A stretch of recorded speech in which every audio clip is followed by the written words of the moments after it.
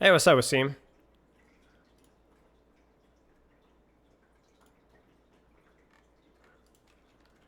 Where can we go? Where can we go now? What's up, Tom? How we doing, y'all? Ah! One second. Hey, Guardian. Hello, big boy. Good boy.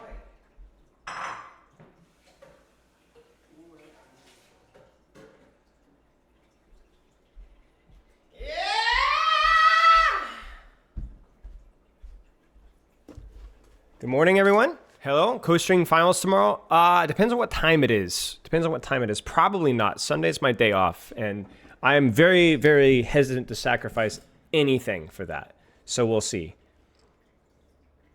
Did we give an OWCS seriously because of the internet issues? Well, we also started really late. Like, OWCS is starting so early. Like, normally finals usually start for matches usually start like 3 or 4, if I remember correctly, with a lot of like the lands. But they start like so early, so it's like a 3 or 4 I could handle, which means I'd miss like the first couple of matches, but I catch like the back half. But like I was catching like the back 10th, like I was barely catching anything. So like, but so no, I'm not planning on co-streaming like anything. I'll probably review. I'm gonna review NRG. I'm gonna review the T. It was NRG versus TM though, the close one, the 5 map one, right? And yeah, we'll see. We'll see. Zufra, take my prime. Cheers, man. I appreciate you. Cheers. Cheers to you as well, man. Cheers to you as well, man. So I was planning on reviewing 2 matches. Probably review this match and finals because let's be honest, the chances of an upset now are like completely gone. Like I think the interesting, I said this yesterday, it's like there's going to be one fun or interesting match, either an upset or something crazy, and that just happened. And then no spoilers, by the way. And then we'll watch finals, and that's probably what we're going to be doing. So, yeah.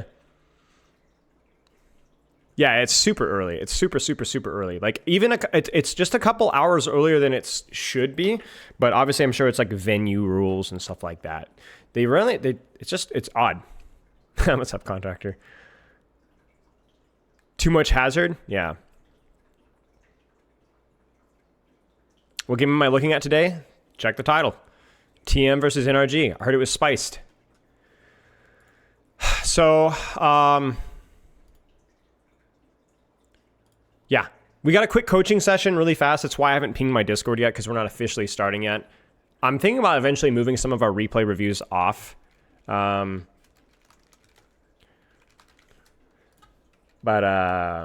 yeah. No, you're good. You're good. You're good. Is Hazard going to be tricky to solve as Juno? I don't think so. No. No, the reason why Juno was so tricky is because she was very unique in terms of the way that her defensive ability worked. That was the hardest part to solve for Juno. I think Hazard has a lot more going on in his kit, ironically, but will be easier to solve. Your old clip if I have time. I have time really quick. Yeah, let's take a look really fast. Doomfist 7K.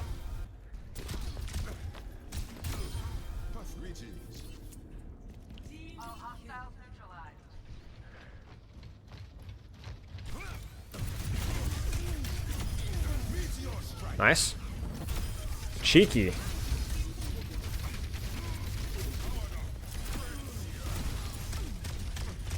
Actually, it's pretty nice.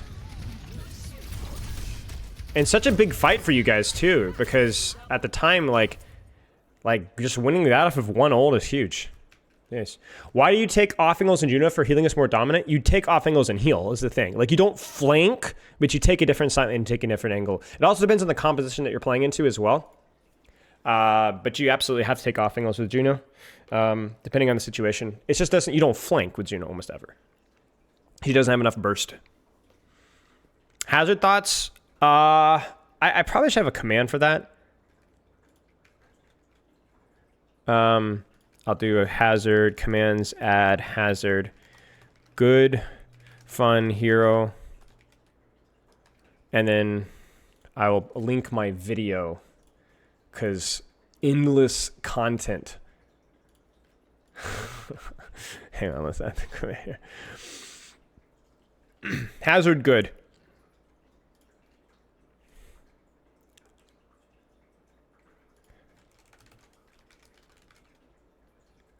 Yeah, it's the full circle of money. Oh no, Orb is calling me. All right, Orb, give me a second. Let me get my headphones.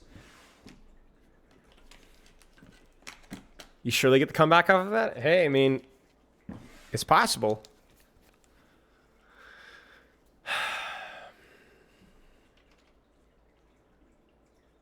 Oh, guys, what was the... Okay, then what... Oh, was it was it Energy versus... I'm sorry, was it TM versus Toronto? Sorry, I don't know.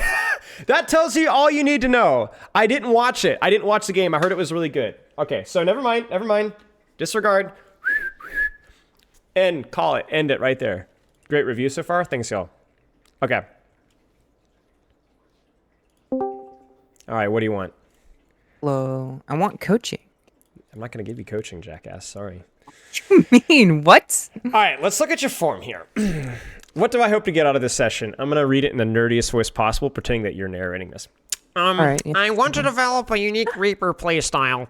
Oh God, wait! Don't Being read it in the stealthy, nerd waiting in voice. obscure spots to prevent boots from being loud and too tapped. So you want to basically stealth Reaper, okay?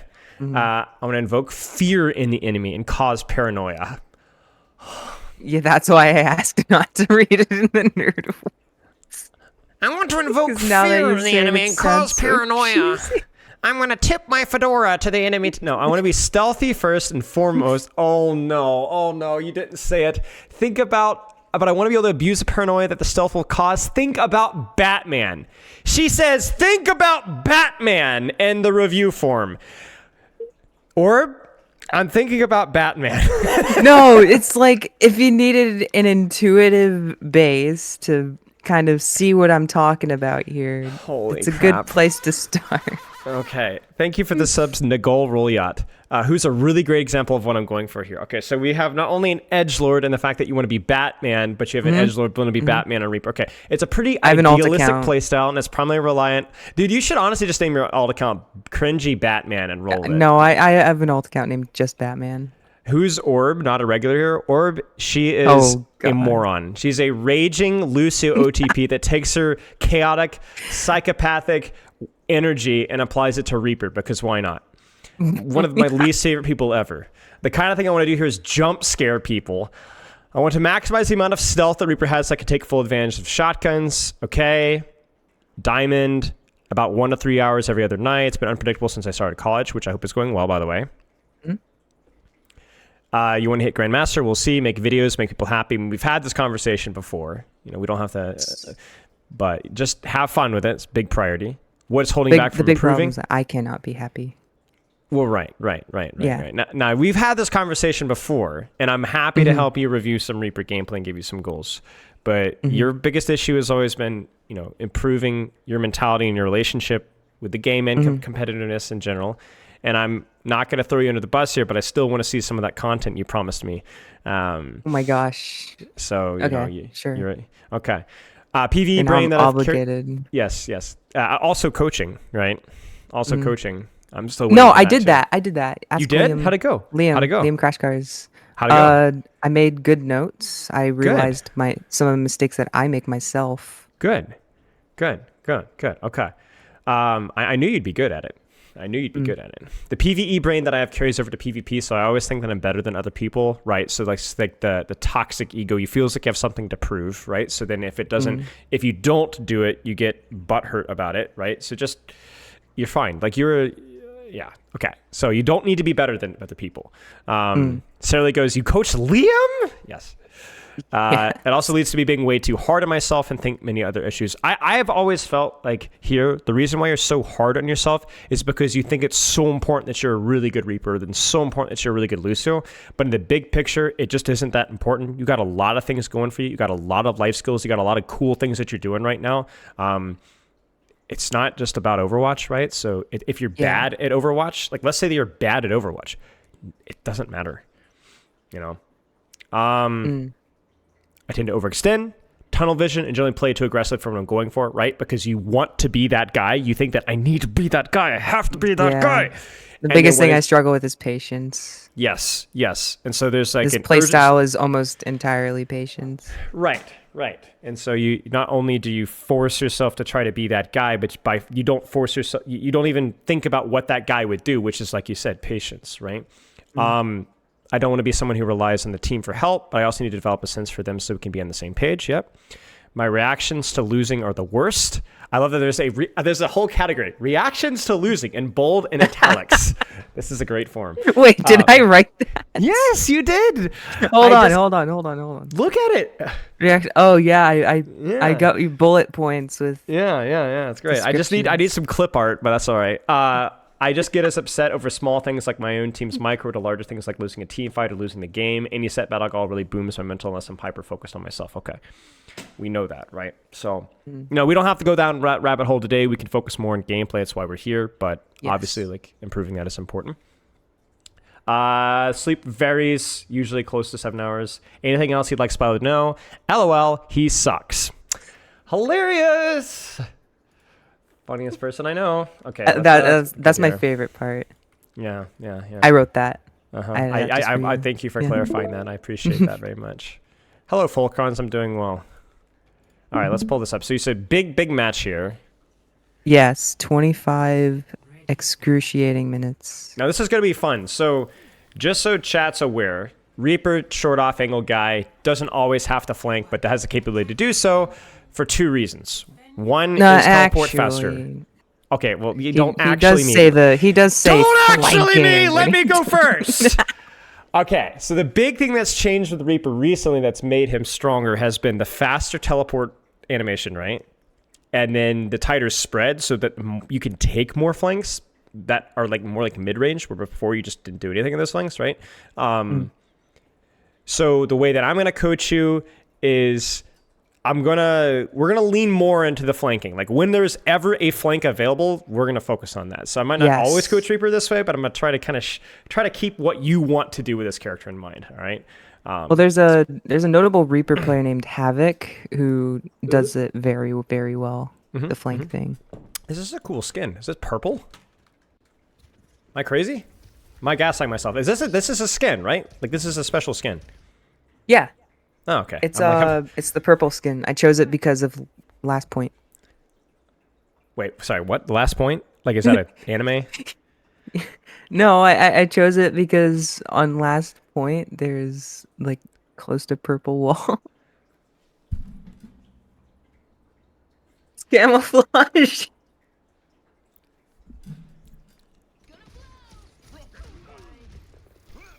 I hope the silence is deafening here, okay? Like, I really hope the silence is deafening here. Where do you need to go? I went with Tracer to the back. Oh, you think darkness is... Okay, I'm gonna stop there. A little Batman mode there. Okay, yeah, go with Tracer. Yep. Your screen sharing. Cool. Hey, you're screen Thought I sharing, had, you can I thought I had to Yeah, get the no, no, no, delayed no, no, no, experience. No, no, through no, stream. no, no, no, no. All right, you're yeah, good, you're I'm good. here. This is perfect. Good timing, good angle, good shots as well. I missed my shots. Doesn't matter. You still win this fight. Good. Base skin maxing. Again, so many sentences I read in chat that without Overwatch context are just... Skin maxing. Yeah, this is fun. This is all fine. Good setup. I mean, it's an easy setup, right? You timed it well, you hit your shots. It's not a complicated map for Reaper. You have a lot of choices. Yeah. This is when we're going to really be tested right here. Yeah. I think this teleport was really good. I think so But- too. It's not yeah. going to get you value now, but like, this is what I like to call, I mean, really every dive character often has to think in 2 steps, right? So this isn't going to get you value now, but it might in about 10 seconds, right? So we just need to be patient. We need to set up. I like this entry here. This is much more congested. It's much closer. There's nobody up here. I mean, this is it. Like this is, you're doing a good job. Stay back mostly because I hear the Widow and I think she's up there with the. Yeah, I mean, I think she was. I think there was somebody up here initially. Was there? Oh, guess not. Okay, I thought I think there so, was. Yeah, whatever. So we're good here. Ideally, I would have peeked over the corner when I was on the top. Yeah, this is fine. This is good. As long as you get the kill here. So this is the one weakness of this playstyle, is because you're always going for high risk, high reward. Think about it this way. You have a dice with only a 1 or a 6 on its head. Right? Now, what we could do is we can improve your execution so that instead of a 1 and a 6, it's a 2 and a 7, right? You're like creating your own die. Right? Yeah. So your worst case scenario is still not terrible because you're good with your CD usage. Your best case scenario is maybe even better, but it's still a 2 and a 7. It's not a 3 and a 4. It's not a 4 and a 5, right? So like this here, like you don't have to get the kill here for this to be a good flank. But if you don't get the kill here, like right now, Yeah. you kind of have to make a choice. Do you want to stay here and get quote unquote passive value, or do you want to commit here? Because if you commit here, this is pretty open. You could die for this. Hey, Nodelin. So let's see. Roll the clip. And this is it, right? This is the classic orb, right? I've played with you enough to know that my this is what you're God. going to do, right? Like I've played with you just even the last It's a yesterday, classic freaking yesterday, orb. right? Classic orb, because you go for this is what I call a bad gamble. All right. Here's a good gamble, okay? You want the good gamble? Shoot 2 more clips before you Wraith. Why the frick did you Wraith with 2 bullets left in the chamber? Mostly just to cleanse the burn. I thought I would die faster. But Right, but she's one shot. I die faster without the cooldown. She's one shot. She's one shot, right? Like, you get what I'm saying? Yeah. Like, this is the smart gamble is actually to play more aggressively here and not to Wraith. And then have the Wraith to get out of jail if you fail it, right? So, here are your options. 1, you stay at top and play conservative. Me, this is what I'm going to do. I'm going to stay at top. I'm going to sit. I'm going to wait. I'm going to wait for Doomfist to come after me. I'm going to clear him out, and then I'm going to disengage from there if I need to. That's the lowest reward. I'm a beta, okay? You are going to commit. Yeah. I respect it. It's well timed. Your team will get value off of this. Your team will get space off of this. But you need to commit. You need to commit. You need the kill, right? Not this Wraith cancel. Keep shooting a cleanse burn. You're over the force for the trees here. Get the freaking kill, right? That's it. So it's actually not the play. It's the execution of the play. And I want to point out as well, because it was well timed, good angle. Even though you int, your team still wins the fight. You created a lot of space. I respect it. Yeah, Tracer got play of the game with Grav. Oh yeah, let's check it. They're all dead. Was it a 4K? I'm smelling 4K. Yeah. There it is. There it is. Huge. And they got the Doom after. Oh wow, yeah. There you go. Nala, nobody cares. That's why you're getting ghosted by the world's worst Twitch chat, just FYI. Okay. Would Batman do this? Batman actually would, because he's smart enough to realize that this game is an objective game, and if we have 3 get outta people here on the with that. cart, it's If you moving get as it- fast and as efficiently as possible. Dude, let me ask you the question. What's more likely? You're going to get spotted in your setup phase because you're going to teleport mid-fight instead of pre-fight, or the fact that you're going to need that extra 5 meters of cart push because you were stacked on it. You know what I'm saying? Come on, get off the cart. You know where the fight's going to happen. It's going to happen right here or right here. We need you here or here or here. Let's go. Let's go, Batman. Come on. I also did want to type to my Tracer, where like, okay, I'm endorsing you because even if you're toxic, that was huge. Yeah, see, this is a disaster. You're not Batmaning on them. You need to Batman I on through them. by typing, chat. I You threw by typing. right, Don't you type to threw your by being teammates. positive. Don't encourage your teammates at all. And I think obviously, like in terms of where you would go here, it's not really a question of here or here. It's like it doesn't really matter. It just either one of those would have been fine. And so now you're stuck with a mid-fight rotation, which to be fair is a lot better than it used to be. Right? It's not a bad play. This is a good play, but it's not the best play. I like this, by the way. A little mechanical thing here. You don't rush the first shot. Really important that you hit the first shot. So as she's moving, you don't shoot. You wait until you kind of landed and you're in a predictable arc. Now, you still don't hit the shot, but this is a good habit to be in. So, good stuff. Good. Frick. This is Overwatch, not Hello Kitty. That's so deep, Silverheart. Thank you so much for that encouragement. Honestly, stay in their backline. Stay in their backline. I think you can. I think right here. Don't. If I could have teleported there, I would have, but I think Just you stay. do have a point where I could have just stayed there and Yeah, baited just lurk here. the break back, because she can't hit me if she's not close. No. Doomfist Tracer, they can't. They can't. Like, basically, the only way they kill you if they literally chase you over here. Just keep going.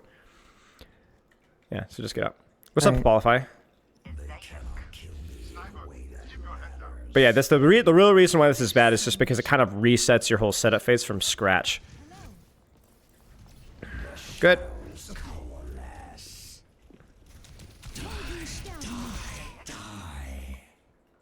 It was a bit much, but it felt. Yeah, I understand. It's a bit much. I can't with you. I'm Batman. I don't know. Like, I'm gonna be honest. I am think the night. I will say. Okay, I'm gonna be real. This is kind of stupid, but I will give you partial points for the fact that your Doomfist is here. Like, your Doomfist is here. So, Will you minus points if I didn't realize? Yes, I'm going. Actually, you get nothing. Yes. So, okay. sad. You needed to see Doomfist right here. Do you see? Wait. Here. You see him? Yes. That's what makes this correct.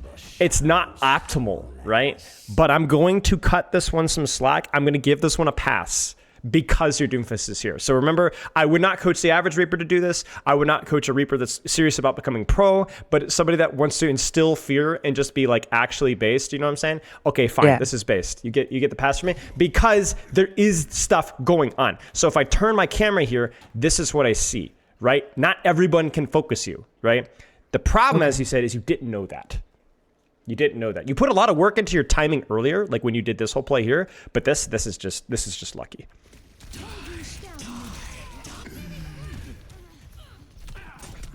Yeah, it's fine. It's fine. I think Hey, Chip. one of the reasons I pressed Q there is because of the Mercy was there. Yeah, I mean, I don't care. You force Valk, you get the kill. Your team gets. Oh, check where I got res rezzed from. This was crazy. This is crazy Right. by my Mercy. Oh, that's a good res. Yeah, that's a good use of cover there.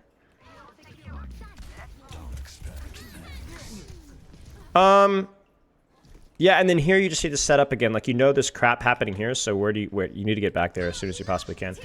Yeah, That instead man I sit doesn't on go to guard. payload! What is wrong with you? Come on, Batman! Okay, Batman doesn't go to payload. Batman doesn't go to payload! Hey, Neo, thank you for the 79 months. Can you believe that, Orb? 79 months. Almost. Wait. It's not 69 months. No. Although Batman's is almost 69. Yeah, this is a disaster. You needed to come on, Batman. This is fine. Yeah, you thought about it there. I'm down for that if you want to. I mean, this is fine. This is also just like you're shooting what's in front of your face, which is always fine with Reaper. I don't really have a problem with it. This is good too. Holy frick. Okay, we're good. Yeah. Some bricks in the pants after that one.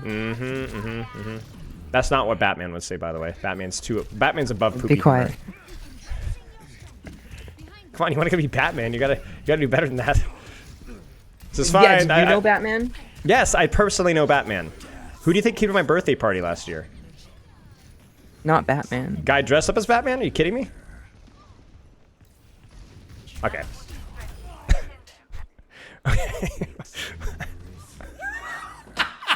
What's the matter?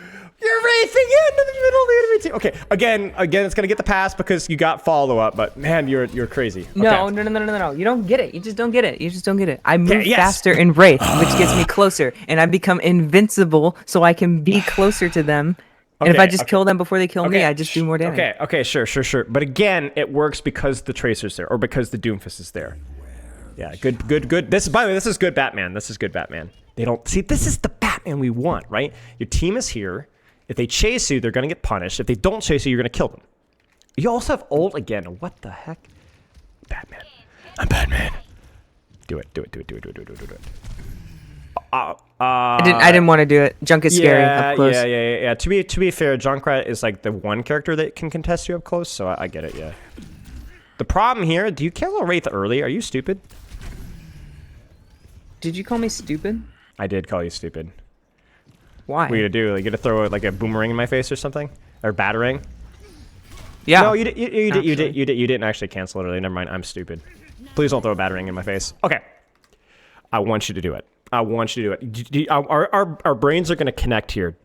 I want you to teleport there. I don't know if you can connect with my brain. I want you to teleport there. Okay. I want you to do it. Okay. You understand? I don't know. I want you to press Q. I want you I to don't press know Q. if I do.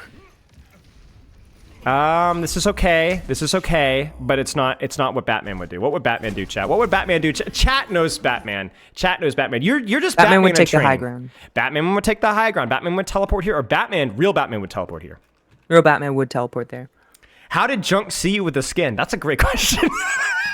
Yeah, that is a great question. He must have wall hacks. Guys. Wait. Oh, wait. See, hang on. I got sunlight on my monitor, so I can't actually properly see this. But yeah, okay, yeah, I see that. I don't know how he did. He must be hacking. Okay, yeah. You need to legitimately teleport the chandelier. Get your off angle. You know, press Q. Yeah, do it. Think about it's freaking Batman Begins. You know when he's like in the Arkham, you know, and the SWAT team comes and he just goes like I think that's what he goes. He falls. You know what I'm saying? That's what Batman would do. Come on, you want to be Batman? Batman would fall on people. Batman would fall on people. Batman uses humans to break his falls. Yeah, it's just you. The bad decision there was targeting the trap. That wouldn't get anybody. Okay, but also look at where does Batman, when he runs away, run into the middle of the open light? Like, do you see look at your camouflage here? It's completely wasted. I'm basically sitting in the chair. Where does Batman wraith to? When Batman has to run away, where does Batman run away to? Batman would have gone behind me and up those stairs. Yes, Batman would have gone hid back here. Right, darkest, right? So, like, even if they do go chase you, like, it's going to be... even if you die here, it's expensive, it's hard, it's annoying, it's obnoxious. Okay? Batman, you got to end... You got to... Ooh. That's the noise you have to make. Ooh. And then you go, I'm Batman. I think that's just my aggression brain, where it's like... Chat, do you think she can do the I'm Batman voice? Do you think... No. You can? Okay. No. You should have tried. I cannot. Okay. But yeah, I need to... due to my mentality, I'm pretty averse to hiding with my Wraith. Instead, I want to set up again.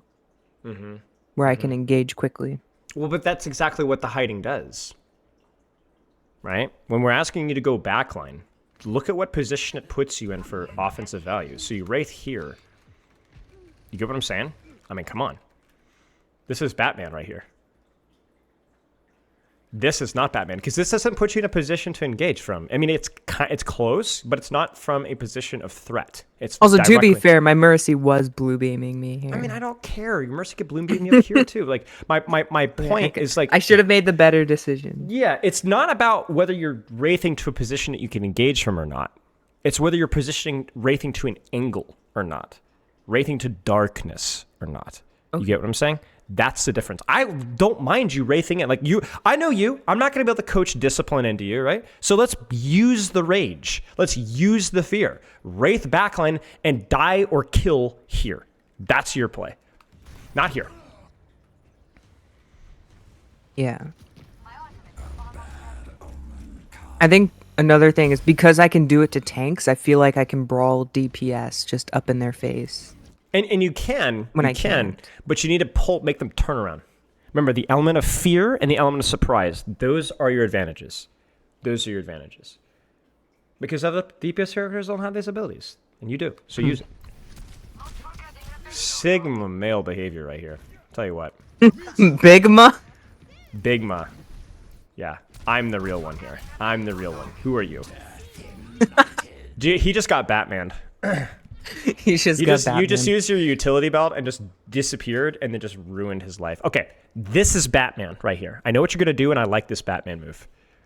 I don't think you know. Oh, I think I know. Okay, so do you see that? Right, that's what you're doing. You're making them do that. Okay, that's Batman. Now you're gonna wraith this. There's Fade. Do it. Legitimately, go for it. I'm on your team. If you die here, I don't care. Go out with a bang. Do it. You took an angle. You wraith the cooldown. Merry Christmas. Come on. Do it. Yes! Yes! Yes! See? It's okay, you know what it is? Okay, again, let's not lie. That was incredibly risky. But you know what? The reward was there. The reward was there. It was worth it. I can't remember. Did I wait for the flash? You did. You wraithed it. That's why you wraithed.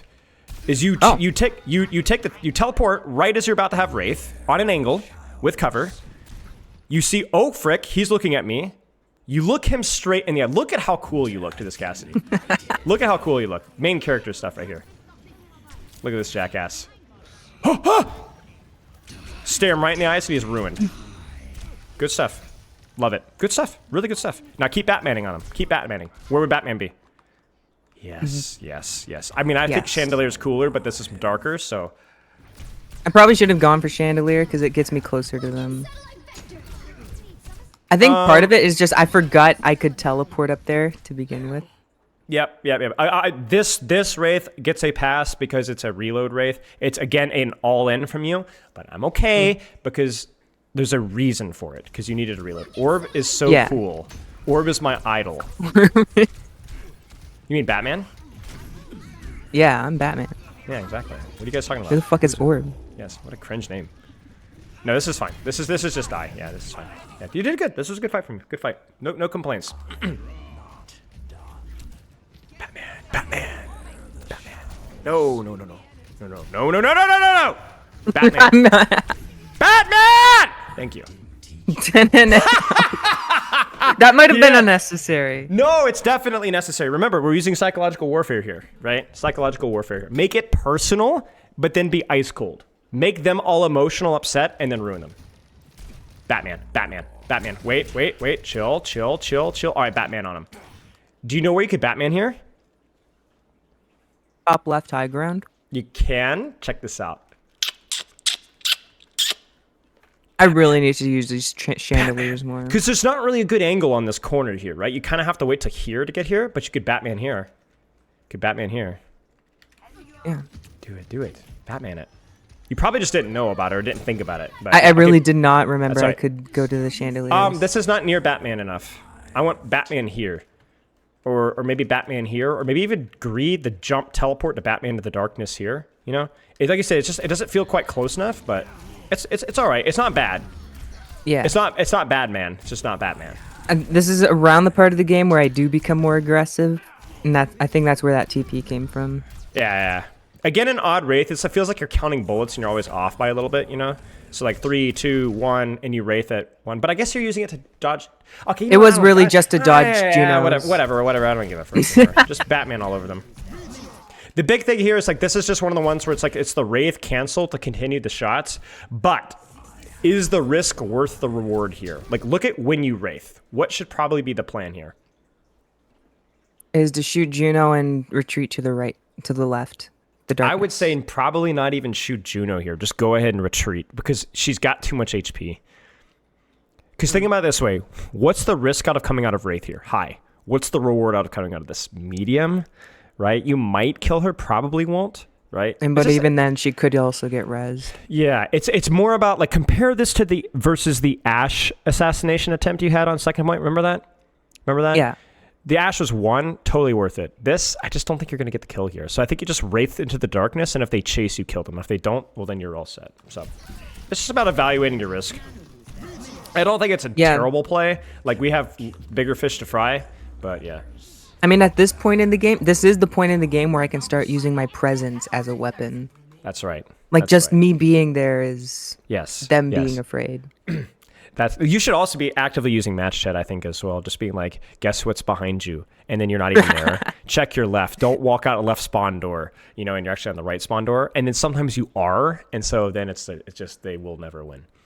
I do that all the time, actually. I do that in pugs a lot, but I actually should start doing that in real games.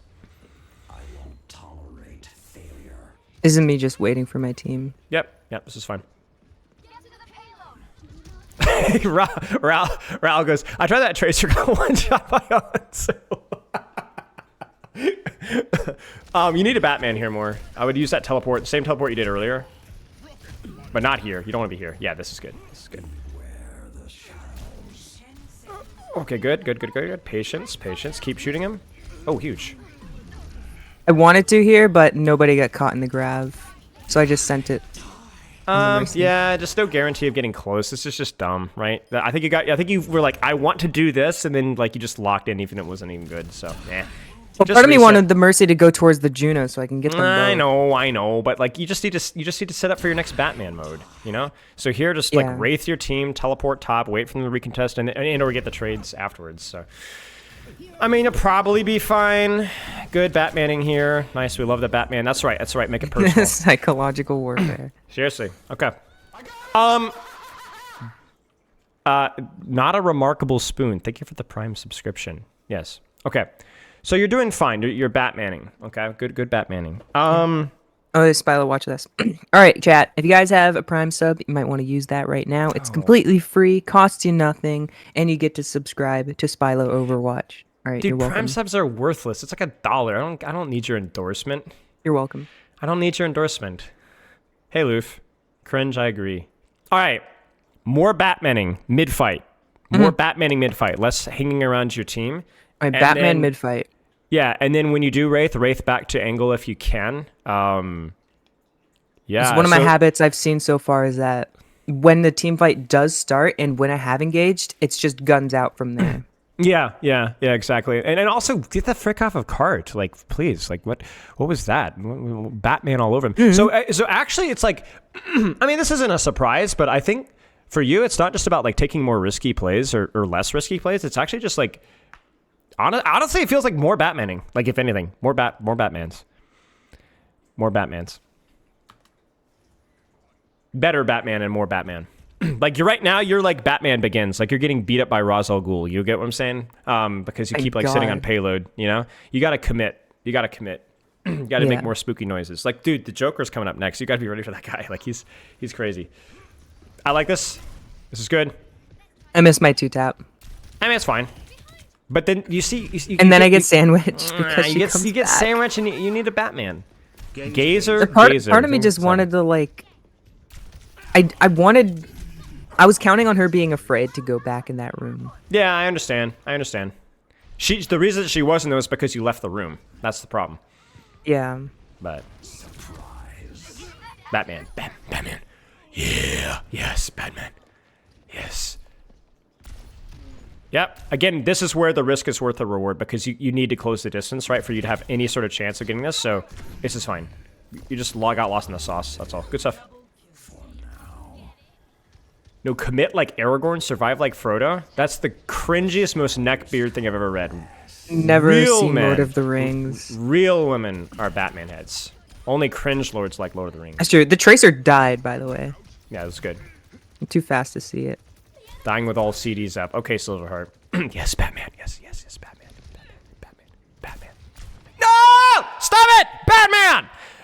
Just sit here and wait. Or go No, sneak okay, mode. I really wanted to, but I thought they were engaging. Well, but come on. Look at you. Okay, yes. Be more patient, be more patient. Yes, you can even. I was a bit tilted at this point in the game. It was shocking. You tilted, right? Couldn't believe it, right? Uh-huh. Like let the Zarya even lose a little bit of space here, right? Then shoot him in the back. You know, it's just like you're giving away your Batman. It's like you're throwing a boomerang. Like let Robin feed. He's a moron anyway. Nobody likes Robin. A teenager with tights. I wanted to see that. I go to a ballet. Okay, but Red Hood goes hard. Red Hood. Wait, is that a Yeah. different name? Red Hood. And it's Oh. I think it's Tim Drake. Oh, yeah, Or that's pretty Dick. Cool. Looks pretty Dick cool. Grayson, I think. Yeah, Dick Grayson. But Dick Grayson, I thought it was Robin. Jason Todd. Red Hood. Yeah, this is fine. Batman out, get some healing. He's Now you're basically still- Batman but with guns. Okay, Batman. What do you do? I wait, Or right? Or I could go into the darkness to my left. yes. Well, I mean they're there, right? No, because you're right. There's another darkness. Can you see the other darkness? Oh, yeah, I did see that darkness.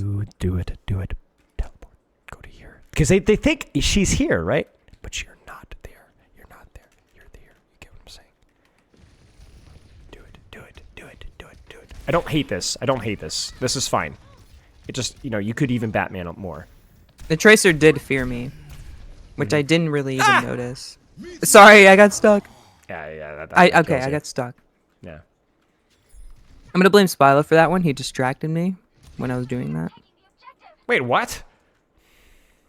Yeah, you retroactively distracted me. Oh, I see. Yes, I understand. Nice. Yeah. Batman all over him.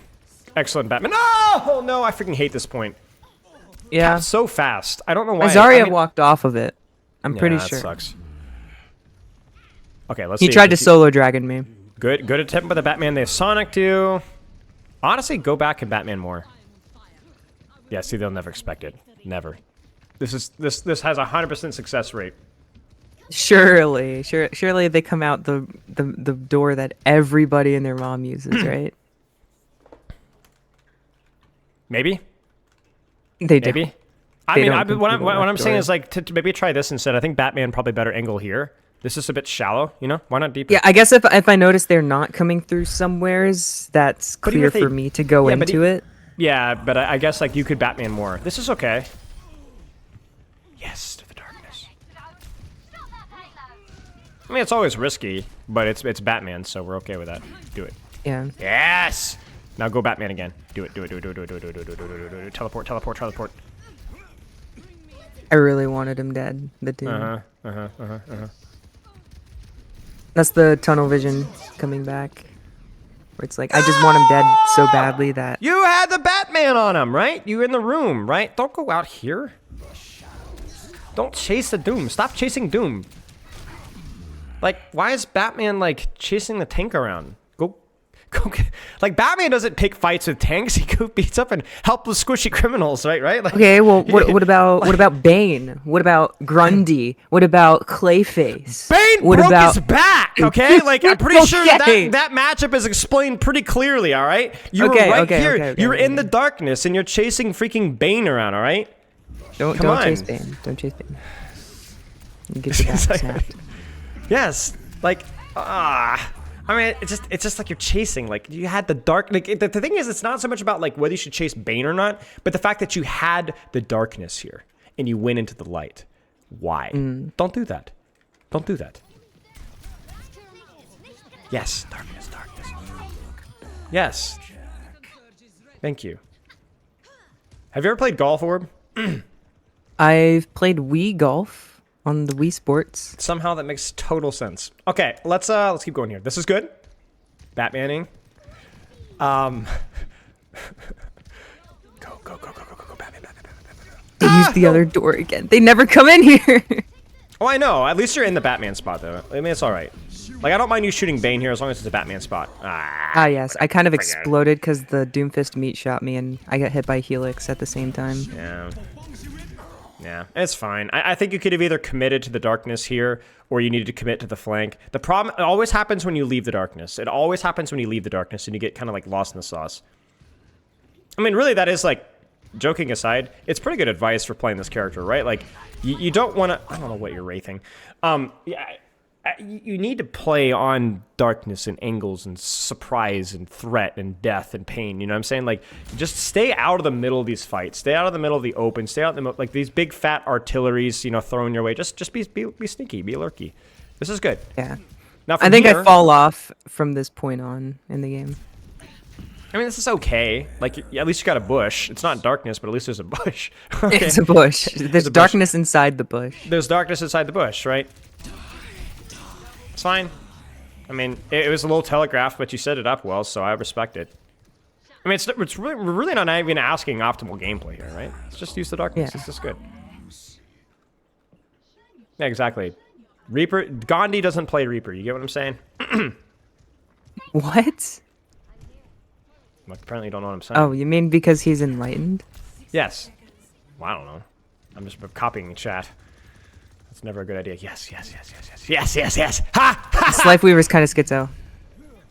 I wish I had the balls to fight him there, but That's okay. That's okay. if the other support turned around to heal him, I would have. No, it's fine. lost. But see, it's still space, right? So like, unironically, like you're forcing this guy out. You messed it up, to be fair, but like you're still holding space, and it's at least a 1-for-1. And honestly, I still favor you in that 1v1. More darkness. Good. Wait. Did she teleport off the map? That's crazy. Wait, what happened? Where did her TP go? Wait, what happened? She to her wall TP? climbed over the wall and died. Okay. She used it at the very last moment and got it That bush canceled. was the difference maker. That is so actually so true. This was a really risky spot. But remember, I'm okay with that. I'm okay with that. As long as the reward is worth the risk. Yeah, you know, they just decided to swap doors the moment I decided to Don't leave swap. the darkness! You had the darkness! You could have ruined this jackass. Look at this guy. Leave the dark... Wait. Leave the darkness. And Would you believe me if I told you I was actually just not wanting to take that 1v1 with him. Oh man, no, you're Batman. You're that guy. Let's go. And now you're just like floating around doing who knows what. Yeah, see, this is when you've lost the script, right? Like now we're in the. I mean, this is literally like the most Now I'm enlightened just that you like possibly. And by you're dead, right? John Wick. Right, exactly. I want to be Batman and not John Wick. John Wick, Right, he right. will die easily. Well, it's right. It's Rambo, is what it is. You're not here with like a Rambo. minigun just going crazy. You know what I'm saying? You need to wait. Did you see that? Look at the overtime thing. Wait, you're telling me I could have just won it right here and then? Wait, I think it. Wait.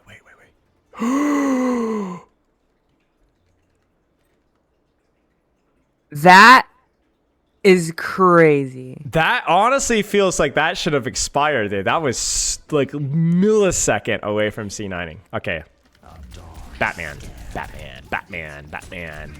This is not freaking Batman. What the frick is wrong with you? Batman. I'm Here, sorry. Batman here. Like if you're gonna I die, was do tilted at this point in the game. And I could tell because this is the. Why are you tilted? What happened? Okay, but what? No, I don't. Okay, do I no, even wanna okay. know? Do I even want to know? It's a little thing about my mentality where every setback has equal value, and that equivalent value is kind of equal to dying. I don't know what you mean. Can you say that in real words? Okay, you know how dying makes you feel? No, I actually don't know how dying makes me feel. Okay, dying makes me feel a little bit upset. Okay. Now, take that feeling and apply it to every minor setback that I could possibly have. Yeah. Okay. Do you think So every Batman- minor setback kind of feels like I'm dying, and I'm not Okay. contributing. Okay. Okay. I'm trying to think of a good analogy here. Do you know Batman well enough for this analogy? Oh, frick. I mean, no offense, but Batman is a lot smarter than you are.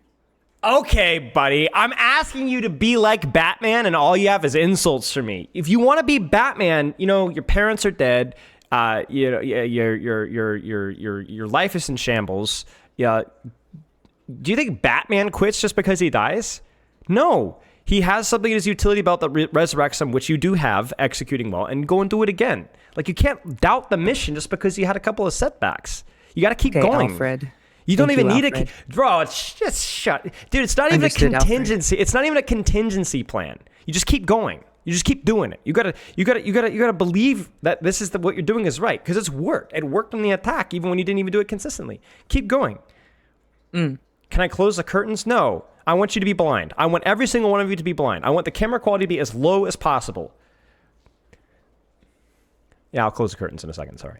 But keep The second Batmaning. coming of Jesus is happening outside your window. Keep Batmaning. Yes, this is the wrong angle, but at least it's an angle here. Yes. Death! Kill them now! Yes! Immediate reward! Unreal. Immediate reward. Thank you. You'll never guess what happens next. Yes.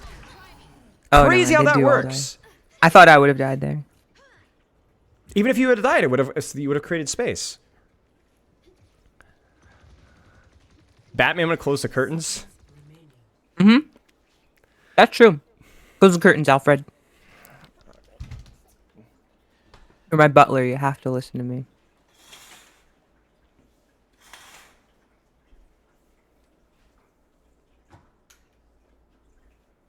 Can we get Butler Spilo in chat? We can get an emote made of that too. Put him in a suit. Make him look spiffy. How long does it take to close curtains? Where is this guy? So, that weather recently, huh? You guys see the game last night? So, is it about airline food? Hi, Spilo. Hi. What were you talking about? Airline food. Oh, it was nothing. Well, I was just having small talk with chat. By the way, good Batmaning here. Like, I will say that maybe you're a little bit mispositioned in terms of angle. Like, in hindsight, like, setting up here probably would make a little bit more sense. But, like, at least I'm just happy to see Batman again. Yes. Yeah, Batman that doesn't miss his shots. Yeah. The big problem is that if you're getting distraction value. It's just like you guys are already down all your CDs. You misread where you needed to Batman. You were like Batmaning in the sewers of Gotham. When you needed to be when they were the Joker When I was, needed like, to be on the skyline. rooftops. Right, exactly. It's just like the angle was fine if the fight was here, but your team was here, so this isn't really an angle anymore.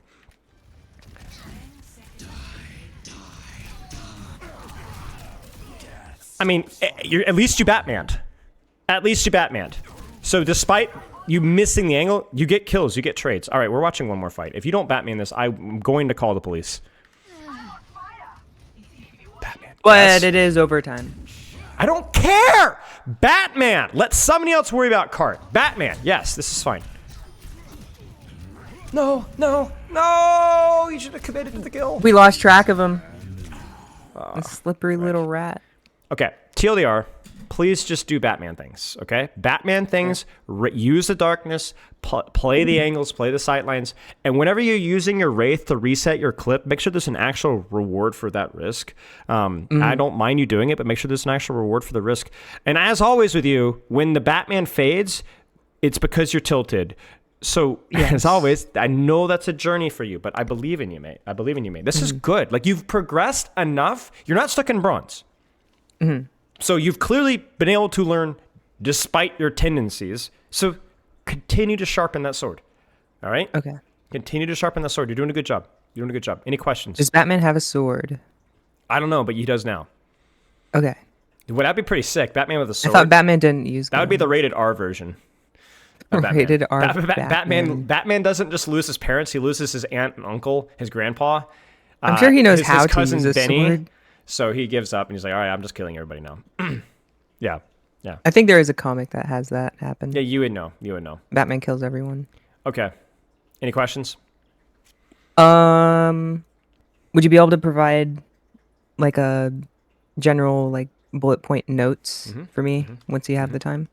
Batman on angles. Darkness. Don't get sloppy. Mid-fight. Push cart. Check team's positioning to know where to Batman. Yes. Wraith. Back to angles or cover. Or to reset clip when there's reward for the risk. Noted. You got me? Yes. No I questions? will apply that. Okay. I mean, I'm a patron. I can like. By the way, guys, if you subscribe to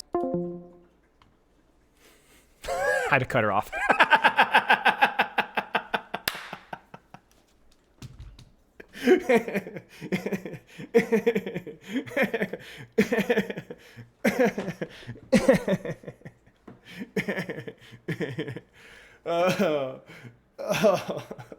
Good old Orb. She's great. All right, that was Orb.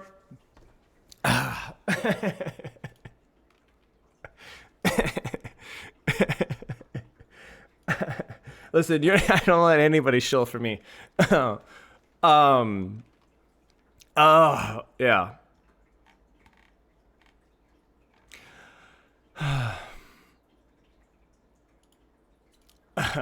Batman on the chat. What's up, Orb?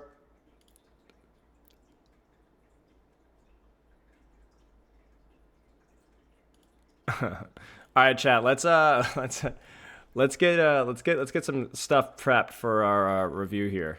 Well, I'm gonna ping my Discord really fast.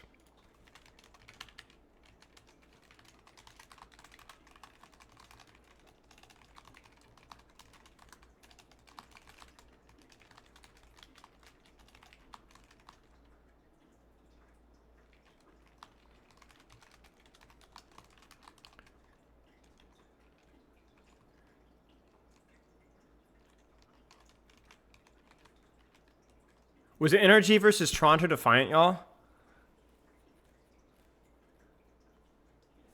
Is that what it is? I feel like I really can't even remember anymore, guys.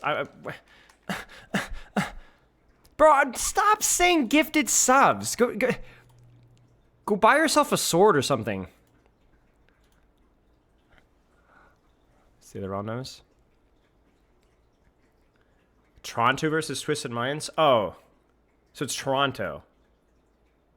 Stop where you are right now.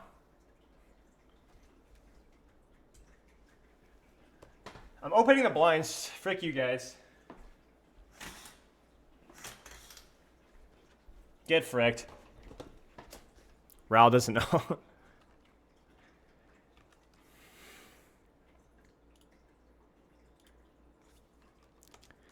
Dude, I cannot stand up without you guys.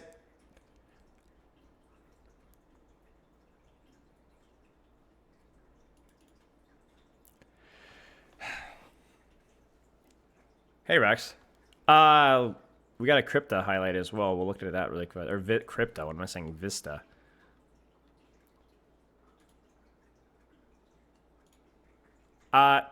So you want to watch an entire series or one incredibly game in the series? I want to watch an entire series. We're gonna do a VOD review, bro. We do a VOD review, bro. It's Toronto Defiant versus Twisted Minds, yeah? Toronto Defiant versus Twisted Minds. Why is NRG? Like, what happened? Toronto.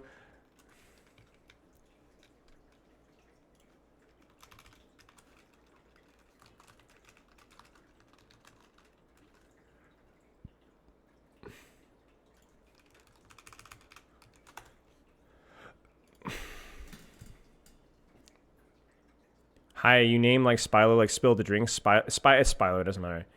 Yeah, I'm gonna do the roast to highlight, don't worry. How'd you choose that? I don't know, bro. I named a Bionicle that when I was a kid. So that's just kind of where we went with it, alright? Spilo? Yeah, that's the classic.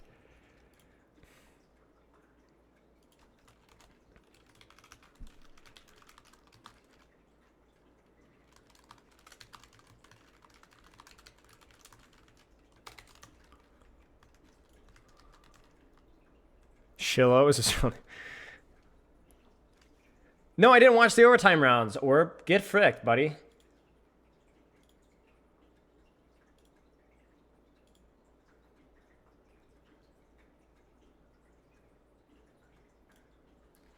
Shillo and Scamito are best buds.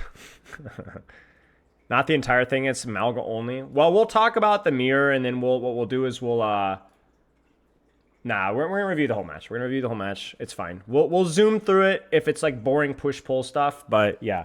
And I also want to talk about like my stance on hero bans and pro meta. Because Coach OC had a nice tweet that discussed some of the downsides of words. I love words. I'm a huge fan of words. The potential downsides of it, but is this full screen or am I going crazy? Okay. Patiently waiting for the funny. Okay, let's check this out. Angle. Farm punch. Thank you. Wait, no way.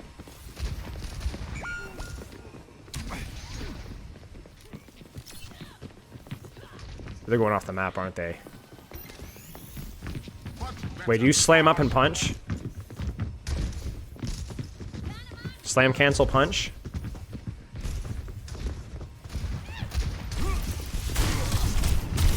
A little messy. Oh no, here it comes! No way. And again? No. Oh my gosh, the entire team?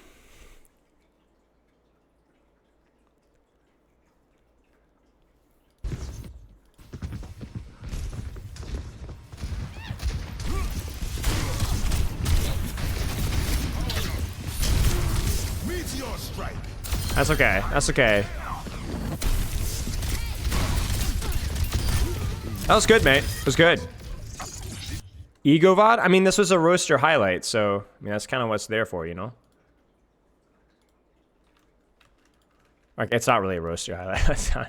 It's more like, look at my highlight kind of a moment, you know? Okay, so let's talk about hero bans. I'm gonna talk about my reasons for hero bans and why I think like it's almost an inevitability for the viewership experience. But I want to respond to some of the criticisms really fast. I want to show an OC tweet really fast. So OC is a pro coach, and I'm gonna give OC's tweet a look, and then I'm going to give you my takes. And I have 3 reasons why I think hero bands are important. Let's take a look. Okay. OWCS isn't better with hero bands. It's just a lower level of play. In other words, with hero bands, you have less opportunity to improve your level of play because you don't practice the compositions as much. You don't have as much opportunity of developing your experience and your execution at the same meta and the same characters. OWCS is better when Malga isn't slowly buffed up until he ends up in meta in both majors, which is partially true. I don't know what the track list of Malga buffs are. You do need to remember that the recent Malga buff is not currently live. So if we look at Malga Overwatch, does the wiki have the patch note history of the character? Is that how it works?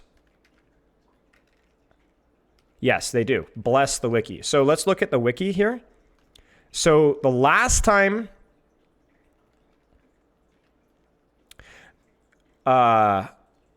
where was it July?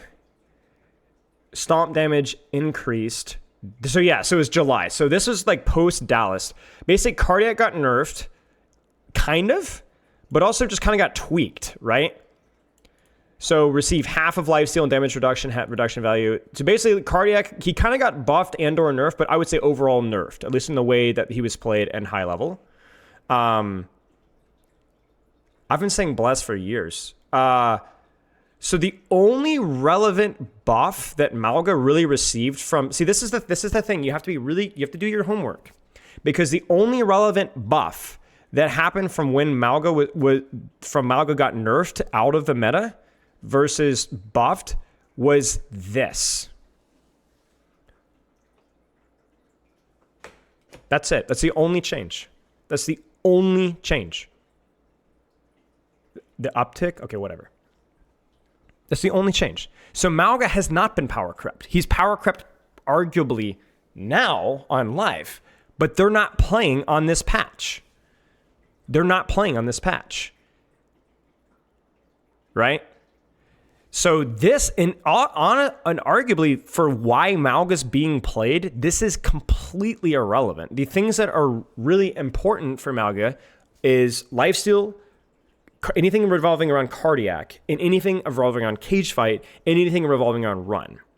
So the reason why Malga is being played is right, exactly. It's more of the brawl around Malga as a character. It's around Juno, it's around Brigitte, which, to be fair to OC, we talk about this a little bit. And thank you for the sub. So I think the reason why Malga is being played is more to do with the Orisa nerfs.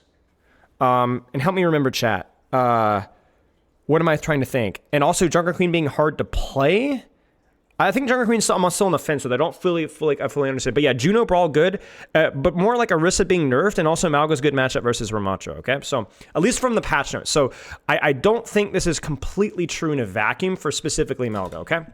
I'll give more takes on this later, but for right now, isn't slowly buffed until he ends up in meta, because this is not true. However, this is true. This is true. And I think this is both true for both ranked and professional meta, that Juno has dominated pretty well for a long time. She did receive another nerf on live to her ult charge, which I think is fair. I think she probably needs a bit more of a nerf to her ultimate in terms of maybe the damage percentage output, maybe just a smaller nerf to that. But it's hard. The problem with Juno right now is that for ranked, having a fun character be meta means that they're played basically everywhere. You can kind of look at that like Genji meta back in the days, even to a lesser extent, like Ana meta. You basically just have 100% pick rate because people want to play the character anyway. So when they're strong, it's just like, oh, great, I get to play Juno, right? But this is true. The reason why she's meta in pro play is less to do with the fun, it's more to do with speed is really powerful. And we'll talk about that later. So I agree. I think that having a hot fix for Juno prior to this would have been a better decision. I don't think Malga being power crept is the reason why he's being played necessarily. All right. Don't punish teams that have specializations. I don't think hero bands necessarily stop specializations. It only stops specializations that revolve around one character. And even then, you can still play around it if you do it the way that EWC, which, if to my knowledge, would mean that you'd only ban the character once for an entire match. I might be wrong with that, but I believe that's the way that it was implemented with EWC. Maybe someone can fact check me on that. And don't lower the skill ceiling of professional play. depends on your definition of skill ceiling. I can understand the execution of the composition will be lower because there will be less experience of practicing that composition. That is objectively true. However, the expression of that skill is a little bit different. I had a long conversation with, you guys know, Kasaurus. You guys know Kasaurus, the coach Kasaurus. I had a long conversation with Kasaurus after EWC when they performed really well. And I wanted his take on hero bands and how they did it. The level of complexity and preparation that they put into strategizing around hero bands, not just the hero bands themselves, but the composition and practice that they had put into in preparation for the hero bands was really, really next level. And so what ends up happening is you have less ceiling in this one category, which is compositional execution, but it raises the ceiling for compositional flexibility significantly, and also in many ways raises your ability as a coach and as a team to strategically ban and prepare. And if you've played any game with hero bands, you're going to see that level of strategy being utilized here. Have you guys, I don't know what it's like with League of Legends. I've not seen, but I'm a big Age of Empires 2 fan, and every S tier tournament has a pick and ban phase in Age of Empires, and it leads to a really strategically and complex skill expression, which is not only very fun to watch, but really separates the strategical minds from the rest. It doesn't lower the skill ceiling globally, in my opinion. I think if anything, it actually raises it a little bit because you actually have to find different variations of your compositional style that revolve around different characters. It does objectively lower the skill ceiling of execution of a specific composition, okay? Mean SR peak check is just gone? Sure. If one team revolves around one hero for one map, they would be gone, in theory, for one map. But only one map. Okay. A team has a cool Reinhardt set they want to use in circuit. Teams will just ban Reinhardt against him and it'll never see the light of day. Sure. Which means that you cannot have a single strat on a single map. You have to have that strat be threatened on a couple of maps. The problem is this is only looking at the upside, but not looking at the downside, okay? Which is true, but you should have a threatened strategy elsewhere. If you can run multiple different strats, then you have different situations where you can strategize about when you want them and when you don't. That is true. Teams will just ban Reinhardt against them, they'll never see the light of day. In many cases, you won't really know what you're missing out on as a viewer. I mean, everything is like give and take, a give and take. Okay. Let's keep going here. Another example, teams will ban Ball on maps such as Lijiang and Ilios against Crazy Raccoon. You would see less Junban Ball overall since it will be banned often on Ball maps, especially Control. Now, again, I want to point out that the way that EWC does this is that you can only ban one hero per game, okay? So if you're on Koth, yes, you can ban Ball.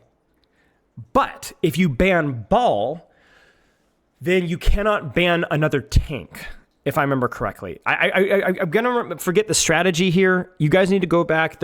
I had a review of this, but there was a lot of complicated strategy about when is the appropriate time to ban a tank and when is it not. And in many ways, Kasaurus was talking about how they wouldn't ban a certain character that was like key to that comp because it opened them up to vulnerability elsewhere. You get what I'm saying? So again, this is technically true, but remember, it's not just about what you're losing, it's about what are you getting. So you ban Ball, Junban Ball on Lijiang and Ilios. What do you get instead? Yeah, they banned Mercy so that they couldn't ban the support, right? So what they could do is you could actually protect Ball by banning... Oh yeah, that's it, that was it. So what they could do is Crazy Raccoon could ban Roadhog, and that protects Ball for that map because you can't ban a tank twice. The other team would not be able to ban a tank. And so the higher seed would be able to choose. You get what I'm saying? Like, again, to me, it feels a little bit like you have to have a really full understanding of exactly what EWC did with this, right? And again, if that did happen where you were able to ban Ball versus Crazy Raccoon, okay, then what would you see instead? It's not, yeah, it wouldn't be Ball, but I'm sure it'd be something else, if you enjoy watching jumping ball on those maps, you're mostly out of luck with hero bans. I want to see Overwatch played at the highest level, and OBJ says it's fine when balancing decisions are made faster and hotfixes are applied, and I completely disagree with this. I think this is really good takes, like very nuanced takes, but this is, I think, the closest thing I think to incorrect, and I'll explain why. Faster hotfixes and faster balancing does not fix pro metas from being lazy. In fact, it can actually make it worse. It's a paradox I'll talk about in a second. It's actually incredibly difficult, and you can't really blame the developers for it. Malga actually is not that strong in terms of win rates necessarily on the patch that's currently being played. Okay.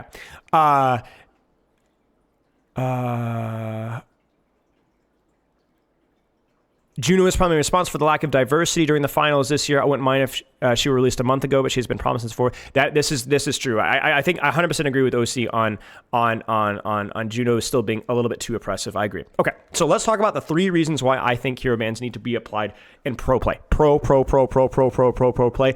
I have not seen it played in Overwatch, casual or ranked, enough to know. Hey, awkward. To know exactly how it would function. Okay, so.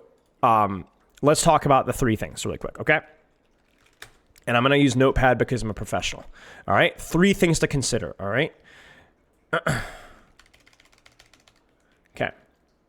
This is going to lead us into today's review, so I think that it's pertinent. Hero bans. Number 1 is going to be the paradox of patches. Number 2 is fear. Number 3 is viewership variety. Or no, sorry, I want to push pull. Okay. So number 1, let's talk about the paradox of patches. This is something that was criticized a lot way back in Overwatch 1. Many of you guys who... So for context here, I've been coaching contenders in Overwatch League since 2019. And I've been working with contenders and Overwatch League teams during that entire time. One of the difficult things and one of the criticisms initially, 2019, was the rapidity of patches has a heavy impact on what things are meta. So let me explain to you exactly how metas are formed. Okay, metas are formed by people going, this character is really strong on a surface level. We can abuse this aspect. We can abuse this synergy. They abuse it to some success. This is almost without exception a higher level team, a team that is already stacked. They find something that works for them. They find heroes that are strong. They abuse those characters. They abuse teams with those characters. And because they're good, other teams try to adapt or adopt that level of thinking and apply it. What ends up happening is inevitably over time, the meta gets more static because teams start to figure out, okay, these are the ways that you play things, and adaptation becomes really bad because people have already figured out what's optimal, okay? So the solution to that is simply to patch more often, so there's a lot more uncertainty about what is meta. And I used to push for this a lot back in the day, and as I've gotten older and more experienced, I've realized this actually isn't a solution, because the paradox of patches, maybe you guys can kind of see where I'm going with this, is the faster that you patch, especially leading up to tournaments, teams don't have time to experiment. Because one of the things that inevitably came out when people solved the meta, whether this was GOATs, whether this was Double Shield, is that we had, whether this was even like Brigitte Zen, whether this was Moira Lucio, Winston Diva, Reaper stuff. What would happen is you'd have one team, because the meta would stay meta for so long, one team would have the guts to say, no, we're not going to do that. And they're going to start to experiment. This is where we came up with Clockwork Vendetta. This is where we came up with Sombra Goats. This is where we came up with triple DPS execution with Pharmacy. This is where we came up with of Team Avoided. You guys might remember Team Avoided, the Pharmacy Lucio stuff.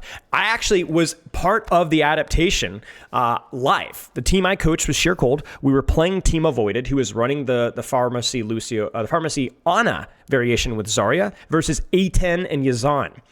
And we were so good at Sombra Tracer, Sombra Reaper at that time, we dumpstered them in a match playing that composition.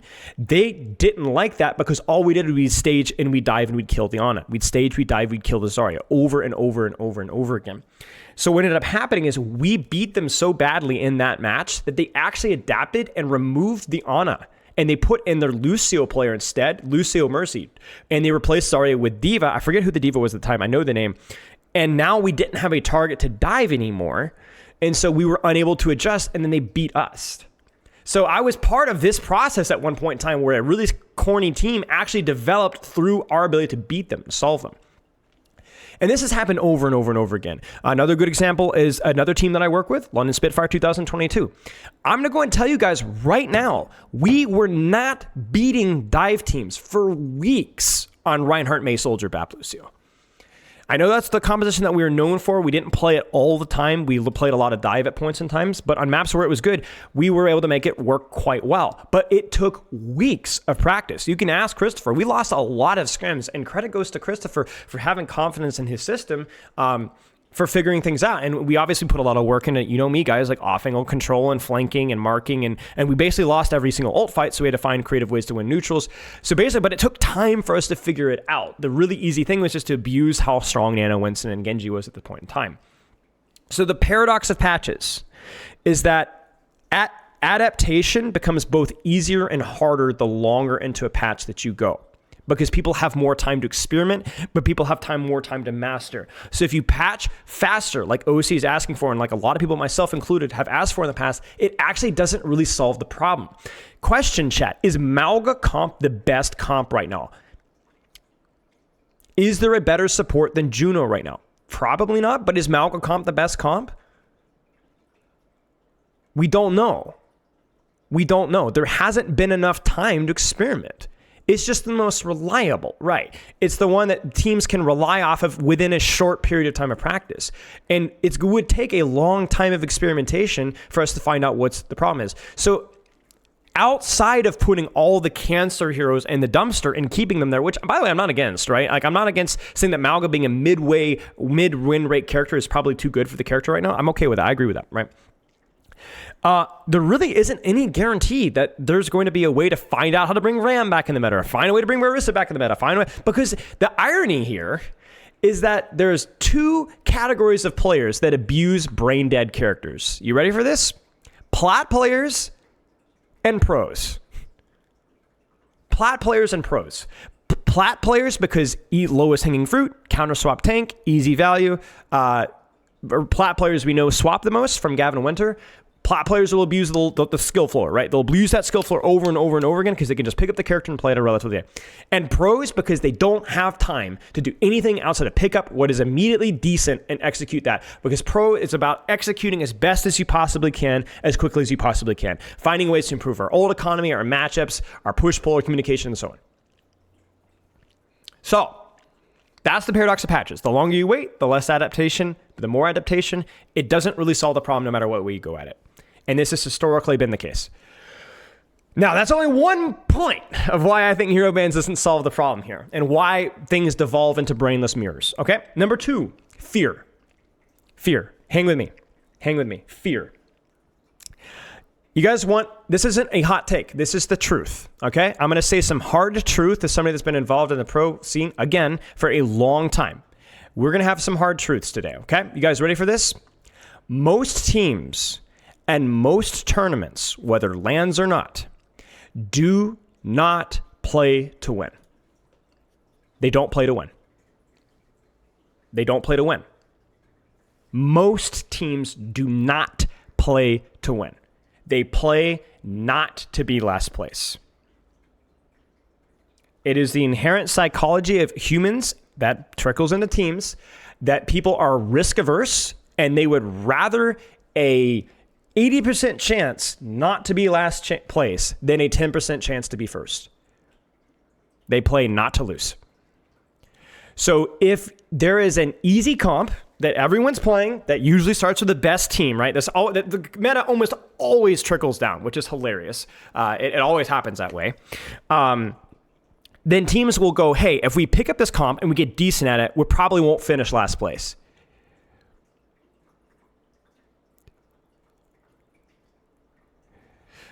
So they'll play not to lose. Exactly. They'll play not to lose. They won't play to win.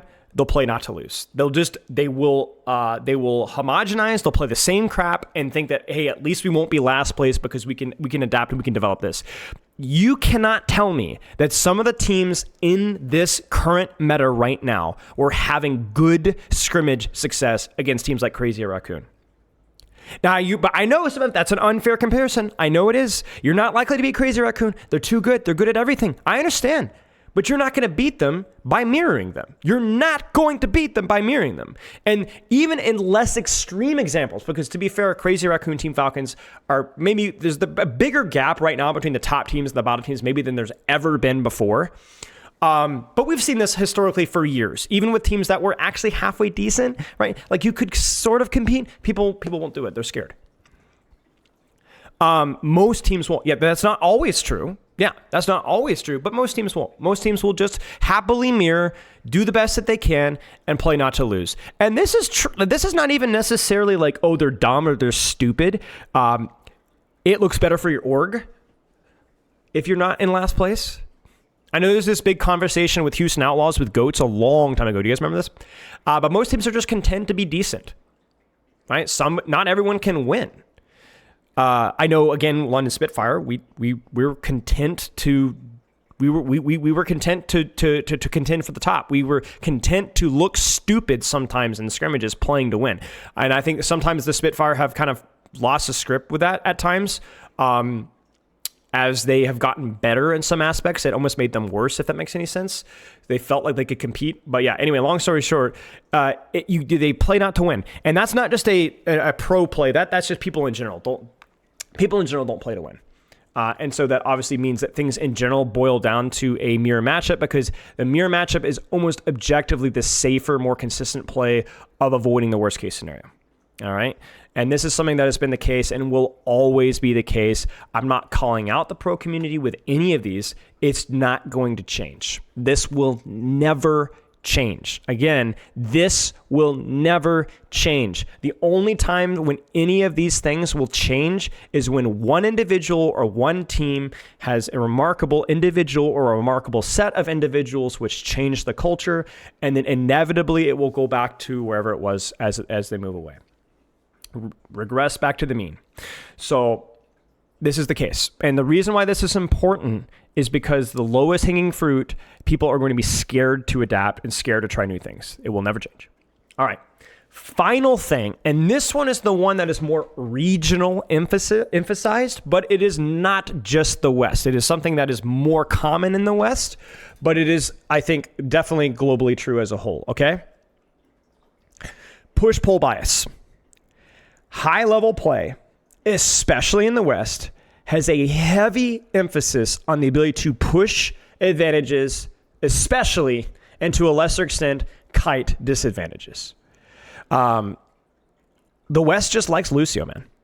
And they like speed. They like the ability to kite, but they especially love the ability to push. I've been coaching Western players for years, and everyone wants tempo.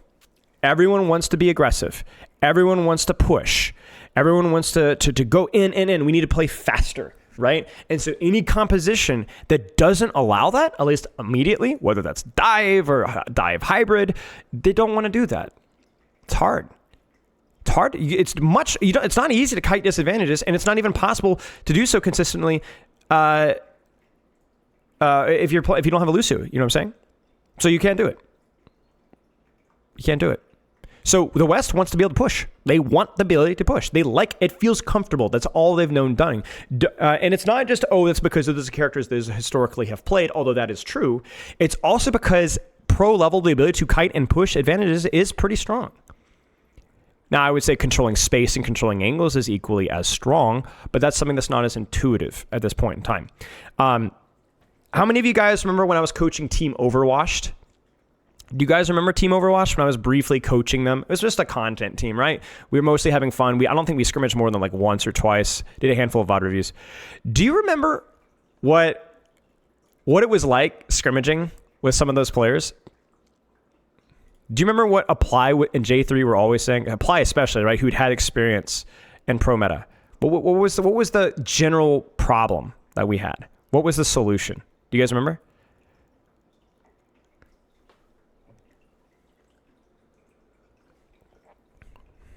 need to go faster, guys. We need to go faster. We need to be setting tempo. We're just not pushing in hard. I feel like we're not punishing, right? That was the tempo. That was the tempo.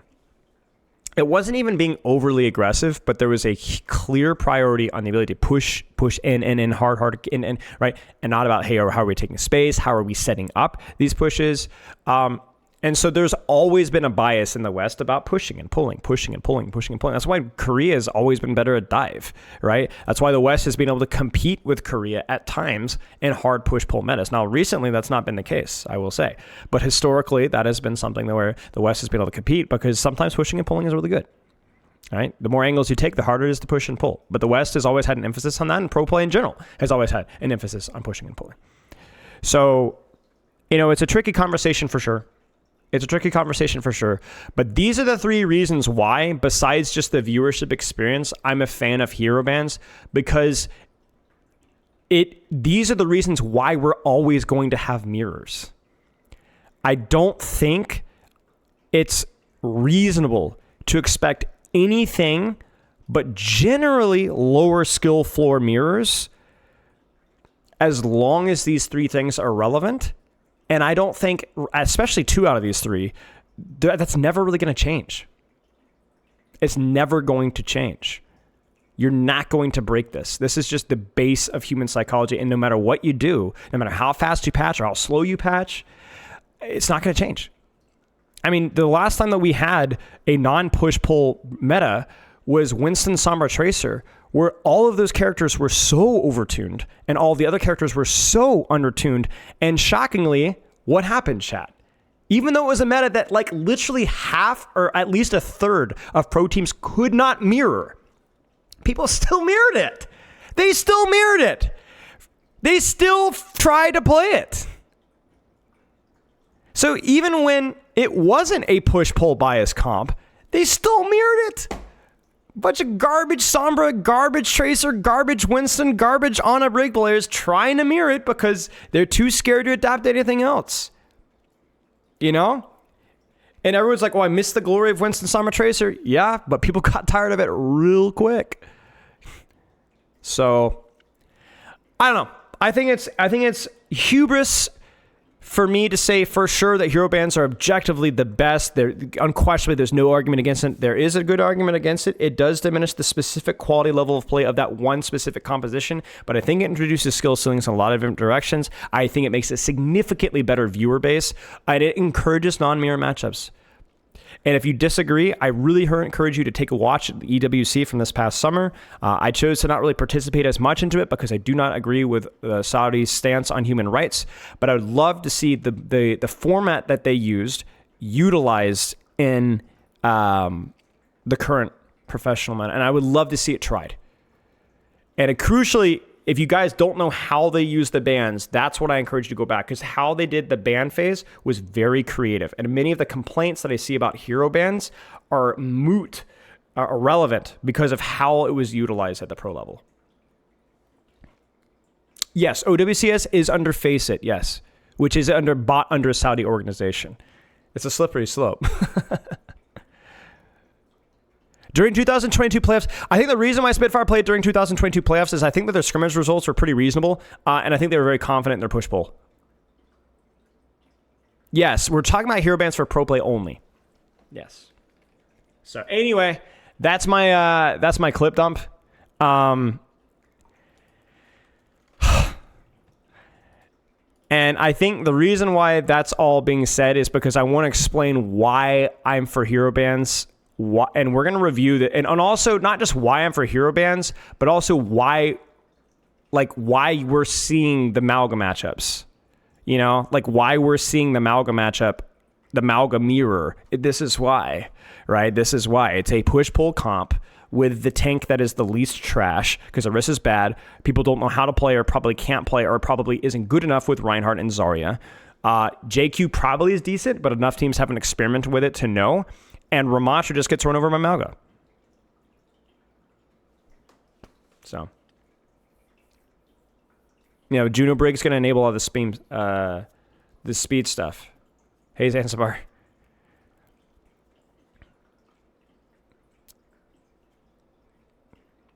So, now I will say, to OC's point, I don't like Malga. I think Malga isn't super strong on this patch, which is prior to the most recent buffs, but he's probably still too strong for my tastes. And I definitely think Juno should have been hotfixed as well. That is true.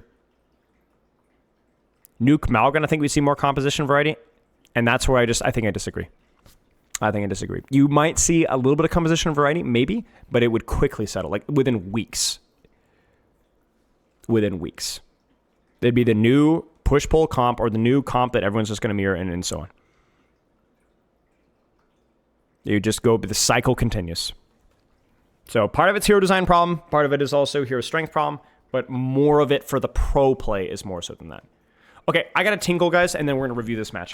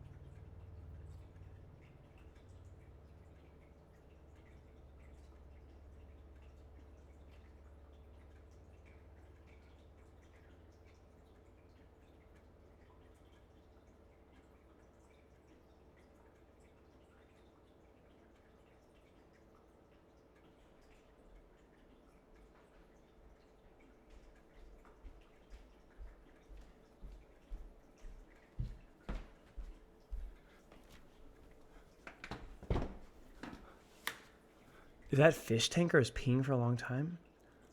Oh, no. That's a water filter for the cats. Okay, let's take a look, y'all.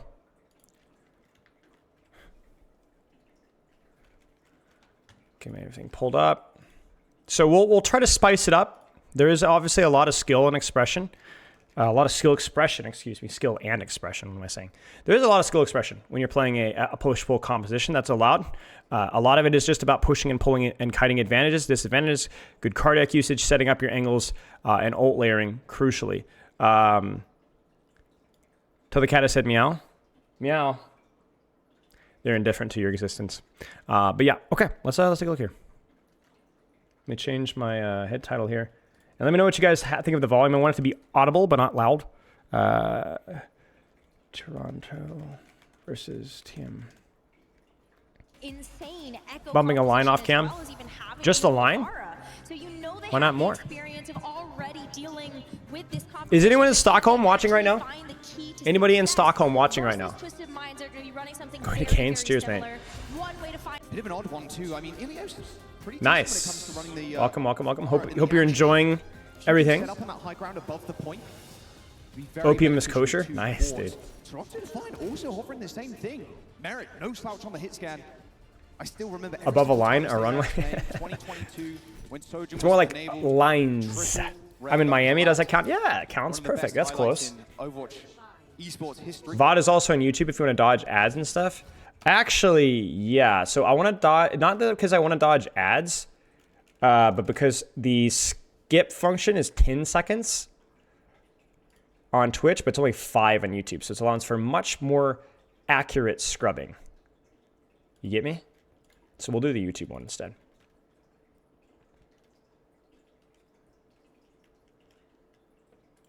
They did something almost EU's impossible. dead. We had not seen another I mean, did we expect anything else? I didn't expect SSG to go out as quickly as they did, but EU is always going to be behind the 8 ball here. You know what I'm saying? There's a pretty clear pecking order in terms of Toronto and Crazy Raccoon. Do you think Malga's enjoyable to watch? Heck no.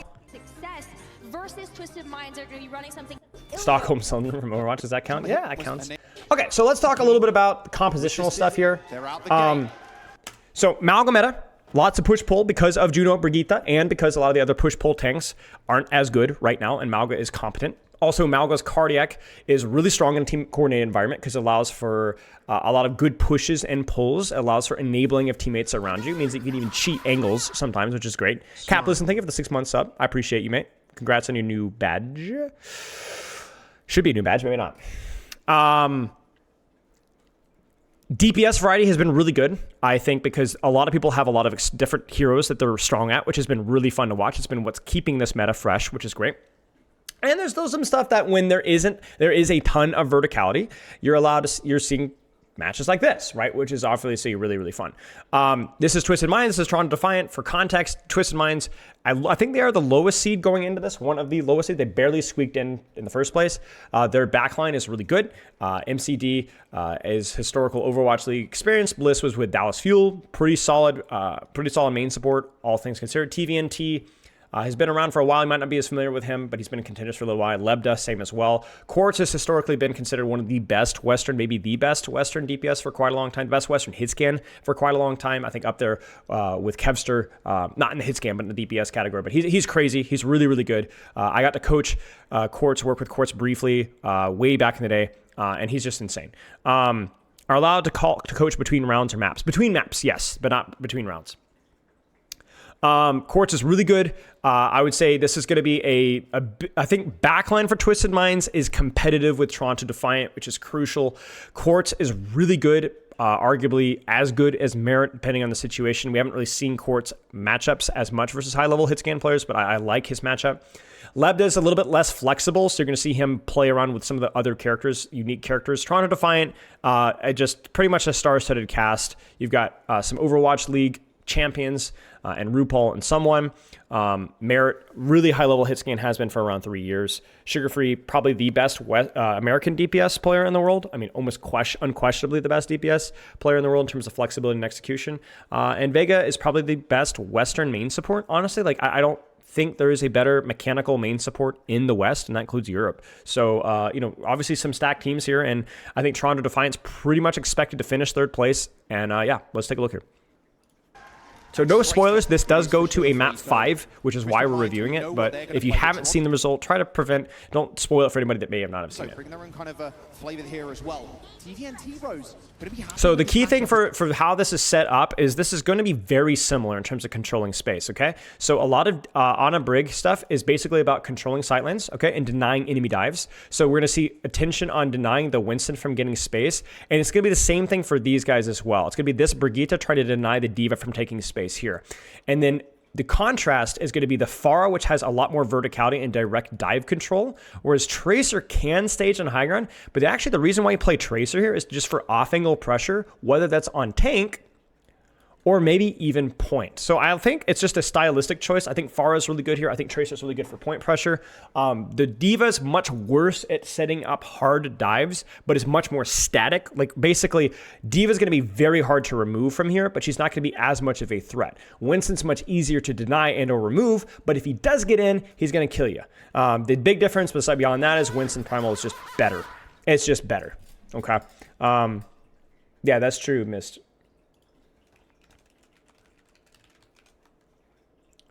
The following thing for the sub. So, I like the setup here from TVNT.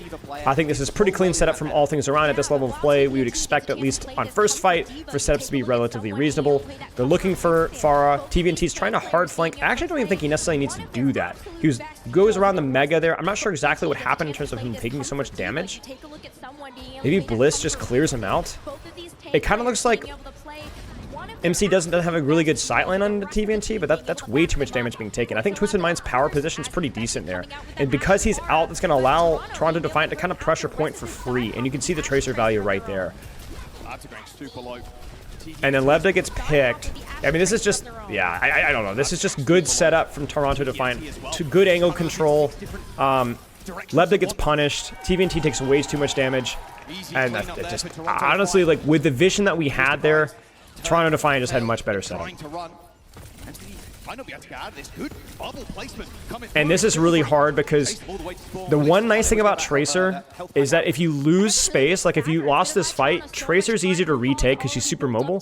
Pharah's pretty mobile, but now you're going to have basically, I guarantee you're going to have Merit here Ana Brig across, like maybe Ana Brig like here, maybe Brig up here, or Brig on with Ana, and you're basically it's like gonna be so hard for Lebda to find an angle without getting shot by Ashe now.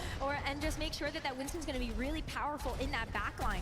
Ashe reload simulator, yeah, because there's not a lot of consistent pressure at the high level play. People don't peak for long periods of time. It's very cyclical, quick. So lots of reloading. Someone's taking a lot of damage there. Pretty good angle from Lebda. Like all things considered, this could be a lot worse. Nano's in. I don't know where backline is. Okay, so backline rotates. Really, really nice whip shot from Bliss to deny that, and that is huge. That completely shuts it down. Bubbles used as well, so he can't even commit there because he'll get slept or naded. That's actually huge. That's actually really, really big. And now you're probably gonna have either Nano Diva or Nano Pharah. I mean, the Pharah angle's not that good for backline, which is really what Nano Pharah is good at. I mean, maybe he could go over the top. Honestly, Nano Pharah or Nano Diva would be fine here. Good dynamite. Oh, they are gonna Nano Pharah. 3, 2, 1, Nano Pharah. Lots of space. Doesn't even need to get the kill. Wait. Nice. Oh, he misses the whip, Vega. Huge. Really, really done. They ISO backline literally with a solo Nano Pharah, which allows the rest of Twisted Minds to 4v3. Bob is used as well, but the fight's lost. And that all starts because they missed Nano. They missed Nano. 3% on their first cap, so I'm so happy with that. Hi, Graham. Yeah, and they get to come back into this with that sugar-free pulse bomb, not Oh, you expecting can't that see? fast My fight. bad, guys. Looking for a nice target on a Bliss or MCD. They're trying to clear out that Diva like they did last time. Just a way to be able to back this fair out of the sky. You notice how little damage both Ashes have because both are being super, super disciplined. The only reason the Merit got bobbed is because, to be honest with you, TVNT kind of fed. Took way too much damage. They're going to commit with Barrage. Interesting. What were they looking for? Brigitte? Yeah, they're looking for Brig, but Brig just gets out. A little bit silly, to be honest with you. That felt a little bit too hubristic to make sense. Because the reality of the situation is when you have map control here, especially in a composition where it's as hard to retake as it is here, I don't think you need to force the issue. I don't think so. This makes a lot more sense if they didn't have rally or if they weren't closer to Bob. If you know, if one of these is online, you know, or these, I get it because you could just Bob point, right? But they only really have Primal. That's the only really relevant ultimate here. I don't like this plan here. The execution is obviously goofy as well, but it's more about the idea that I just don't like. I mean, it is using your Diva, but like, it just doesn't make a lot of sense to me. Hold your angles, hold your space. Play more defensive here. You have a huge defensive advantage. You have no reason to take any sort of risks. And so they just kind of hand that fight over. So it was basically Twisted Minds kind of tosses first fight. Then they really executed cleanly in second fight, like to give credit. They really played that one well. They outplayed the Nano Winston and everything, and then they tossed the next fight. That's how it goes, right? Even at the highest level of play, like the margin of error is very tight. So what they're gonna do is gonna touch point. We're gonna see a bomb for Remac, but he's probably gonna die in the Remac. And Quartz may not even build a bomb here. Like Quartz has just had no sightlines. It's not a commentary in Quartz really. Looking for Ashe. Where's Ashe? Where the frick is Merit? Now in the chaos, it looks like Lebda. Where's Lebda? Is he in? Oh, he's over point. Hey, you know what? The Diva touching actually creates. I think Lebda's wrapping around. Yeah. This is huge. Huge right there. Like, that's actually so well done by Lebda. Using his Diva touching point for time to take space and rotate around. It's really, really, really good. For Defiant, I just want more resources put on holding this angle from Merit. Like, I'm not sure what Vega and RuPaul's sightlines are. They are actively healing, but man, like, it feels such a waste to lose Merit here. Too much concern about point. They do kill the Pharah, but you'll take that trade. Do they get the Bob? They do. Zoning backline. Bubbles used. Vega's naded and won, which means probably get the kill on someone here. Not quite. Okay, they do get the kill on Vega, though. And they walk out. And so again, it's another one of those fights where it feels like both teams are kind of alternating. I wouldn't say trolling, but the people that should win are screwing you. Rate these Bobs. A lot of the Bobs coming out late. I just think he built the Bob late. Nano Pharah again. Okay, is this one set up better though? Is the question. So I don't hate this Nano Pharah because we're tracking double support ult here. Tracer on point, as we talked about it, which makes total sense. Actually, probably Winston on point here. No, it is Tracer on point. So yeah, Tracer on point. Ashe hovering. There's a Nano Pharah with Diva. We've got 2 people here. So in theory, if this is well set up, this Nano Pharah should kill somebody. And it makes sense given the fact that they have double support ult. No! I clicked refresh. Oh no. Wait, where is it? I okay, we'll find it. It's fine. No problem. No problem. We're back. We're back. We're so back. Why does it keep muting? Okay. The rally, Toronto are able to steal the deal on this first round. Okay. Nano Pharah. There's another one, though. Double support ult. Totally find the Nano Pharah into that. You kind of have to take some proactivity here. Nano boost on. What is going on? Diva's Diva's a little late, though. Nano boost onto the far. He's down to the back line yet again. It comes on to Chat? Vega. Will take out the brick. Okay, I think it was just a lag on the stream. I don't think there's anything on my end. Yeah, you needed D.Va there sooner. The timing was off. It looked like TVNT was thinking about point. Am I correct? Yeah, I think he was thinking. I don't know. Actually, I really don't know. I don't know. But yeah, D.Va's late there, and I don't know why. This is not my fault, by the way. Getting a trade here is totally worth, though. Totally worth. You take Rally out of the play, you create a lot of space. There's bubble, Nano's used, but there's no bubble, so denied. Kind of a greedy Nano. You should give. That's not a lot of disrespect on a Twisted Mind's backline, and they get punished for it. No ultimates there, and this is the really hard part for Twisted Minds because you've had such poor ult economy that even though they whiff that Nano, like, this is tough. Can he get it? Can he get it? Can he get it? Nope. The whip shot's there. Now he really can't go for it. Yeah, you see, I was gonna say he goes for it, but he can't. He shouldn't have gone for it. He shouldn't have gone for it. You just need to hold the angle here and make them walk into you because you're contesting the backline here. No recall, 2 blinks, 2 people. Nah, you don't go for that. That's ego right there. I respect it, but no.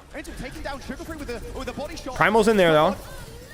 Rally's just in time, and the problem is that the stuffing is still stuffed. And Quartz gets ISO'd, and Quartz is definitely going to die. I don't know what Lebda dies to. I think Lebda's also above point. The problem is just the 99%, so people just have to touch. It's theoretically still winnable, but nah, I don't think so with Bob. It's a good try from Twisted Minds. Once again, we kind of see a situation where Twisted Minds is at a massive disadvantage and almost pulls it out, so. Yeah. This is so cringy, man. I'll go with these guys. The casting is a tad loud. Is that better? That better? No problem. Yeah, we want to be audible, but not deafening here. Okay, a little bit of a flatter map, so I could see more alternative strategies coming out because the high ground around point being so heavy on the last point is what's so good about it, but you know, obviously it's good enough for dive stuff, and Toronto's going to use that. Anytime that they can flex their flexibility, they're going to do that. And I think that's the biggest strength of Toronto to find as a team really this entire year is the fact of being a Western team or an Eastern team, depending on the circumstances, right? With the pool of heroes and the pool of players that they have. So I think this is good from Twisted Minds. Malgo's going to be good at rotating around and forcing point. I think Juno Brig, totally fine as well. And then honestly, you still have a DPS pool that really leans into your strengths. And not just leans into your strengths, but I think Ashe is decent on this map. And I think Pharah is really good too. So could the surprise Hog just kill him? In theory, but then beyond first fight, you just lose. And I also think Hog is... you think someone's uncomfortable in Malgo? Good to know. I also think Hog is not super strong right now. Loof says speeding on the door. No. You're not big brain enough, Loof. You're not big brain enough. You speed ring now so that the lingering effect of the speed is enough for your team to get the speed out. So you get the same amount of speed. Right? Because the speed ring will last long enough so that the door will open before it expires so everyone gets the speed ring. But you're right, exactly. You get the cooldown faster. You get the cooldown back 2 seconds faster. Cooldown starts on use, yep. So you get it back. He'll have it back 5, 4, 3, 2, 1 now. He'll have it now if he wants it.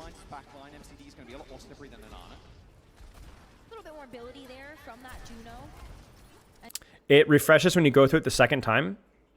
But that's only for Juno. Like when she puts out the speed ring and then she gets it. So that's only for the Juno, not for the team. Because you're going to be launching it through. So if you're saying we can launch it in the direction that we're going, maybe. Yeah, I see what you're saying. I see what you're saying. So you could launch it as your group, but yeah. They're basically saying that like we don't want the double speed. We want the single speed and getting it back when we need it. I like the setup here from Toronto. I think Twisted Minds needs to...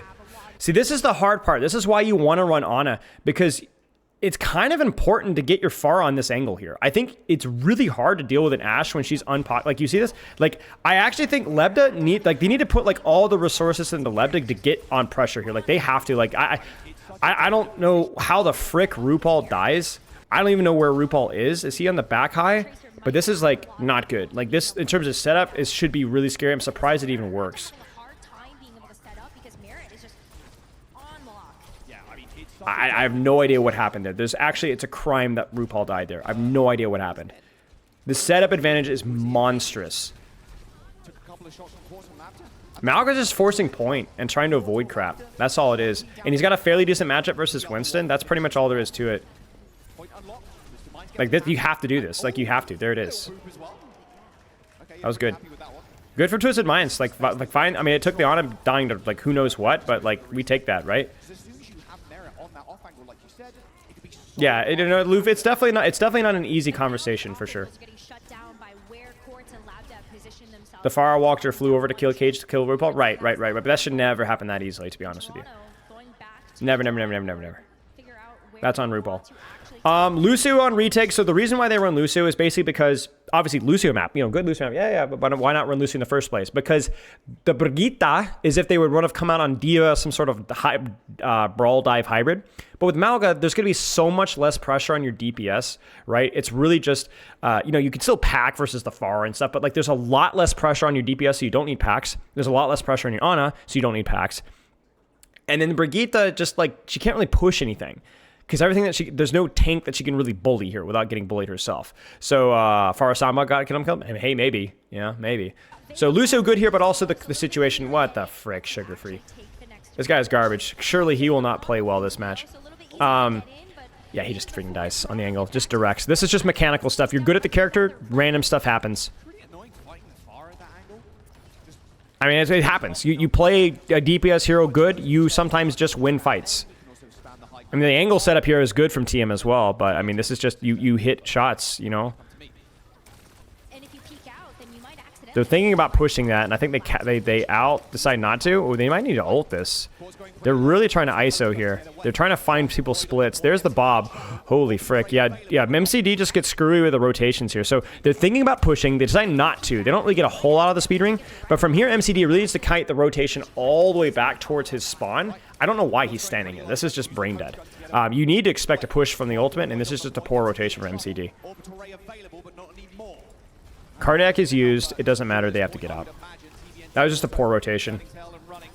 Pulse is used. Kind of feels unnecessary, but sure, why not? Just to clean up the fight, buy yourself an extra 10, 15 seconds, because they would have actually gotten out there. Yes, it is. It speeds teammates. So you're either going double speed or getting cooldown back faster. Your choice. And in this situation, probably getting the cooldown back faster is more important because setting up your initial position is not that hard. You don't need any, there's no rush. Whereas maybe like in Nepal Sanctum, you'll do the double team speed because getting to that first corner is important. They're going to kite this out, then catch with Juno ult. The Primal is used, and holy crap, damage boosted Malga kills Winston fast. He got slammed.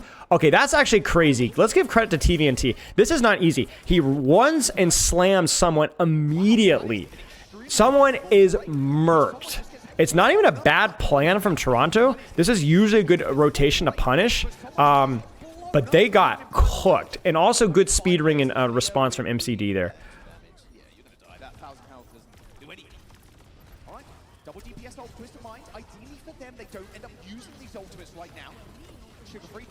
Nano Tracer to catch. Probably not going to be able to reach anything because Twisted Minds didn't just brain dead push. They brain dead walked on. They also took angles. Look at the setup, right? So Lebda goes up. Quartz goes up. I don't know where MCD is, but I think MCD also up. Okay, no. But yeah, they both DPS basically take space. And then solo barrage on Merit. Yeah, totally fine. Totally fine. Good stuff. Good stuff. If Twisted Minds isn't just inting by pushing, they're rotating. They're taking space while they're pushing. This is good. Trying to AD spam a Bob. He wasn't trying to AD spam a Bob. He was trying to AD spam the follow-up from the Bob. But yeah, it was a bad rotation.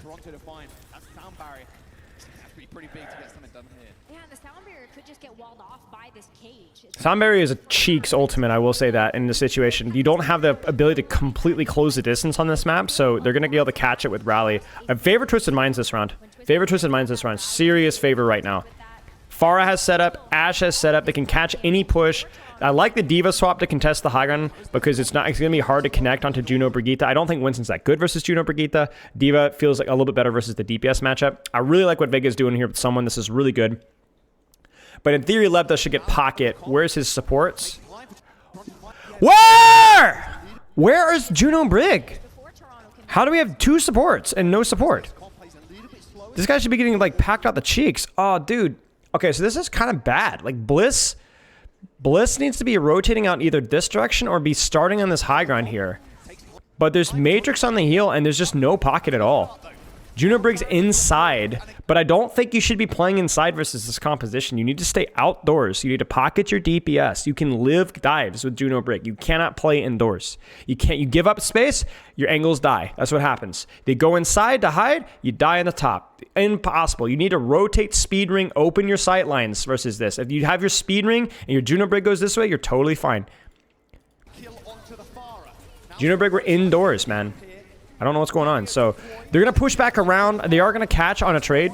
So they shouldn't lose this fight just because, you know, they have such an advantage here. But a little sloppy. And that should be it. That should be all she wrote.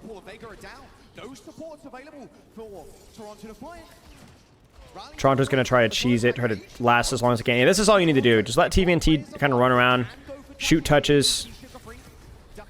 Good touch by Sugar Free. Wow, he's touch maxing, my friend. That's crazy. I don't think they can do anything now. You just have Quartz and Lebda in a power position. There's no clutches here. RuPaul goes Juno to come back faster, but there's not even a nade or a sleep dart here to pop off, and that's going to be it right there. Okay. Okay. Good stuff. Twisted Minds, you know, I try to... I tend to be more negative. I think that's just kind of like the classic is because I always go like, optimally, this would be the best thing that they could do, and they didn't do the best thing, so these guys suck. That's not really the case. I do tend to be a little bit of a negative Nancy in that regard. But I do think that, like, first round was a little bit messy from both teams at times, but there were flashes of, like, pretty good play. All things considered, like, they're playing the comps, like, relatively decently. That last round, I think Twisted Minds played relatively well. Like, there's some goofy mistakes, but I think I've been pretty pleased so far with, like, how both teams are playing this. So, hey, Grandma. Yeah. Malgamir here, because totally flat map. Pretty much impossible to play anything but Brawl Tank here. Genji is decent on this map. It's definitely an interpretation. I think there are fewer flanks for Tracer. Like, it's pretty linear. So we see Genji here. Widow good because Widow. Pharah is okay here. There is some vertical cover, but it's harder. But yeah. The main problem of each team, it's hard to say right now. I think Twisted Minds...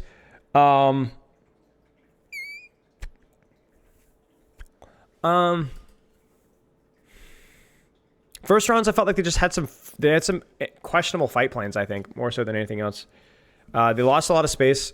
I think the first Nano Pharah fight was the barrage engage was like a kicker. Like, you can't do that when you have map control and an ultimate advantage. I think that pretty much like was a downward spiral.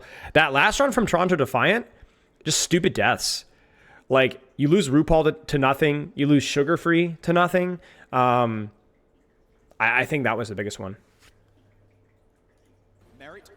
Why no Echo? I don't know. Echo's fine, but I think the heroes that they played were also fine too. I think Tracer's fine, Ashe is fine. Like, yeah. I don't think Echo's a must pick on that map. I think she's good, but I don't think she's a must pick. Sugar Free probably also, I mean, from my knowledge, Sugar Free's a better Tracer than Echo, yeah? I think he's a fine Echo. I don't remember. Really nice staging there from Sugar Free. He should be able to grab Mega and live. That's going to really compress Quartz's sight. So now Quartz's position is cheeks. Like, look at the space. This is such a good setup from Toronto Defiant. I actually think I love this so much. So this is one of the rare circumstances where you actually will see a solo flank. Now, my question is, why was he not marked by like Brig or Juno here? Preferably Brig. I think Bliss's position's kind of cheeks. Like, this is really Bliss's angle here. So let me explain to you how this works. You're going to have Amalga trade here. Widow somewhere hovering back here, right? You're going to have Genji try to take the angle here. Farah kind of has to double up with Amalga because it's really the only position that she can play and or play here because there's just not she's not as flexible as Genji with positioning. But Brigitte needs to be marking this angle. Like it unquestionably needs to be marking this angle because nobody else can. Whether they're on Tracer, whether they're on Genji, this is Brigitte's responsibility. Farah can't do this. Farah, this is a small room. Farah, like there's no verticality here. There's no like Genji is just gonna abuse you here, right? This is just poor. Like, Brigitte has to be here. I don't know what Brigitte's doing. I think she's thinking about, like, maybe denying the enemy Malga, but, like, you need to deny the enemy angle first. And, like, because your Malga's just going to be having a staring match in the corner anyway. Juno here, Malga here, Farah here, Widow here, Brigitte here within sightlines of the Juno. You do this, your Widowmaker can play wherever she wants. Quartz gets compressed because Sugar Free sets up a really nice dive angle, and now you have the entirety of Twisted Minds in one big circle. And so not only do you have a free engage from multiple different angles, but also Merit's position is infinitely better. His sightline is infinitely better. So yeah, this is cooked. Like this setup here, like this is all you need to see. You're cooked. You're cooked. It also looks like Merit got a nice couple of headshots there and two onto someone or onto TVNT. Like your cut, G. Cheers, Rebel. Why you team's bad this batch? I don't know, guys. Like, I think SSG, I don't know. I really don't know. I honestly don't know. I did not watch their matches. I've not been able to watch all the matches. I don't know. Good angle. Good stuff. There are a lot of megas in this map, yeah, which is why Ball is played. Ball is also so fast that he can actually stage in backline, which is like, he's like, oh my gosh, Quartz. Now, they need to progressively walk forward. Yes, I like this rotation from Twisted Minds. Force point and then deepen your angle here. I'd love to see some sort of pressure on. I mean, honestly, actually just shoot someone. You have all. This is exactly where target priority doesn't matter. To contest these guys, you have to open wide peak. So why open wide peak? Just shoot the tank. This is good. TVNT, Bliss, and MTD are going to take the point, or at least try to. Body shot from Merit. How are they not burning someone? Okay, there we go. They get a little. Quartz's angle is so much better now that Genji's dealt with.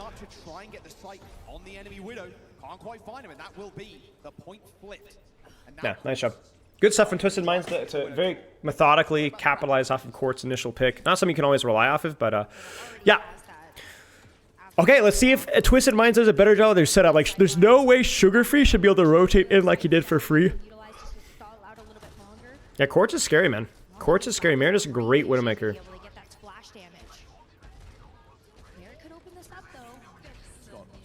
So, you're going to notice here, I don't know where Farah is, but I wouldn't be surprised to see Farah kind of lurking here, maybe, using Widow control sightline here, and then Crossfire from here. This looks like a pretty good setup from Twisted Minds. Now, they're going to pop Infra Sights, which is going to buy more time. And it also notice that Quartz popped Infra Sights the second they touched point, because it's kind of a soft commit, right?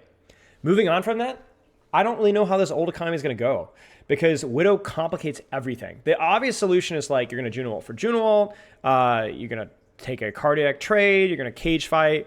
We talked about this a little bit the other day, but just taking a cage fight opener is really risky versus Juno ult because the enemy Malga will be damage boosted. But maybe if you can mirror, the good news for both teams, I guess, but especially for Sugar Free, is that like as fights get messy, it's easier to get blades off of. It's also easier to get barrages off of, but yeah, let's see.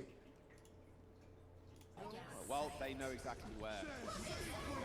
Cage fight, Juno ult, stack. Yeah, this is going to be 2 for 2. I like Farah a lot better than Genji here in the neutral, but when Genji gets blade, it can equalize things. The problem being is that Lebda is also going to get Barrage here, and I think Barrage is pretty darn good with Cage and Lifesteal as well. I mean, the real reason you're playing Genji here is not to win the Malga trade, right? The real reason to run Genji is to compress the Widowmaker sightlines, which they've been unable to do this fight. So on paper, Twisted Minds advantage here. The great equalizer will be the Blade and the Rally.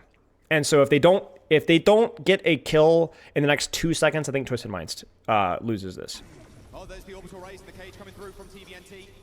And they do. They don't. Now I'm curious. How did they shouldn't have. Oh. Okay. So crucially here, the cage. They walk into the cage fight. I think. Yeah, they got yoinked into the cage fight. You see that? Look at the Juno right here. So they get yoinked into the cage fight, and then she dies. And he gets yoinked in, and yeah, and What happens to Lebda? Does Lebda not have... Yeah, Lebda can't use mob... Actually, you know what, Chad? Actually, you know what? Pharah's way worse in cage fight than Genji. Because she can't use any of her mobility. And she's 225. So Pharah's good outside of the cage fight. Or with your own cage fight. But if she gets hooked, Genji's deflect is broken in cage fight. Like, really good in cage fight. So actually, it's not as straightforward as I thought. And especially in these messy mirrors. I think the Genji in this particular situation, way better. But if Farah is able to stay out better, you know what I'm saying? And then obviously, like I said, MCD gets sucked in and RuPaul doesn't. So RuPaul's able to stay outside. So yeah, I mean, that's pretty much all there is. That's all there is to it. Nicely done. I guess you could kind of force the brawl and just deflect, you know? Quartz gets a kill, though. Quartz gets another kill. Okay.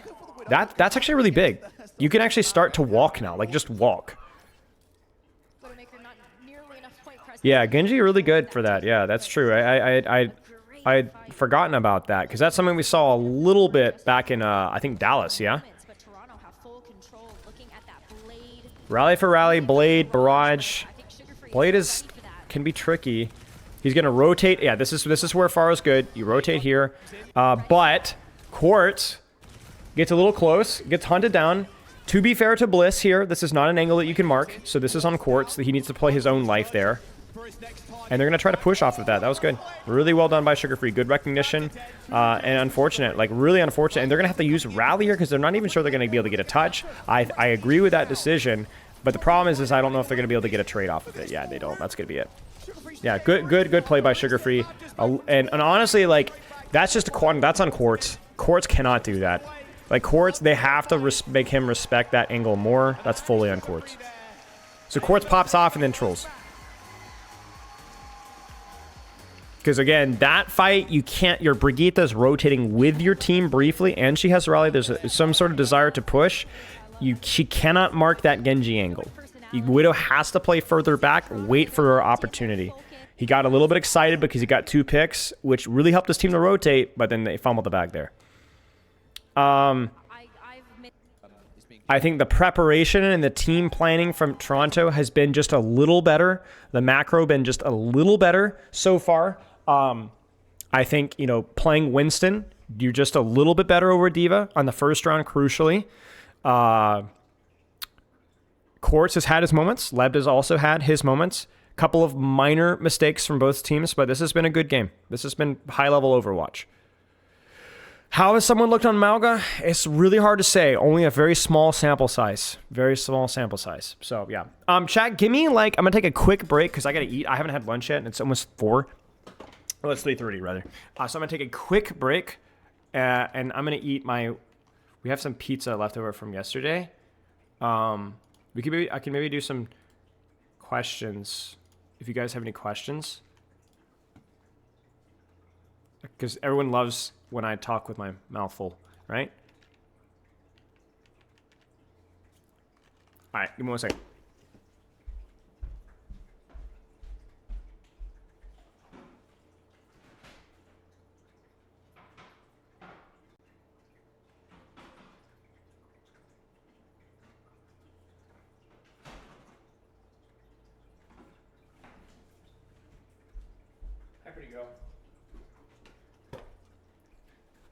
Mukbang time? Yeah, I'm gonna eat as far away from the mic as possible. No, it's not unhealthy. This is gluten-free homemade pizza. It's really good. It took my wife like a year, but we finally figured out how to make gluten-free pizza taste like really good. Because most gluten-free pizza I've had at restaurants and stuff is pretty cheeks. It's depressingly bad. Polish adjacent, no.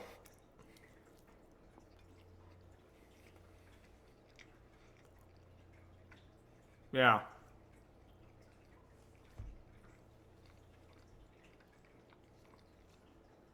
Sorry if I missed some questions. How many calories in that pizza? I don't know, probably like 350, 400. There's only 2 pieces. What do you think about Widow as a character? I don't know. That's gonna be one of my new projects coming up in the next few months. Is I'd like to figure her out, what we can do with her.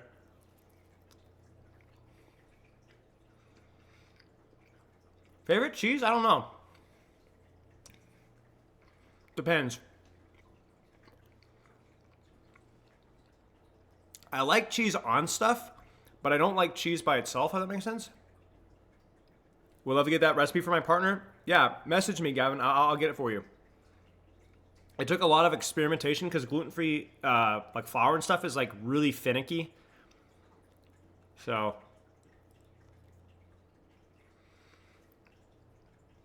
it's my favorite gluten-free pizza. I've had probably like 11 different. Coincidentally, the last time I was in LA for a Blizzard thing, I got DoorDash for a gluten-free pizza. I forget where it was from. Was it California Pizza Kitchen? It was pretty good. It wasn't bad.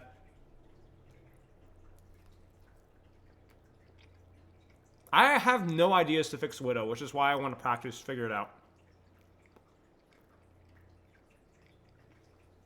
Yeah, I don't know if it was California Pizza Kitchen. And to be clear, it was California Pizza Kitchen's gluten-free pizza. I've never had their original pizza.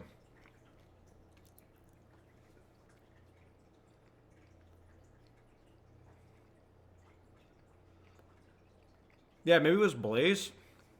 I've had Blaze before, regular pizza, and it was good.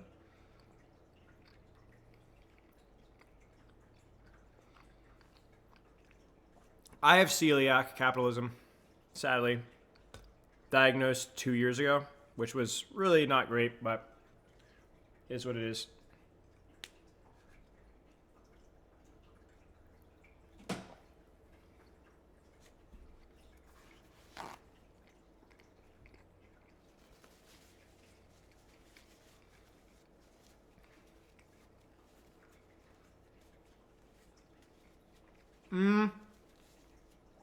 Best Juno player? I don't know.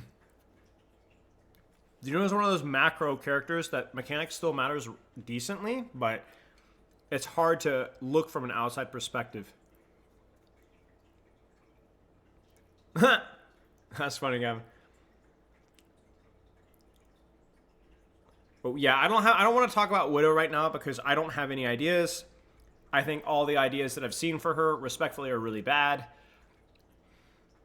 Not respectfully, because I don't have anything else that's better. So I can't really throw stones. Who do you want to get the next mythic? I'm not sure. I mean, I'd love a Zen mythic. You know. And I know a Rhine mythic would sell like crazy, but they just did a Rhine mythic weapon, so I don't think they will. Ball mythic? That'd be cool.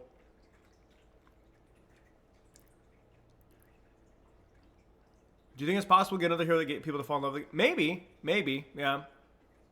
I don't think you'll ever beat Genji Tracer just because they have like the lore buff, you know? It's like trying to beat Citizen Kane. You know, it doesn't matter how many movies that come out that may or may not be better than Citizen Kane because Citizen Kane was the first Citizen Kane. It will always be Citizen Kane. So it's like hard to beat Genji. You know, never will beat Tracer in that aspect. Best Star Wars movie? I mean, I feel like that's such an easy answer. You know, Empire Strikes Back. I don't think it's even particularly. I mean, yeah, it's Empire Strikes Back. It just is. So, am I gonna do variety with a silly game? Maybe.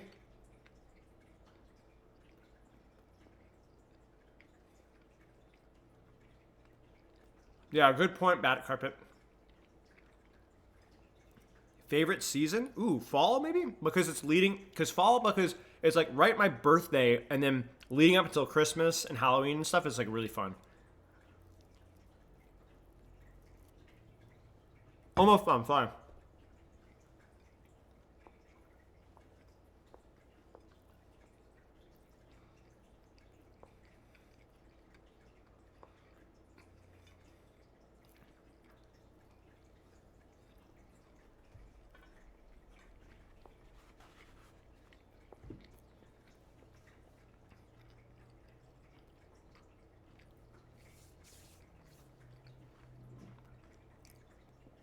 How often do you play board games? I've been taking a break the last week because week before, my brother-in-law was over And we basically play board games like 3 or 4 hours a day. I'm not even joking, or more. We played War of the Ring. He brought Arcs. We played some party games when I had some friends over. We played Spirit Island a bunch. But I would say I play around 3 to 4 hours. I'd say I play board games like every other day with my wife usually. Yeah, Rogue One is good. Big Andor fan. I think Andor is like the best thing that Star Wars has put out since Return of the Jedi. And probably, honestly, I like Andor more than I like Return of the Jedi. No, you're not too late, Fancy Man. We're just taking a quick break. Arcs was fun, Gavin. It didn't like break any crazy new ground. It was just like a solid like thematic Euro game. It was fun. Didn't feel too much like a Euro game, which was nice as well. But yeah. Categories. I played Categories not too long ago. Yeah, it's fun. It's a good fun game. I'm pretty good at Categories. What's the best tank in comp right now? Man, I have no idea. I'm not really sure. Do I like Root? Yep. Yeah, Root's fun. I haven't played Root a ton. I've only played Root 3 or 4 times. And it is a lot to learn the first time through. I've not played Arnak, no. It's on my list. What's my Age of Empires rank? I've not played Age of Empires in 11 years. 12 years. I just watch it.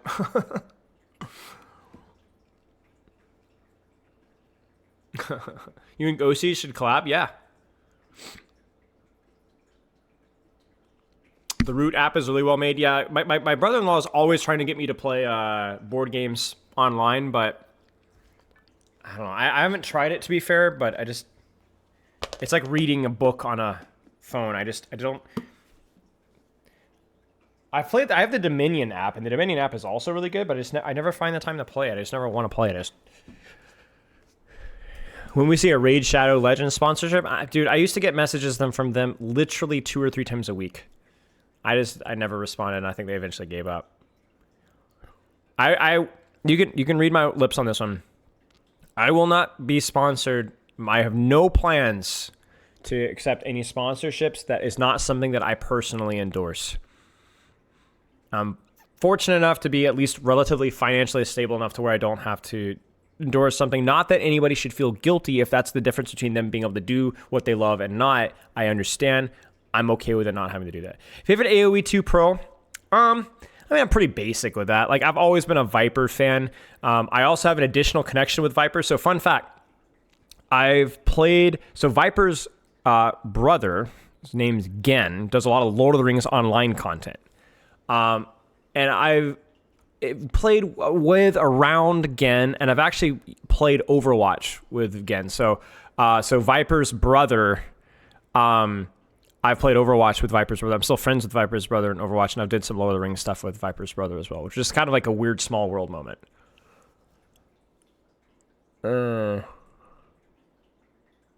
Yeah, I mean, Raid Shadow Legend might be fine. I don't have time to play video games that much, so yeah. Okay, let's go. Pick for game of the year. I haven't played enough games to know.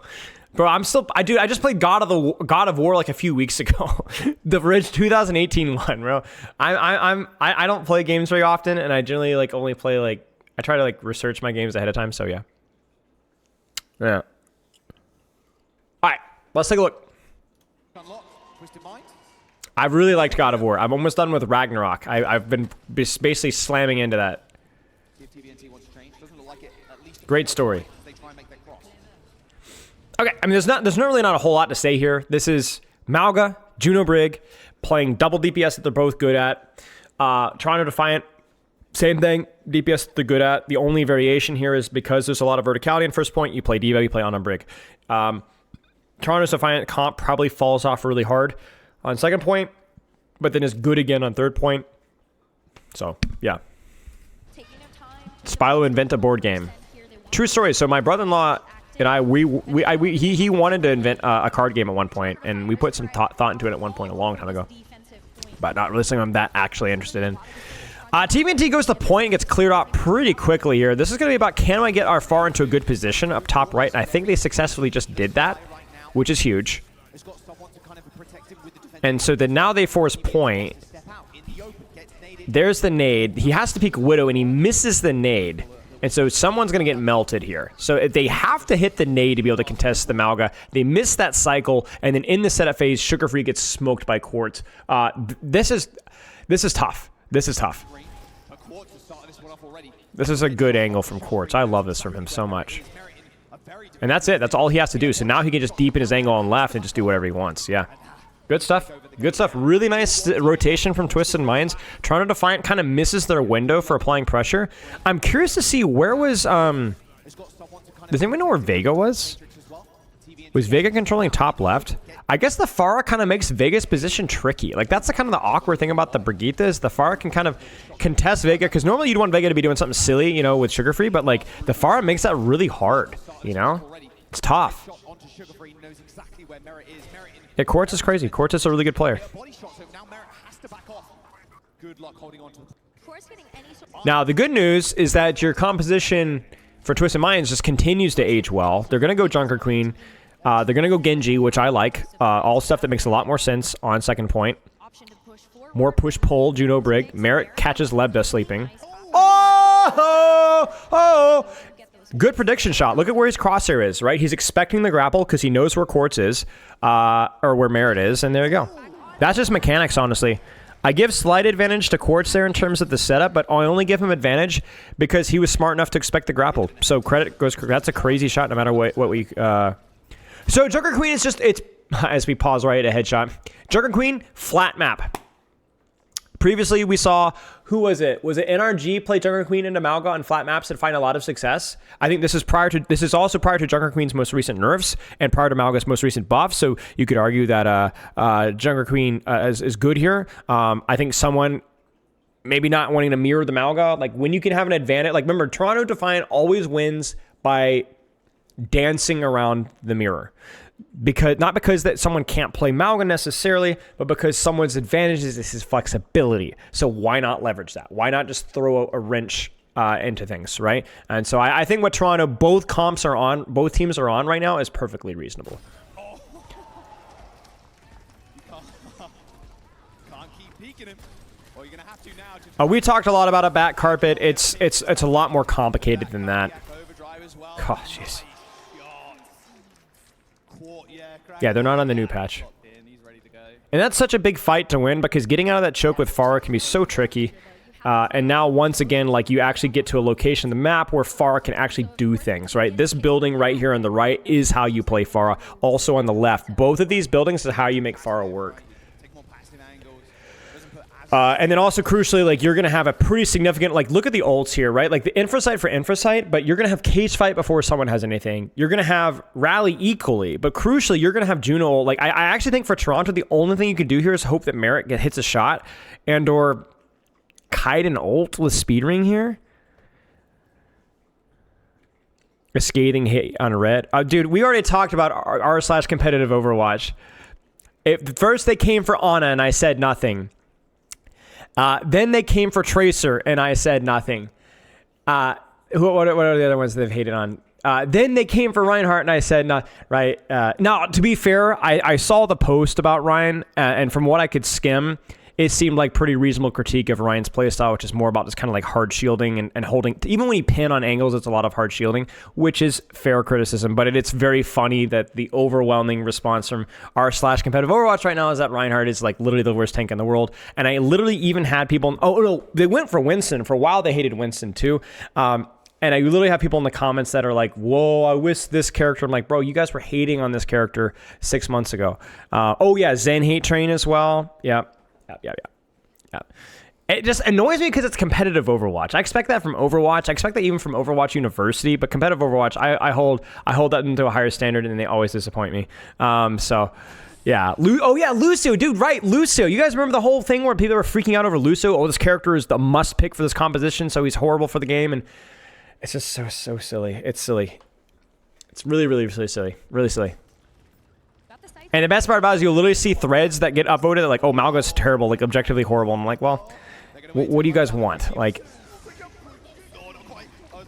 well, the problem is not that the criticisms of Ryan or Zen are not unreasonable. It's just that it's always like hyperbolic, you know? Used just to kill someone there.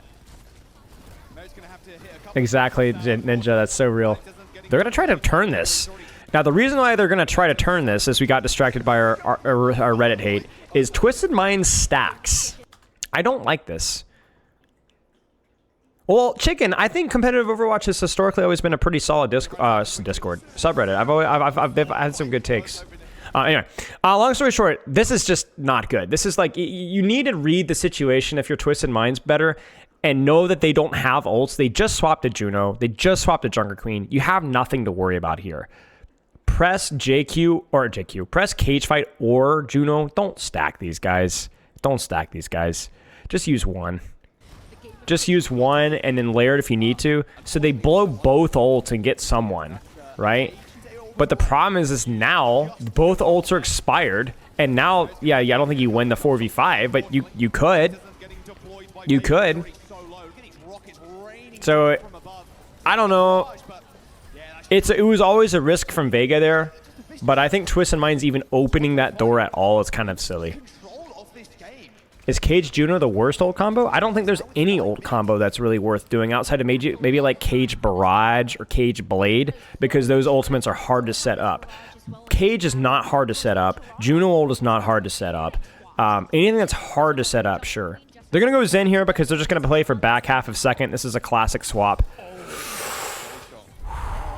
And I really like, man, I don't know, guys. It's going to be hard. Var can get gate kept pretty hard here by the Widow.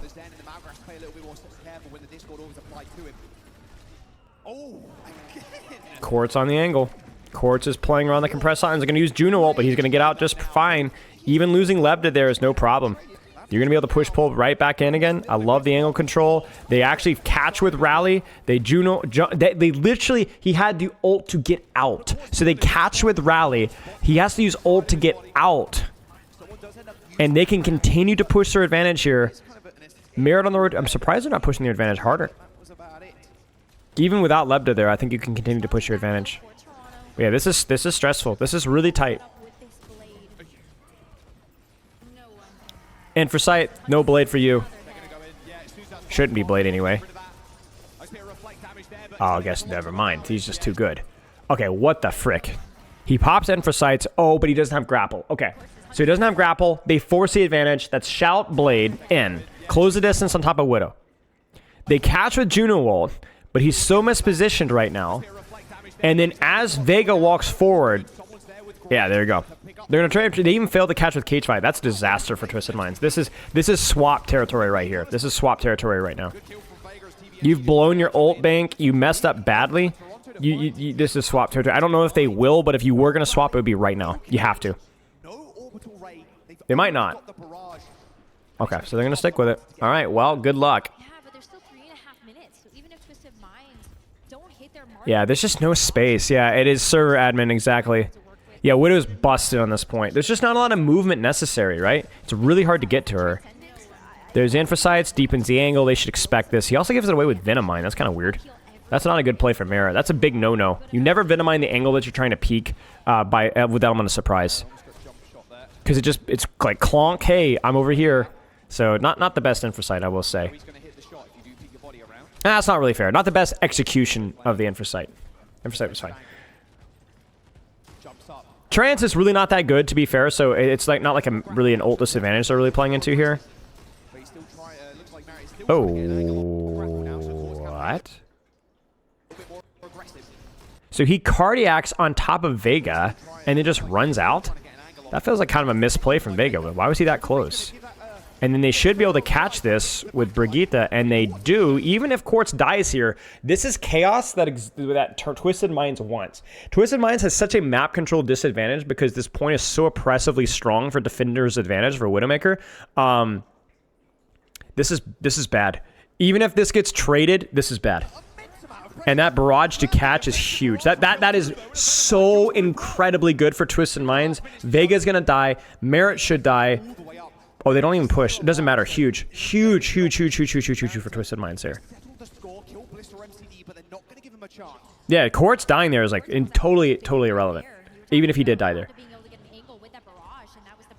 All the space that you need now. You don't have a Widow disadvantage anymore. You're now on neutral ground. Juno for Juno. Soon to be Tankle for Tankle. He messes up the grapple. Deepens the angle. Kind of silly-like, but he doesn't have grapple. He's got to be careful. Gives away his angle, rotates out. And I think Twisted Mind's just playing for Rally here. Oh! Yeah, just gets surprised. Yeah, they ping the wrong place. Look, look, look. Why? You see this? He thinks Widow's here. He thinks Widow's here. Widow's here. That's why he dies. Check it. You see it? That's crazy. That sucks, because they were trying to play slow for Rally. Oh, they can push back. They can push back. Push back. Push. Juno ult and the Juno ult expect them to pop with JQ, and then you can just use Rally or Cage. Go. You have your free Widow. Go. There's the Cage fight. They're going to stack. I would prefer them to layer it a little bit better, like Juno ult, then Cage fight. TVNT takes a lot of damage going in from Discord specifically, and they don't connect with Zen, so he takes too much damage. Probably Cage fight first, just to block out the Zen damage. You could see the Zen's work right there. This is all on Vega on the angle, so credit to Vega for deepening his angle on the left, below our screen. But they do stack it. They kill... Yeah, they just kill him before they get the ults off. So they stacked just to quickly blow it up before anything happened, which ended up working out. But they comboed and they quickly killed both the targets with ultimates. Yes, exactly. Cage Queen then Juno. In fact, I think the Cage should have been sooner, so they didn't lose as much HP to the Zen. That's where stacking is appropriate there.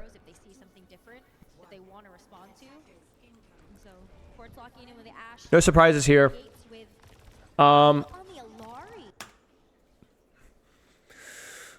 mean, the only real surprise is the Soj, right? My thought on the Sojourn is I think it's for the Pharah. Might be a good question for Kasora sometime. I think it's for the Pharah. Because I assume they think that they know that they're not going into Widowmaker here. And then you basically build free rail every single time playing versus Malga. And yeah, you don't have a one shot anymore. But even a body shot rails pretty much enough to discourage any sort of pressure from that Pharah. So I think they're just going to play Sojourn for Pharah, right? Because the problem is Ashe is a little bit more diveable than Sojourn is. Like, it's really hard to connect with a Sojourn that has rail 24/7. And she will have a rail 24/7 versus the Malga. So it's kind of a creative adaptation. I mean, Sojourn's pretty weak right now, but I don't hate it. It's clever. I think Orisa... I don't know, Grandma. They're unhealthy in different ways. Orisa and Ram both need work. I think Ram... I don't know. It's just different. Apples and oranges, really. EDRE attack is also for the Pharah as well, and I guarantee he's going to swap for a second, but there's more open space, so you could just kind of hold angle. It is odd to see EDRE paired with Sojourn, because it feels like if you're going to play Sojourn, you could probably get away with Brigitte, in which case with EDRE, you'd play more with the Ashe. But, yeah, it's weird. It's weird. It's not bad, it's just weird. I'm not used to saying this. And I really do feel like Vega's awfully close. They're going to actually use Genji to touch point. Oof. The flip. The flip of the angle. Oh! And that's really it. Like, it was kind of a... They try to flip the map. They kind of congest it, but Quartz wraps around. They shove one angle to go out the other. Good rotation there from Twisted Minds and from Quartz specifically.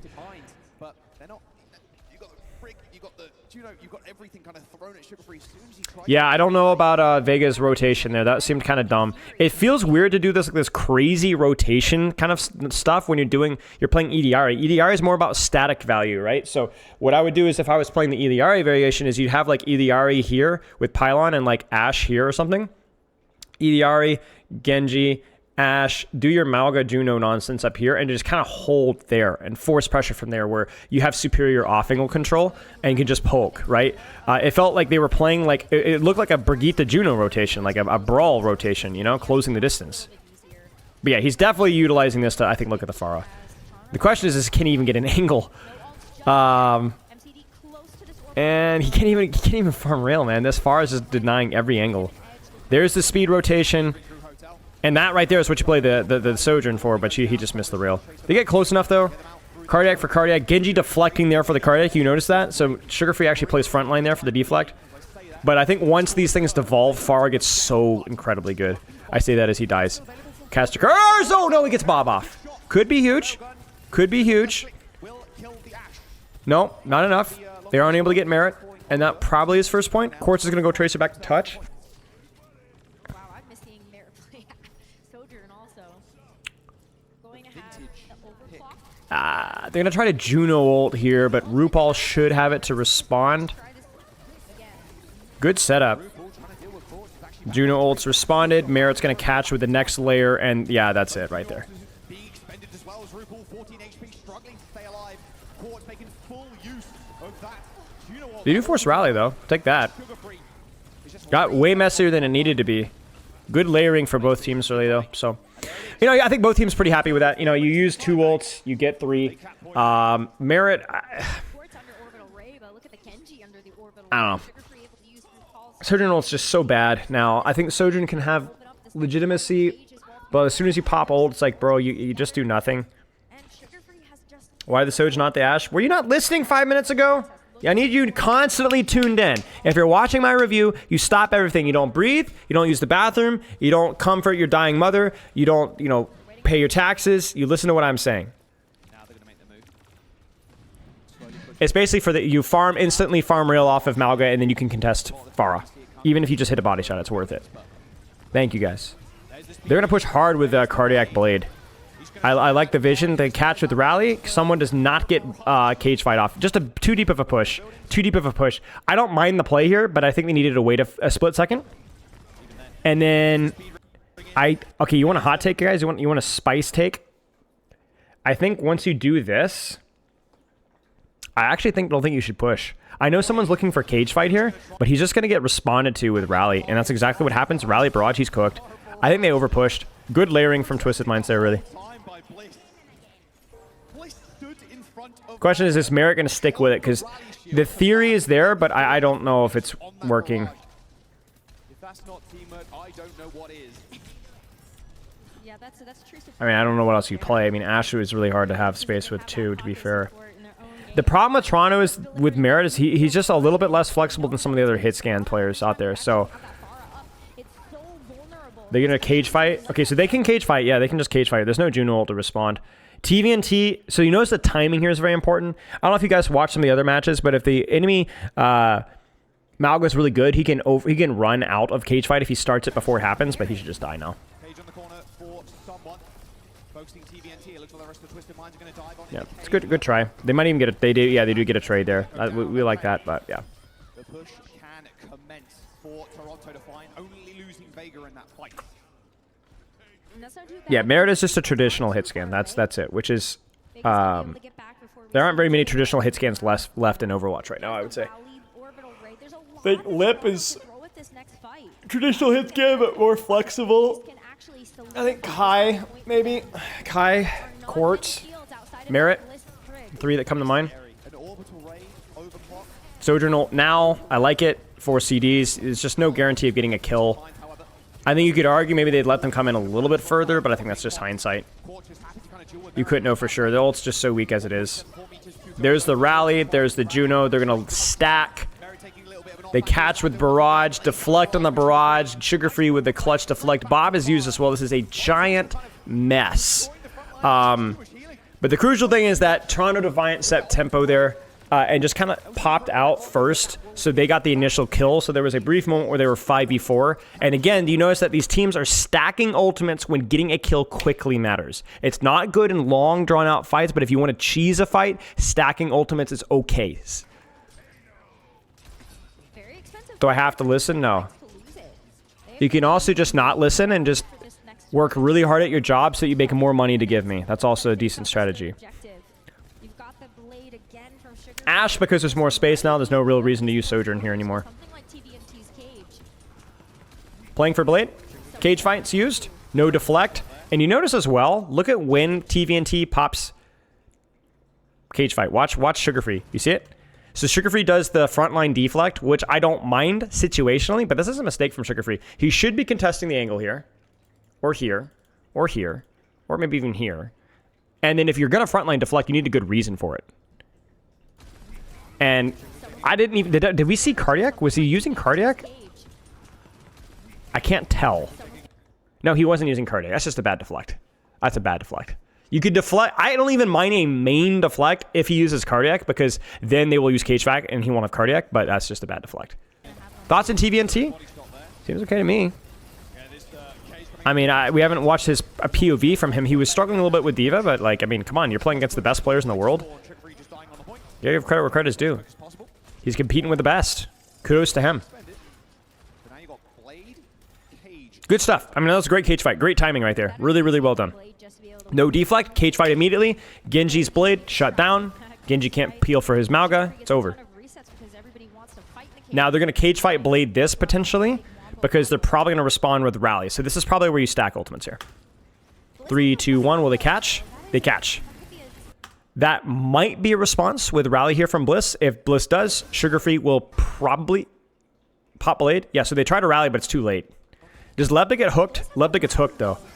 Frick. Lebda gets hooked. Yep, Lebda gets hooked. Bro, actually, cage fight, it's so important for you not to get cage fought without purpose. Like, if you get hooked in on purpose, it's okay.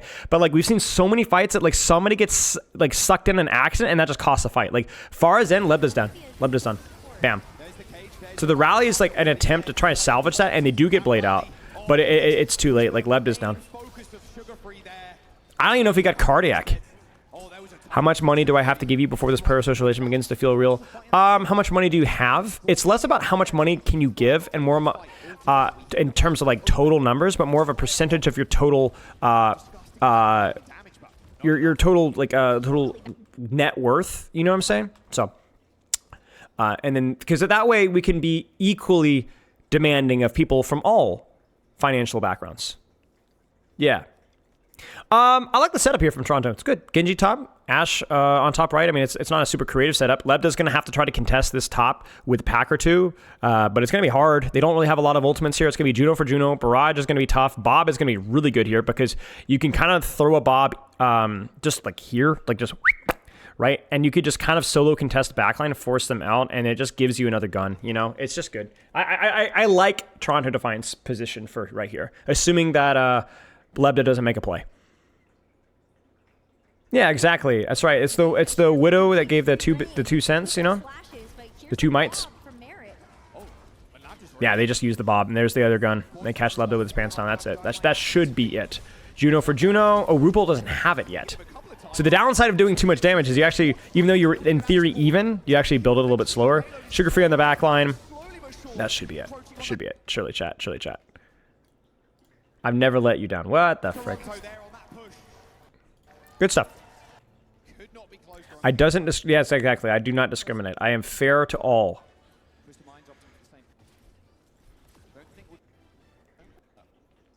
Well, Poke, I think the reason is that like a frontline deflect before Cardiac is still technically useful, right? It's still technically useful. It just isn't as good to do so given the ult situation. So I wouldn't say it was a brain dead play. It was just a micro mistake given the ult situation.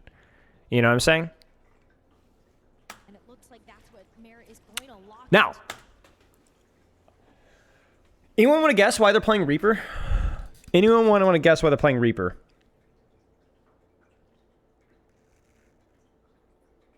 Oh, yeah. Fair enough, Poke. I mean, it depends. Malga lifesteal. Yeah. I mean, it's just basically Malga lifesteal, shoot tank. Now, it's not that Reaper's bad here. Reaper's fine. Reaper's quite good with his composition. You know, I think Reaper's also a fairly strong character right now. So the question is, why are they running Reaper now? Why are they running Reaper now? Why now? What about the situation change? Yeah, it's 1 minute. Yeah. What it is it's saying that we don't have the time to methodically set up an attempt and fail. We have to just kind of cut right to the quick. So even though the Reaper Genji strategy is probably objectively worse than what we were trying earlier, at least we think it is, it's something that we can pull out and execute very quickly. We don't have time to make a complicated setup.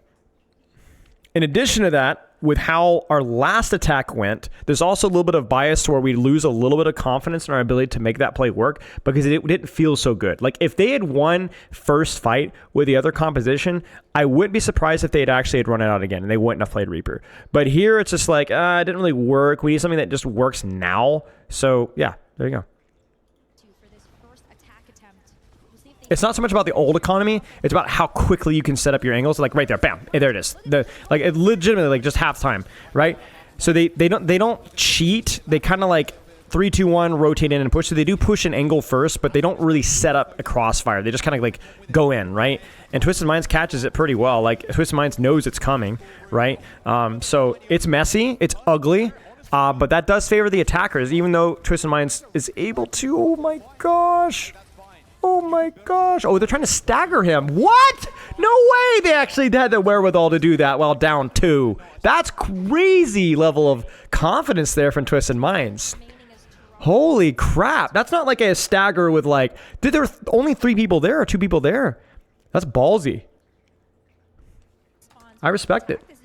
But I mean, honestly, Toronto Defiant's still happy with that, right? Because now you have a second fight. back with their own reinforcements. And they're still not fully reinforced, fully set up. Things are still kind of chaotic. They get the Ash out. They get the Ash out. I love that.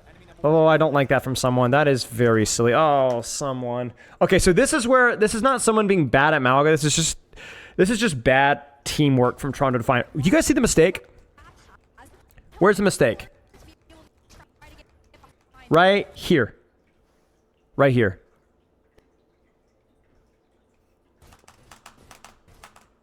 You see it? So, the plan is this. The first fight, we're going to rotate in through hotel and immediately go straight to backline. All in. We're going to clear an angle and go. Totally fine. Understandable.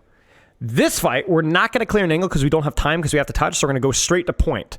However, we're going to go there with some gumption. We're going to go in there with some heat, and that forces Quartz off the angle back into this corner.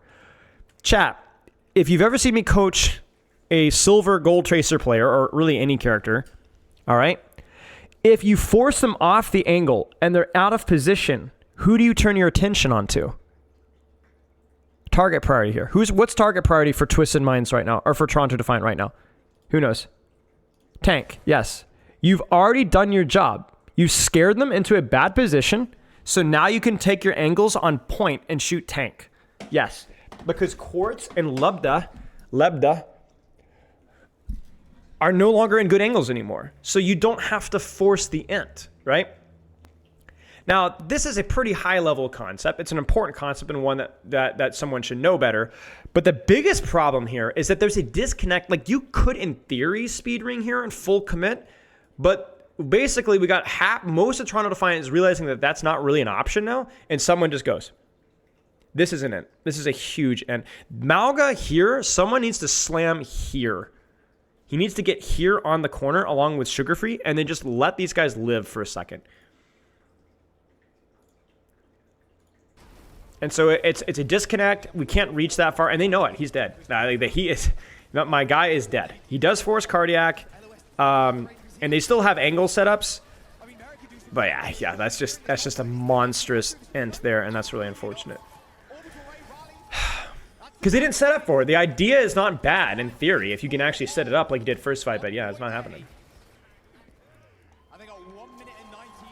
Yeah, just a poor play. Poor play. If he slams Big Far, is that not free limbs? No. No, it's not. You would almost literally impossible to get kills here because there's no follow-up. There's no follow-up. He's in too deep. The difference between this and first fight is that there was a team-wide rotation onto the angle. This fight, we go straight to point, and he just keeps going. He just keeps going. You mean like... Oh, I mean, I guess, but yeah, I mean, easier said than done, right? How's your hair swept like volumes? I just have really thick hair.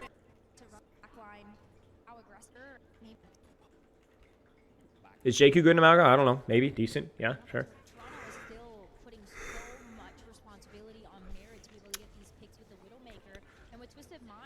Interesting that they go Ash here. Maybe they want to leave it less up to... maybe they feel... I mean, you can still play Ash. You just have to do a slightly different rotation to cut off the... Okay. Genji is not an ad DPS. Genji is a fine DPS. You guys want to see something? I know, again, yeah. Oh, you know, whatever. Check this out. Genji's fine. Now, first off, Genji synergizes quite well with his composition. Here's your DPS.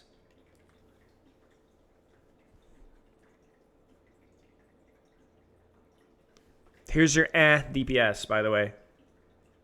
Grandmaster this month, competitive. Overbuff is comparable to live stats. The developers have already confirmed it. It's not 1 for 1, but it's close enough. This is Grandmaster, by the way.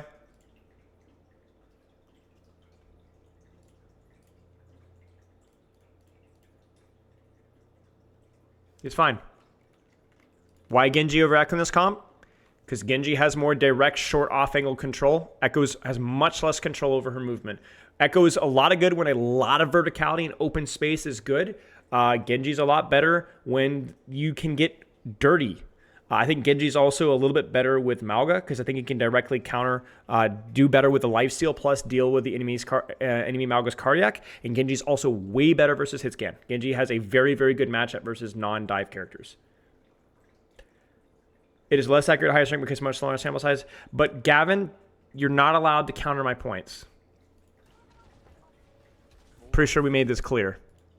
Why can I not hear anything?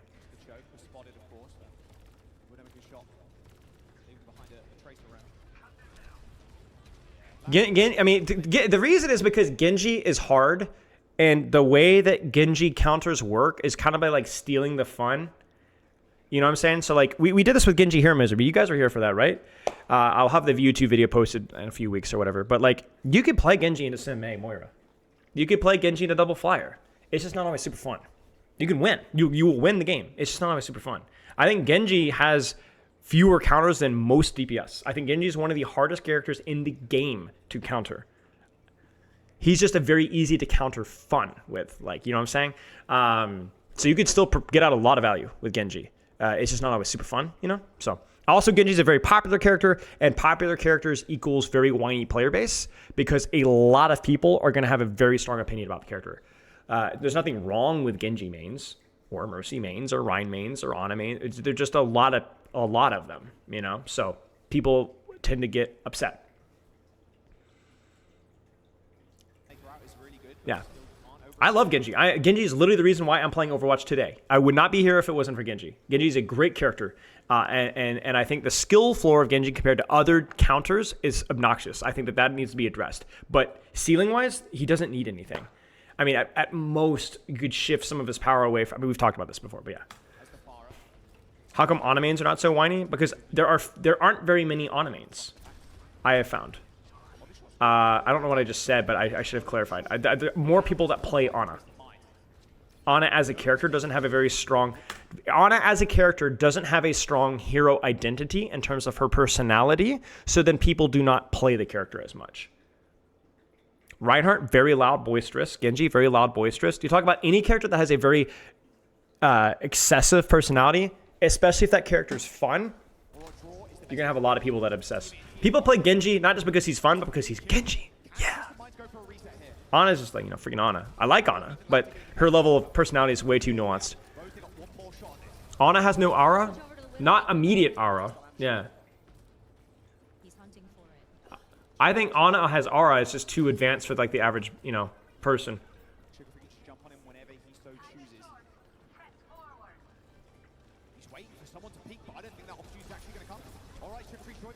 They're gonna commit hard, man. Like the Twisted Minds, like they really like this hard commit with the Pharah, and I don't hate it either. You get cardiac in your Pharah and you commit hard. I love it. Quartz is kind of CCTVing, in other words, holding a long angle in the background. Dude, I cannot pronounce aura. It's one of those words that I just can't get out of my mouth right. So to commit hard, cardiac lifesteal, they get sugar free. It was expensive. Quartz gets the shot. They almost C9. Oh, that's it. Oh, wait. Just get in there. Get dirty with it. Yeah, there you go. Nice. That's crazy. Overbuff, Renazi. Yeah. Such a close affair on King's Row. This came down to those final couple of seconds, and of course, you can see Good execution there. I mean, it's like I think like see this is the difference. I mean, if you guys want to see the difference of why Twisted Minds wins this map, look at the difference of execution. Not that it all boils down to one fight. It never does. But look at the difference between this fight and last fight. For Toronto Defiance last fight attack. The difference, both are very violent, aggressive trades. Like bam, bam. Right? It's hot, it's spicy, it's intense, it's high risk, right? And they're on a timer, right? So they have to. But the difference is Twisted Minds set theirs up very strategically, and we're all on the same page. So even as things get messy and they get traded and it gets ugly, right? Because they're actually set up and synchronized, they can afford to take the losses. You get what I'm saying? So give credit to Quartz for hitting the shots, but also Twisted Minds really executing their macro well here. Really executing. Who's Twisted Minds coach, chat?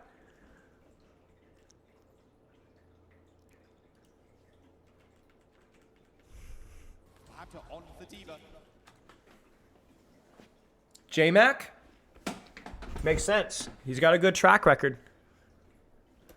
I heard he works really hard. I know that he struggled. I know he struggled with, was it Paris? But I mean, honestly, that's just sinking ship, right? Like, I've struggled too. I mean, really, any coach like is what it is. But yeah, I think I have a lot of respect from what I know about J-Mac.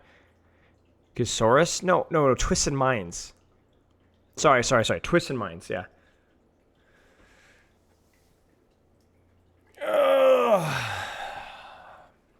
Would you say NA is better than EMEA now? I mean, clearly, I think, at least in this meta, for sure. Unquestionably.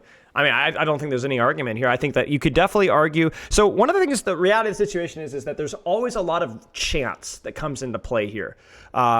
Bad days, good days, it always happens. Any one day, any team can be better than any other team. It's this case with sports as a whole. It's why baseball or basketball generally is a little bit more of an honest sports because of the structure of their playoff format, best of 5, best of 7, and so on over the course of several days. But in Overwatch, American football, it's pretty much just like, not a coin flip, but there's a lot of instability. But I think consistently during the meta over the course of a couple of days and several games, NA has looked stronger than EU. And I think it's probably silly to say that EU got unlucky simultaneously in 5 or 6 different instances. You know what I'm saying? So.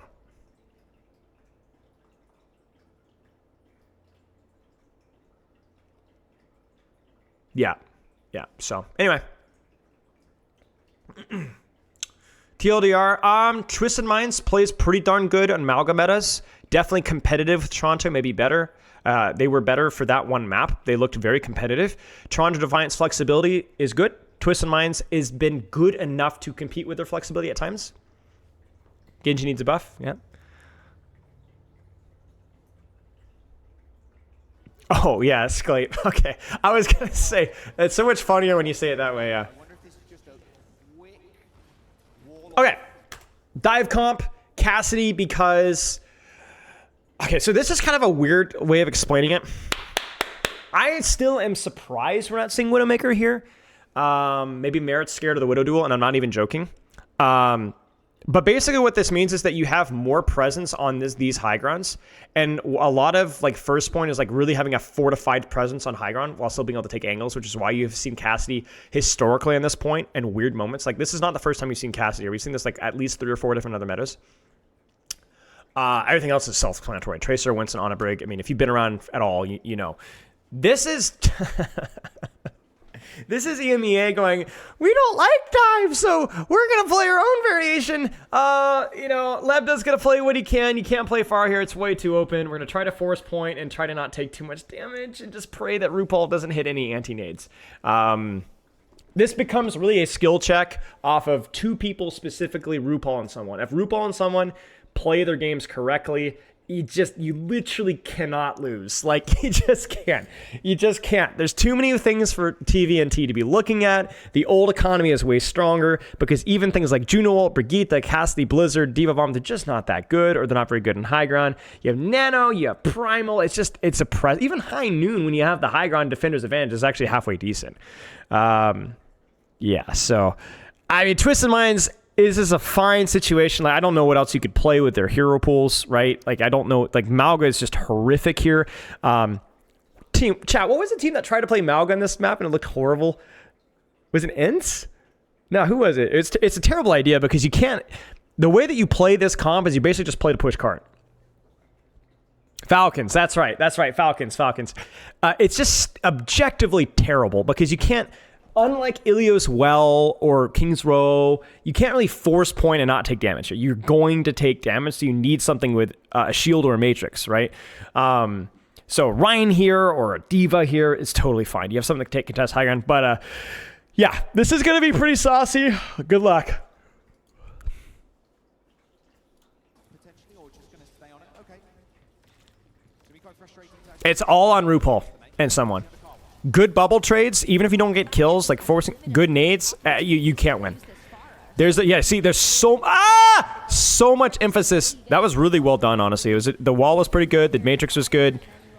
They got to watch for the flank nade here. You guys remember watching Sky in this map? I don't remember when it was, but I remember I have like flashbacks of watching Sky hard flanking on it and just ruining people. It might have been SSG. Oh, there it is. Deep dive, anti-nade, sleep dart, GG's.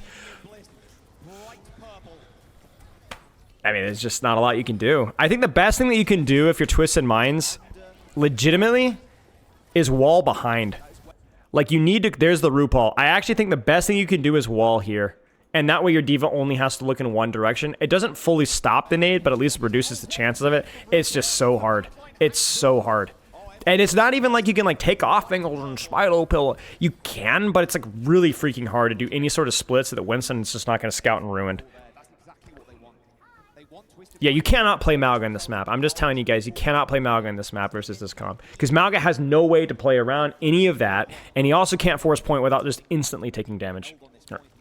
I hope this map is fast. Put me out of my misery, man. Oh, no, he missed the wall.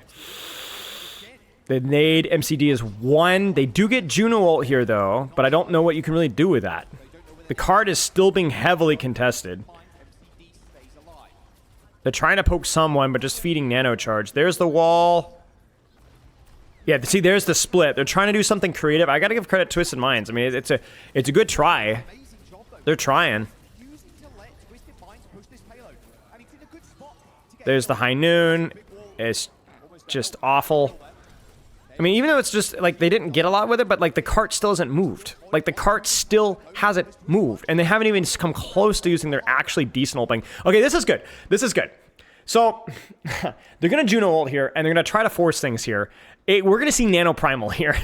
I don't know, man. I don't know if you're Twisted Minds. The only thing you can do is maybe kill RuPaul here. You can't kill someone. They do connect with backline. This is where having NA Hive Mind is good. For screw angles, just go. Just go. Yeah, sure. Okay, it worked. They were able to NA Hive Mind fast enough, they don't even get their ultimates out. So they're like, yay! Wait, they're gonna have an easy recontest with Nano Primal Rally. Ah, no, this is so weird. They're so cooked, man. Juno ult here is a toss. Absolutely not. Juno ult there was 100% necessary. You needed that ult. Otherwise, you just died in Nano Primal. That's the only reason they even got out of the choke. Look. That was a great Juno ultimate. It's totally fine. That's right, we have D.Va Bomb. That's true, actually. We're going to win, guys. If Poco was in, or one of those r/Overwatch D.Va mains, you know? They get D.Va off of height. I respect it. There's the wall. It's a pretty good wall, but not quite good enough. He knows the nano's coming. He knows the nade is coming. There's the Primal first. They hit the nade. That's going to be Blizzard, High Noon to catch. I think Blizzard was forcing Primal.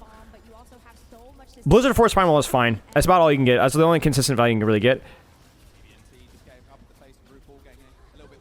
Yeah. He pops Blizzard, and as soon as he jumps, and that's going to force Primal. Yeah, it's fine. High Noon's used as well. The bomb is used for remake. Rally is used. Dude, this is giving me like London Spitfire flashbacks here. And this is like it. This is like Quartz is not misplayed massively. Lebda is not misplayed massively. The Rally probably necessary. TVNT's isolated, has the bomb. But the positions are so strong, man. Meteor Strike's better. More consistent, certainly. And now they're just going to drop with Rally and push. And you just can't do anything. So, yeah, GG's. I don't even want to watch. Like, it doesn't matter.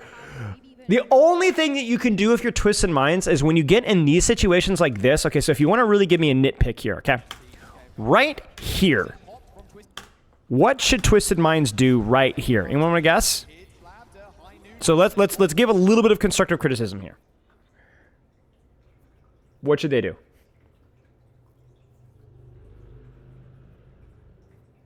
Because what this is this is the greed. You want to go, oh, but we can almost cap point. You're not going to cap point. It's not going to happen.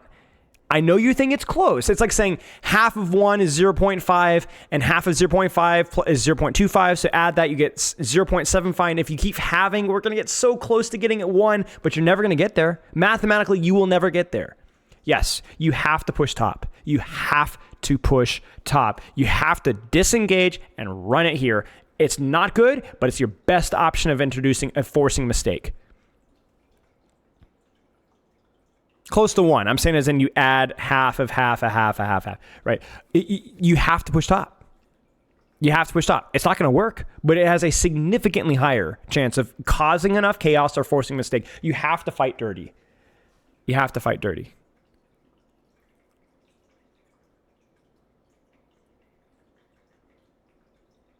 So, and you have to go. You have to go now. You have to speed ring, go top. Echo, Sombra, Ash would just get isolated and killed most of the time. So this is just kind of like delaying the inevitable. It's basically playing to just like, oh, maybe we can cap, you know, and it's like, yeah, whatever.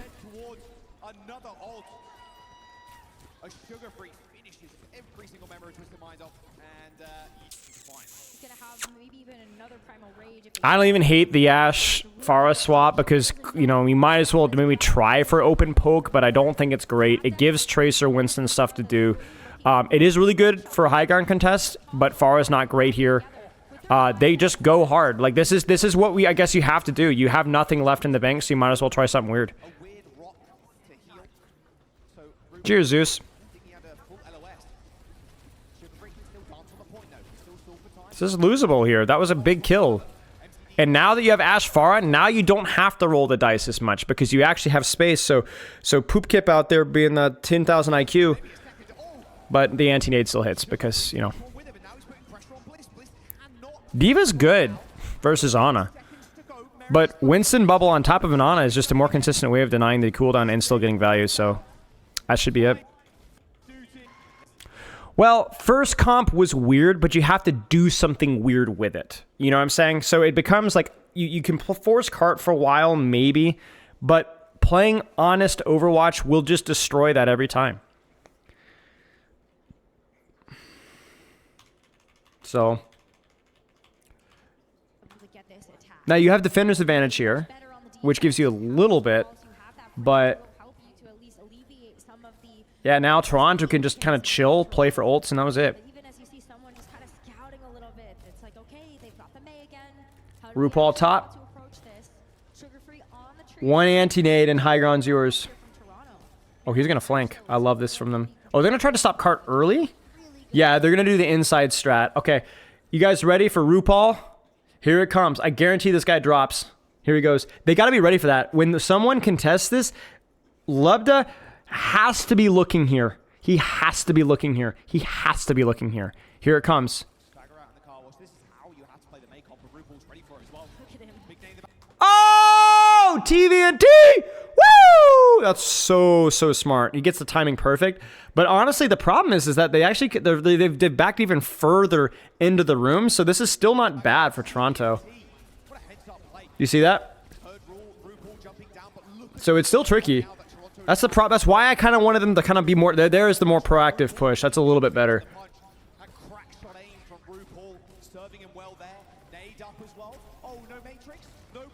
Yeah, this is the problem when you control no space. Winston cleave 2 OP. You just look at someone's ult charge.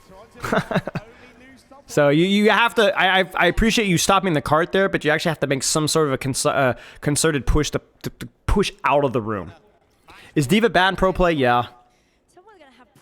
Bomb is too useless. RuPaul is smoking the dank kush. This is a lot less feeding than you think it is, just FYI. Because I do it.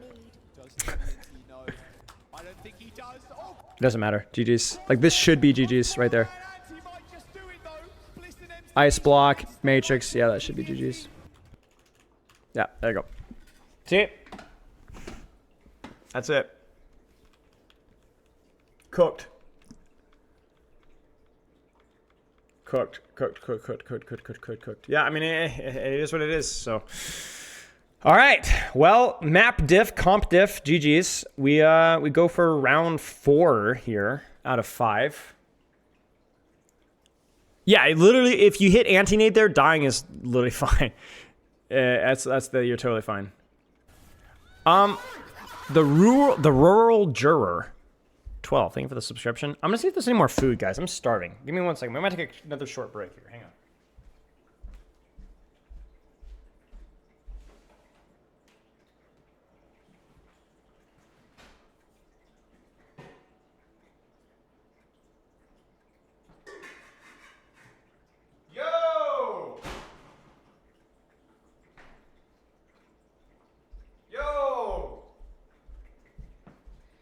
We got soup!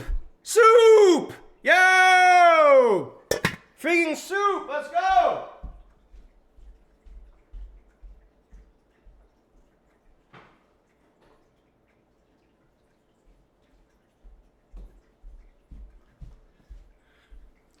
Actually, I don't like soup that much. It's okay. It's good. It's all right. It's all right.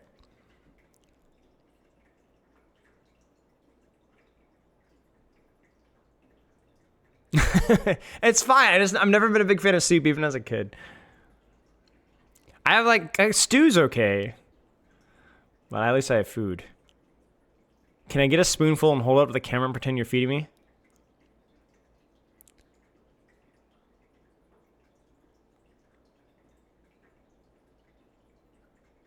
No, what are you guys talking about? It's best of 4, not 5. What do you got? It's 5 maps. Yeah, best of 5. I know. It's a 5-game series. Like I said, no spoilers in the final result, but it does go to map 5. So you're going to know who's going to win this game, right? Pretty much. So some potato-based stew, but soup is chicken. You're actually chicken and I agreeing on something? Incredible. All right. I guess while the soup is warming up, we can take a look here. All right. Flat map. So it's good for Twisted Minds. Open space, so you can play a bit of hit scan here, which is nice. So it's like a weird map flat hybrid. Pharah's I haven't seen enough Pharah here to know if it's good. I don't on paper it doesn't feel good, but maybe they can make it work. Merit on Sojourn tells me they must be expecting Pharah here. I don't know what else Lebda plays comfortably very well. But yeah. I mean, I feel like the Sojourn is just like, Pharah. You're going to build Rail, obviously. But I feel like Sojourn's pretty tough versus Ashe. Genji's okay here. I kind of like Tracer better, but it might be that Tracer's just really bad versus Juno Brig on this map. I think that's my impression, is that Tracer doesn't do enough pressure from angles to poke out Juno Brig, so... That's incredible, Grandma. Thank you for that so much. Is Ashe not just better against Pharah than Sojourn? Well, okay, so the way these maps work, on push especially, there's a lot of like pushing and pulling, right? We've heard that term before. Sojourn does that a lot easier. The other thing with Sojourn is when you're playing versus a tank like Mauga, where you can build your rail basically instantly, rail is significantly better than scope shot versus Pharah because you don't have to be scoped in to shoot, which means it's harder for Pharah to hit directs. Pharah has a love-hate relationship with Hitscan, where Hitscan has a scope, they're easy to hit with rockets. So that's my impression. It's basically just kind of perma-rail because of the enemy Mauga, and so on paper, you can have a more immediate answer to the Pharah constantly, even if it's not a one-shot kill. I'm not saying that Sojourn's better than Ashe here. I think Sojourn as a whole is pretty weak. The ultimate as well, it's better here when there's more open space, I guess, but all I'm is explaining the logic behind the pick, not whether it is truly superior.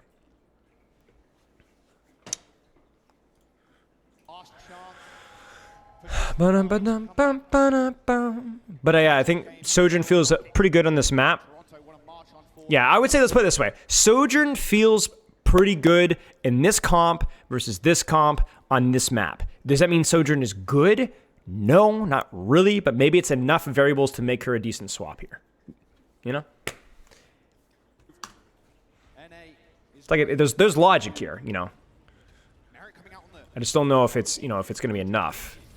Because, like, even, like, the Sojourn here means that also with the Genji Soj, like, you're more likely to be able to clear out this angle as well, which, you know, kind of puts the Ashe in a bad angle. Because Sojourn is just so flexible in terms of her movement. She's so fluid. Just to know that you can get better rotations, better angles faster with this particular hero.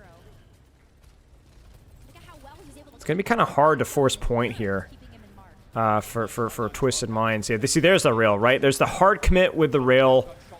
They've kind of basically shoved Twisted Minds into the locker. I don't know what Twisted Minds' solution there was, but it can't be fighting in this space here. Not when you're playing Ashe, Pharah.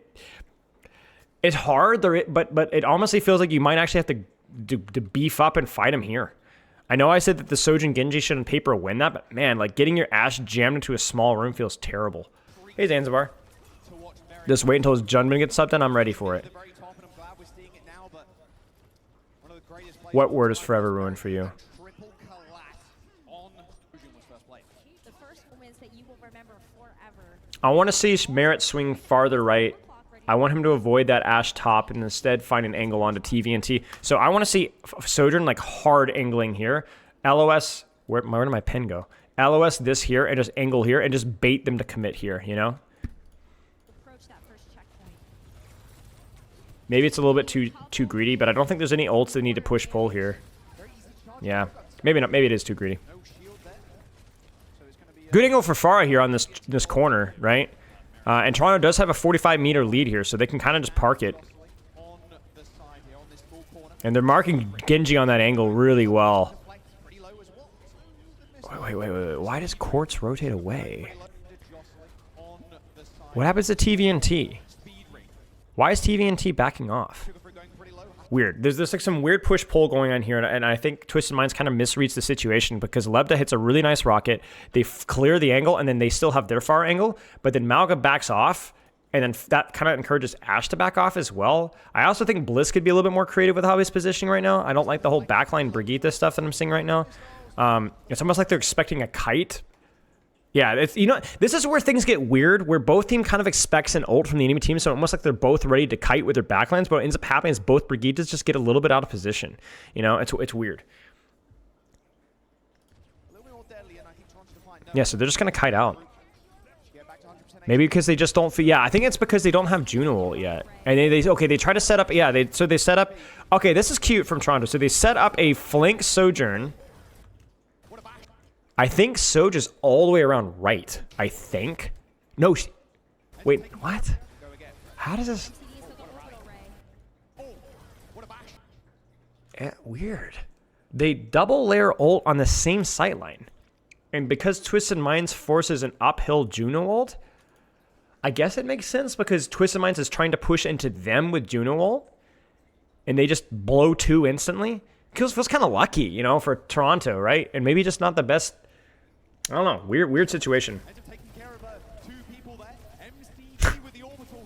It's something else. Yeah. Yeah, I mean, it's just 2 for 1, yeah, right? They stack it on the hard corner, and it ends up being pretty fortunately timed. Yeah, you're right, Matt. You're right. Probably right. That's a big fight for Toronto. Even 2 for 1 there, like you gladly take that if you win the fight. You're gonna get good spawn, and now, jeez, what is Vega doing? I think Vega's like worried about Carp. Man, Vega, you gotta be careful with that Pharah angle and Ashe angle. That was sloppy from Vega. Bob to catch the push is good, so that completely shuts down the Juno ult push because they try to clutch a 4v5. The Bob angle is huge. It freezes Cart and it shuts down the Juno ult, which is a really good trade. They try to commit with wow, what? Really? They just, that's crazy, bro. That's a risky commitment.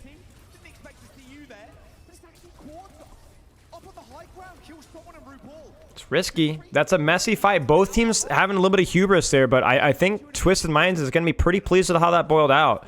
They didn't cohesively win the fight, and they committed 2 ultimates to it, essentially just to draw it out.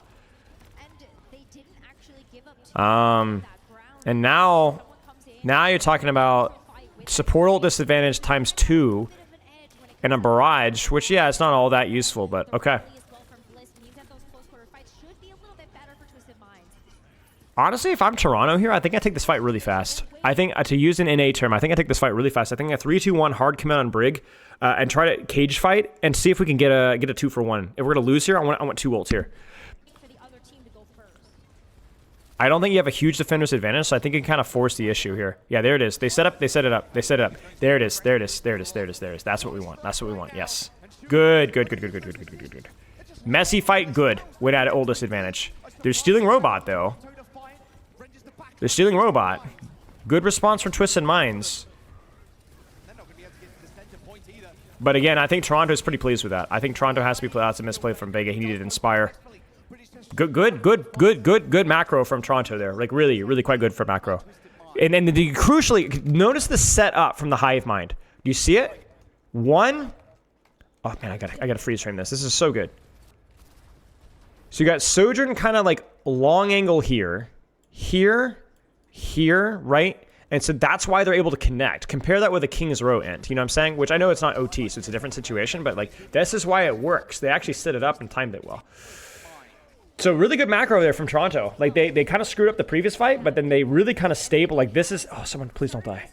Because now that was an equalizer now. So now you actually have competitive ult economy.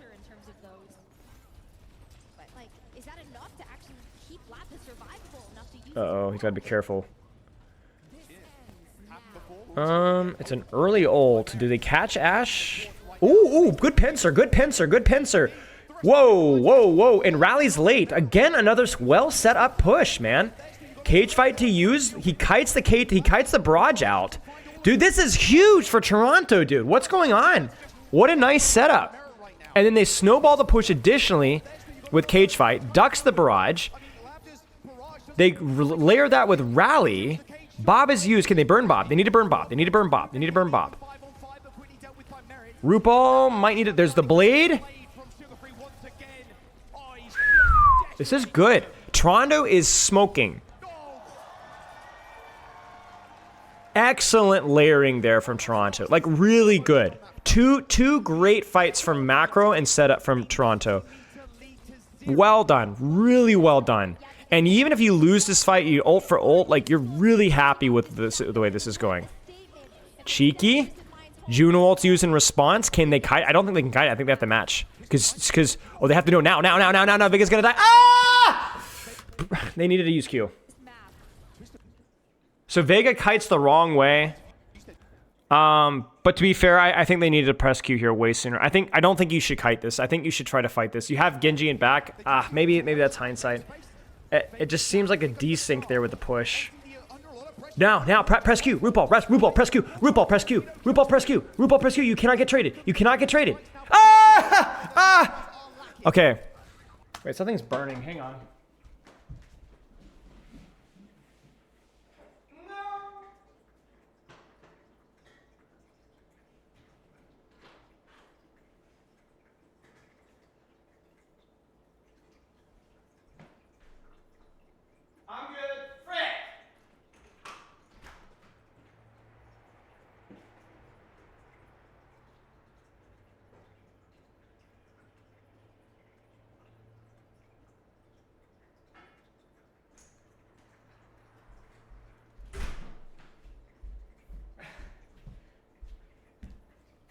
I burned the soup! No! Dude, I burned the soup, man. I just can't believe... I can't believe it! No, dude.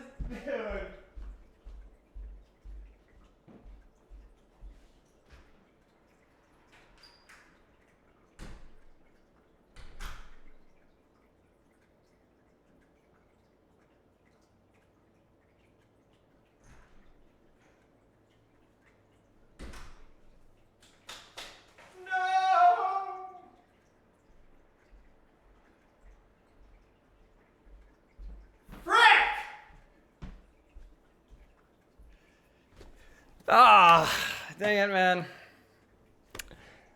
I burned the soup. There wasn't a lot of soup left. I think I was thinking it was more, yeah. There wasn't enough in the pot to justify the temperature at which I put it at for how long. Because it wasn't liquid. It was like, there wasn't a lot of soup in there. It was like a little bit of soup. Frick. All right, let's just keep going. I'll see if any of it's salvageable in a second. Yeah, honestly, just a pretty messy fight from Toronto. It was a good catch from them on the Twisted Mind push. It was a pretty ballsy push from Twisted Minds there, considering they're walking into Juno Ult mirror. All right, what's going on? I'm getting kind of cooked here.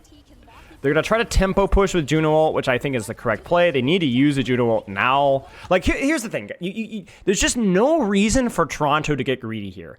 If you keep getting one pick after one pick after one pick, like you just killed Quartz, can we get one more? It's just unwinnable. Like, it's unwinnable, essentially. They're not even scared of cage fight. Because I don't understand the greed here. I don't even understand I mean, I guess going for Bliss is fine, but you don't even need to overthink it. Like, you Juno Ult, they cage fight, TVNT dies. Like, it's just that simple. Yeah, I feels like, then someone dies because it's a deep commit. I just think Toronto Define is overthinking this right now. You have an ult advantage, you have a man advantage, or just press Q. Just press Q on main. So for once in my life, I don't like going for these angles and dives. Just walk on main. You have a Juno and a Genji. That's if they lose this, we know this, and that's actually such a top. They should have capped right there. Should have capped right there. They should have capped right there. Your 5v4 Juno ult versus cage fight. You just walk on main. Frick! I mean, actually, I'm glad Twisted Minds wins this, but yeah. Flank. They gotta do something a little silly here because they still have Juno ult to worry about. Oh no. Juno ult, cage fight. Did they just kill the Malga? Wow, they don't. TVNT. How does TVNT live? Is it the boop there from the Pharah, the conch that keeps them alive? I actually don't know. Maybe they just burned it. It's kind of hard for me to see, but they actually just. I don't know how. I don't know how. Somebody explain to me. Maybe it was the dude. What? How? How? They don't even have freaking Quartz here that I know.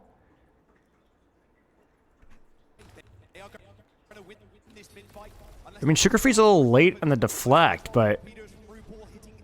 What? Wait, no, chat, am I dumb? I'm dumb. I'm actually dumb. I'm dumb. Guys, my brain is actively leaking out of my ears. I'm sitting there like, how does Twisted Minds win this? Chat, they don't win this. They lost it. I'm like, dude, all the side Quartz got cleared. It's Juno ult versus cage fight.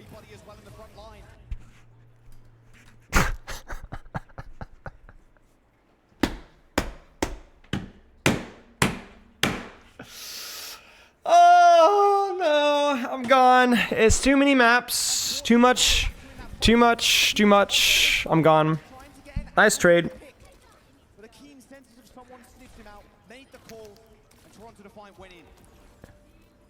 Yeah, Merit has missed a lot of shots in Sojourn, I will say. But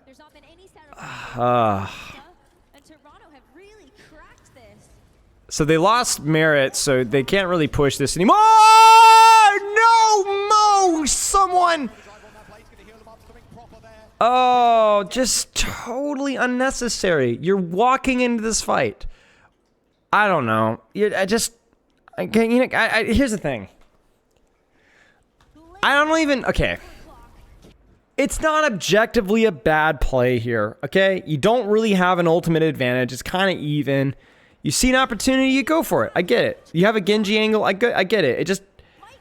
It's a 4v5. It just is. It is a 4v5. You do not have Merit there yet. So you don't even get the pressure there on TVNT. Like, Merit's just now here. I don't know. It's not a bad play objectively, strategically. I just don't see the reason for taking that high of a risk for that low reward. Literally ran it down mid. They need to win these fights. I don't get it. I don't get it. You could have played honest Overwatch there and at least traded equally in ults. Instead you used Blade and got Barrage. It's an inappropriate time to go for that play. And this keeps happening. Like it's that like Toronto is like, I don't know. Of course, maybe with the fog can help to push people back, but Sojourn, Juno. I like the Sojourn ult better, or the Juno ult better. we're already here and fighting. And they get the pressure on. That's huge. You can tell he's definitely playing the Sojourn for the Pharah. Yeah, good. Chad, do I want to check to see is canceling a run really that bad of a value? I'll have a better rundown if you mess up. But it was really economical. MCD only used the orb. Yeah, I mean, I just don't think the whole approach there was the play. Toronto, both DPS ultimates. All right, Chad, I'm gonna go do a soup status check.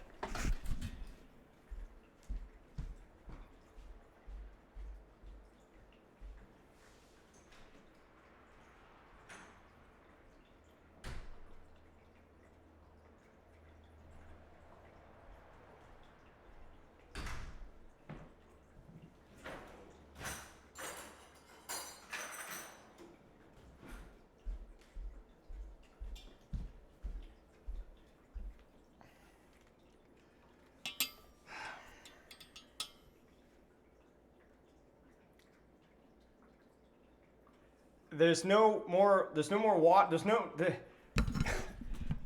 the liquid is gone.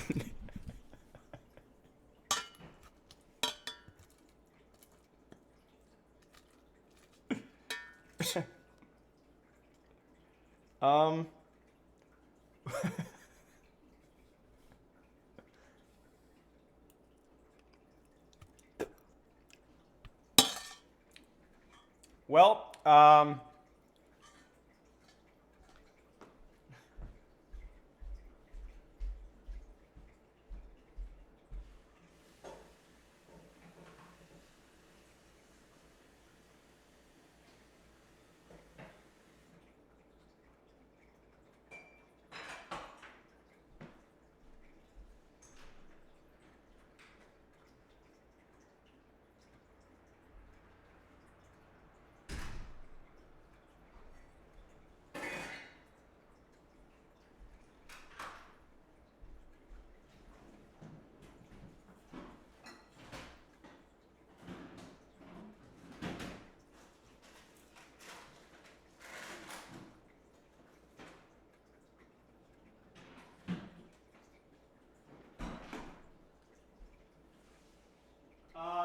well.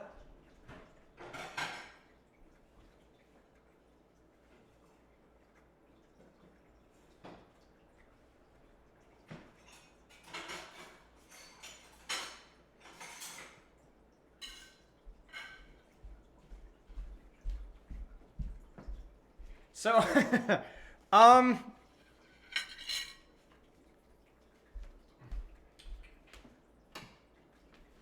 it is truly and thoroughly burnt.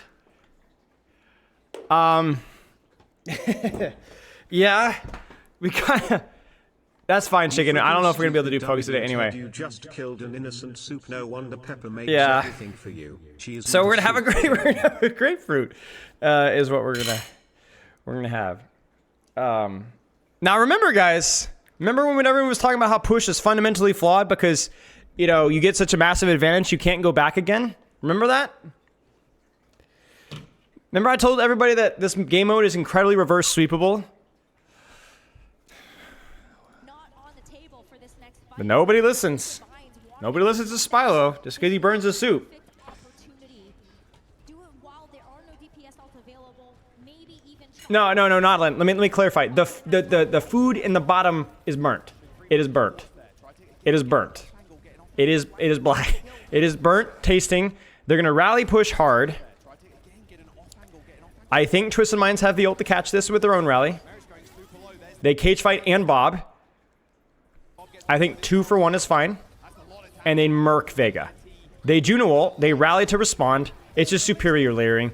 Superior layering, it's innate. Toronto's defiance innate hive mind is kicking in. They're like, guys, we just have to win one fight. We have to win one fight. Let's just go faster. Go faster, guys. Let's go faster. I cannot cut the grapefruit.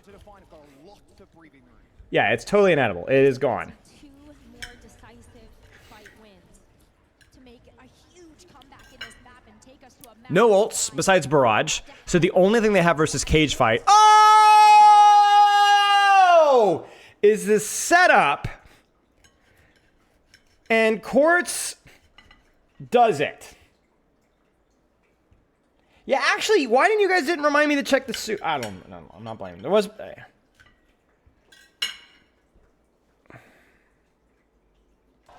Wait, are you right, Chicken? The barrage, but that is it. No.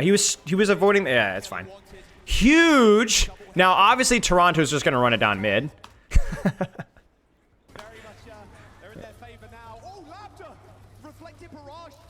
Which, to be fair, you do have to go. You're down 1, so the only thing you can do is die quick or whatever. So to be fair to them, they do make it chaotic enough. I don't think running it down mid there was a mistake.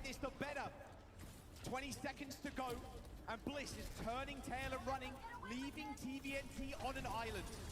I mean, it was emoting for third person. Bliss is in trouble. The emote was a strategic choice. Go down, and Quartz respawns again. It is your fault, Bad Carpet. Thank you. O2 Yes. and MCD's gonna have So huge situation where Twisted Minds recognize the old situation, and then they realize they have to kind of do something silly. if they want to make the comeback, they still have to win 2. But Toronto's superior planning and macro literally has gone out the pooper the last three minutes, the last like 3 or 4 fights. Not this past fight, but the fights prior to that. Like literally dominating through superior macro, etc., and then Frito has the blade. It's been a huge that was the noise that they made. I heard them. Did you know? keep themselves They need to play slow, play careful, play distance. The blade seems questionable. The problem as well is it's like, how are we getting this much zoning blade value? Like, not literally unironically zoning blade value. Maybe it's because he's forced to use cardiac on the blade, but if you use a blade as zone backline, you'd like to at least think that you're winning the tank trade, but we're not. So something stinks. I wish we had a better sightline on it, but we're watching the blade, and they just catch the engage because I think Quartz's spacing was just superior there. Still in OT, a Twisted Minds with ultra spare. Yeah, I mean, it's not a bad concept back. I don't think going for far is necessarily bad if you can do it well. The problem is it's just hard to open with blade. I think the better play for the Toronto would have been gasp, play slow, play normal, play angles, burn Malga, wait for an opportunity mid-fight. And instead, the choice is just, let's just go. We just need to win one fight, let's just go. Let's just go. And I just think that that's a mistake. It's the same thing. Yeah, she has too many cooldowns for it, exactly, because of the wind that was used. It just keeps happening, right? It's the same thing. Toronto has tried to quote-unquote set tempo, go first, inappropriately with poor setup, 4 fights in a row. At least, if not 5. I honestly have lost track at this point. This is their only chance now. But Toronto have to walk into this cage. TVNT can just set that up on the point with a rally. Rally, orbital ray, overclock for Merit. They've got time, they've got the tools. Let's see if they can And now you just play slow on point, really. keep themselves Early cage fight, early push. I think they're trying to catch it before Brigitte gets back. So they... dude, Toronto. keep themselves in. Rally, Ray, how do Wait, are they trying to catch Quartz on point? Done though, Twisted Minds. This is their last hope. I think they're trying to catch Quartz on point, but again, we have another stacking situation. So if they don't kill Quartz now, they've just used 2 ultimates. TVNT should die, though. TVNT should die. TVNT should die. TVNT should die. He needs to die. He must die. Quartz gets Bob. He does die. But at what cost? Bob is in. Sugar-Free dies, deflecting probably the Malga. Merit ults. Merit gets smoked. Bliss rallies. And the better and now someone better layering. right now for Twisted Minds and a barrage in their back pocket. That's it, guys. The golden line of victory. They're approaching it. On map number 5. Sugar-Free ends up coming back on the traces, same with Merit, but they need a miracle kill. The barrage is too much. Risky barrage, I will say. Kills one, but Merit kills another. I don't like that barrage. Wow. Wow. Dude, Toronto fumbles the bag on an epic level. On an epic level. So many windows of commitment that they weren't even windows. They're like rat holes. Like they're this big. Really not even worth committing. Just play honest Overwatch, and they forced it anyway. Over and over and over. They legitimately were destroying them with superior setups and planning. And then it just goes out the window. And that's where it's like, that's where it's a land thing. It's a land thing. It's what it is. It's a land thing. It's a land thing. You can't really teach that, to be honest with you.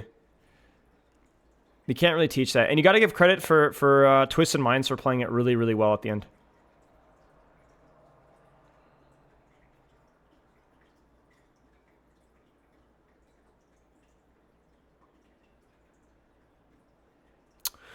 Yeah. Yeah. I mean, honestly, well played by Twisted Minds. Like, it wasn't just, Toronto feeding. Like, Twisted Minds really just outplayed them planning ways. And the reverse sweep and push happens. Shocking, really. You dominate basically for the entirety of the game mode, and then you clean up the last couple of fights, and that's how it goes with push, right? So, yeah, I mean, Toronto, I want to look back at one point. This was the moment that really made me the most upset. I think it was, this is the moment literally right here. This is where Toronto should full cap. Wait, was it this one? But Twisted Minds are getting desperate. They know they could go home here. Yeah, I think, was it this one or was it before this? Some healing, but not before someone's able to get yet another kill on Yeah, it's this one. So it's 4v4. on advantage for Twisted Minds. If you want to set tempo right now, press Juno ult right now and walk onto TVNT. Right now. Just walk. Finishing out this map. This was the other one too. Yeah, see, there's a lot of goofy fights here. 4v4 and you go for a dive when you have Juno ult? Why? Why? I don't understand. They know they could go home here. Yeah, anyway. It's a similar story throughout the last couple of minutes there. And credit goes to Twisted Minds for just keeping their cool. Personal MVP of the game so far?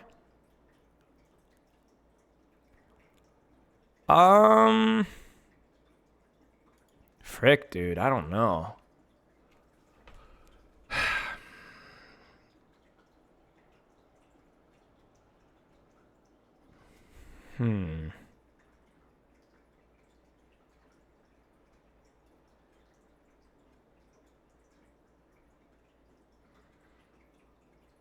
I don't know. I'm so bad at this. I'm always so bad at it. It's always DPS. It's always DPS biased. You know what I'm saying? Quartz has played pretty well. Yeah, Quartz has played well. You'd say soup? I'm gonna eat this grapefruit really fast, y'all. And I talked about the Sojourn pick earlier on. It seemed okay. Bit of a gamble for sure.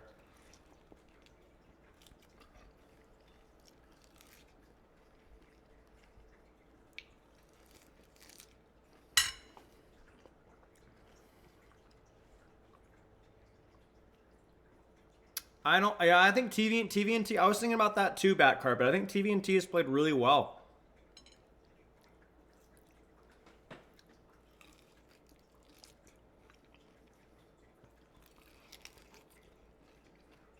Make the grapefruit into a soup, yeah.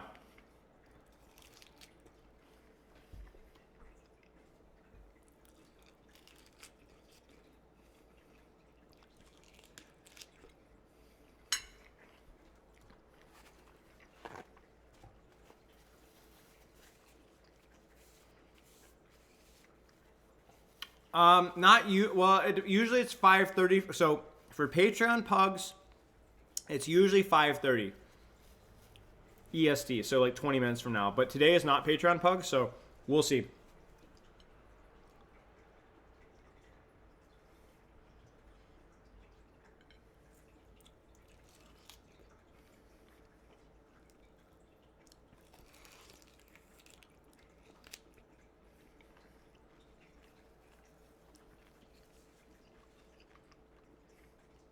Almost done with the grapefruit, y'all.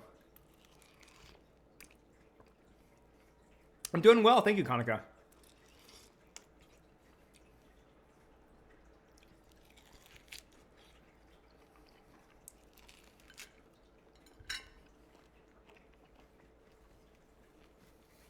I don't think grapefruit needs honey or sugar. I mean, maybe honey would be okay, but I think grapefruit plain is okay, honestly.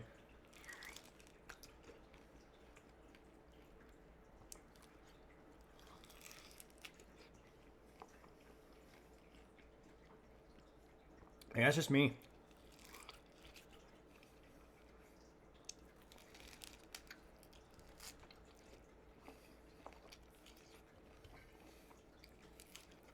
All right. One sec.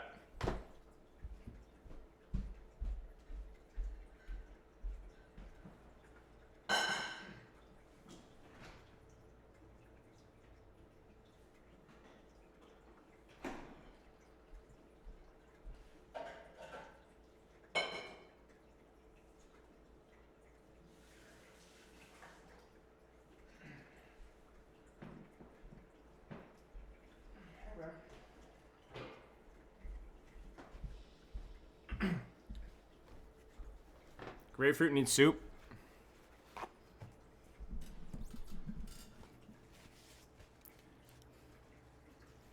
The woman and the grapefruit.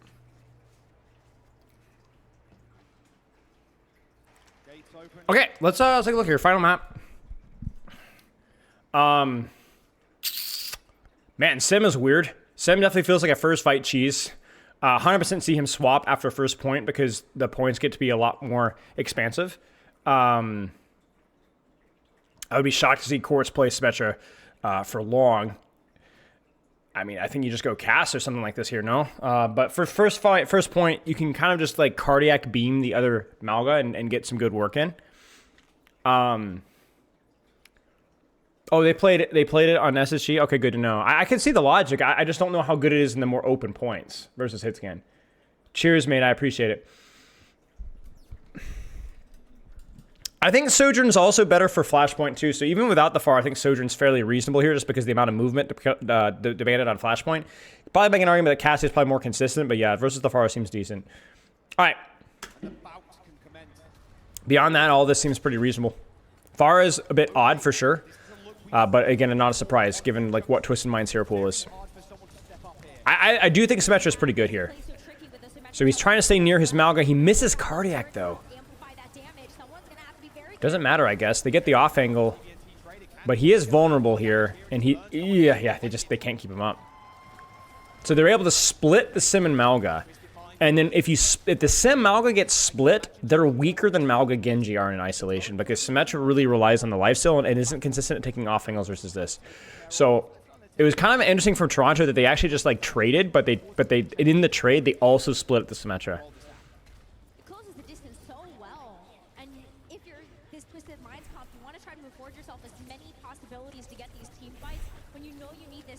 Fake TP, turn Cardiac. They see Overrun, they clear him out. Lebda is where? Well, Lebda commits. There's like a bit of a desync with the push there. So Lebda commits, and so Malga and Cardiac is used, but the deflect is used as well. And so even though you can, in theory, beam the Genji, then that's it, yeah. Yeah, that's fine. Not the worst trade in the history of the world. Guys? Staggering? Maybe? No, I think Sim is just a commitment to the fact that maybe they just haven't practiced or they don't like the hit scan plus Pharah. I mean, it's still this point. This point is still good for Symmetra here.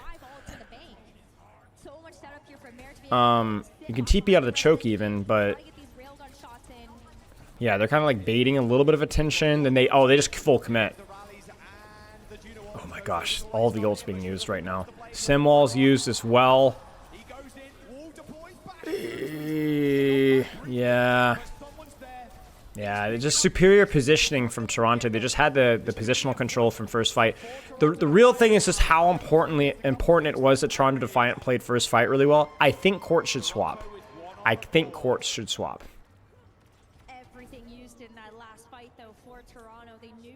think he should go hit scan. I don't like Tracer. Okay, I like Ashe. Ashe is okay. Not very good on this map, but...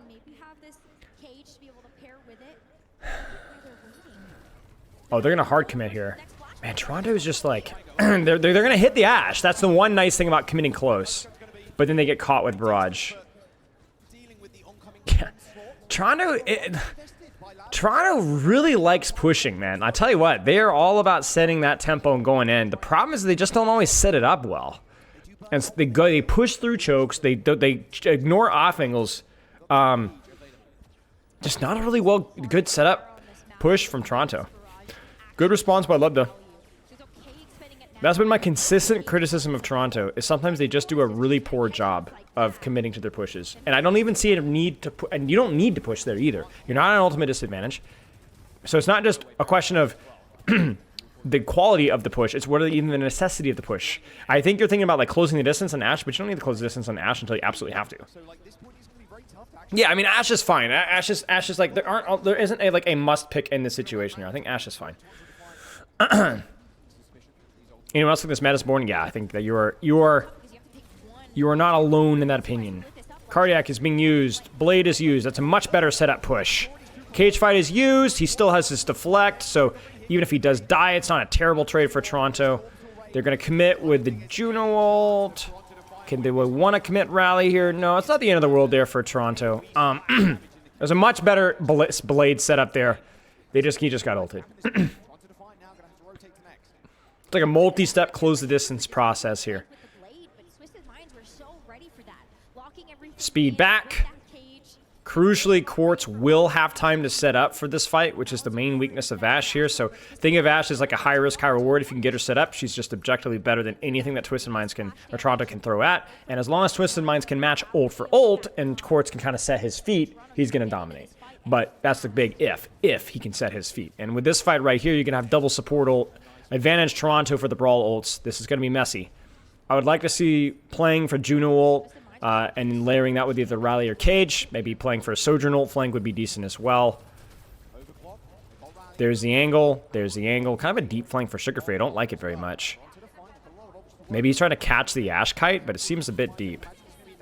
There's the Bob commit. They're trying to stop the push from the Sojourn ult. The Rally is used. Toronto again, 3-2-1 trying to push.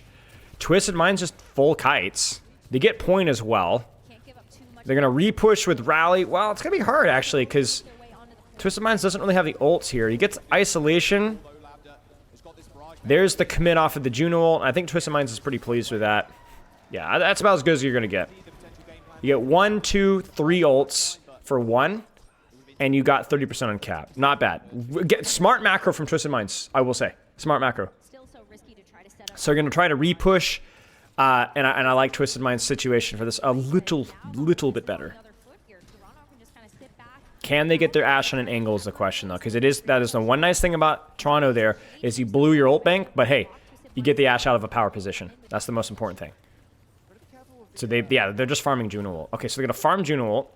Juno ult means that someone really can't safely cage fight without his Genji's deflect. So early cage fight. Oh, they just hit them on the rotation. They messed it up. They messed it up. Twisted Minds honestly does not set that one up as nicely as they should have. I would have liked them to try Quartz on an angle there instead, not rotating with the team. I don't think that was the play. They're going to try to teleport to touch. This is an all-in strategy to touch.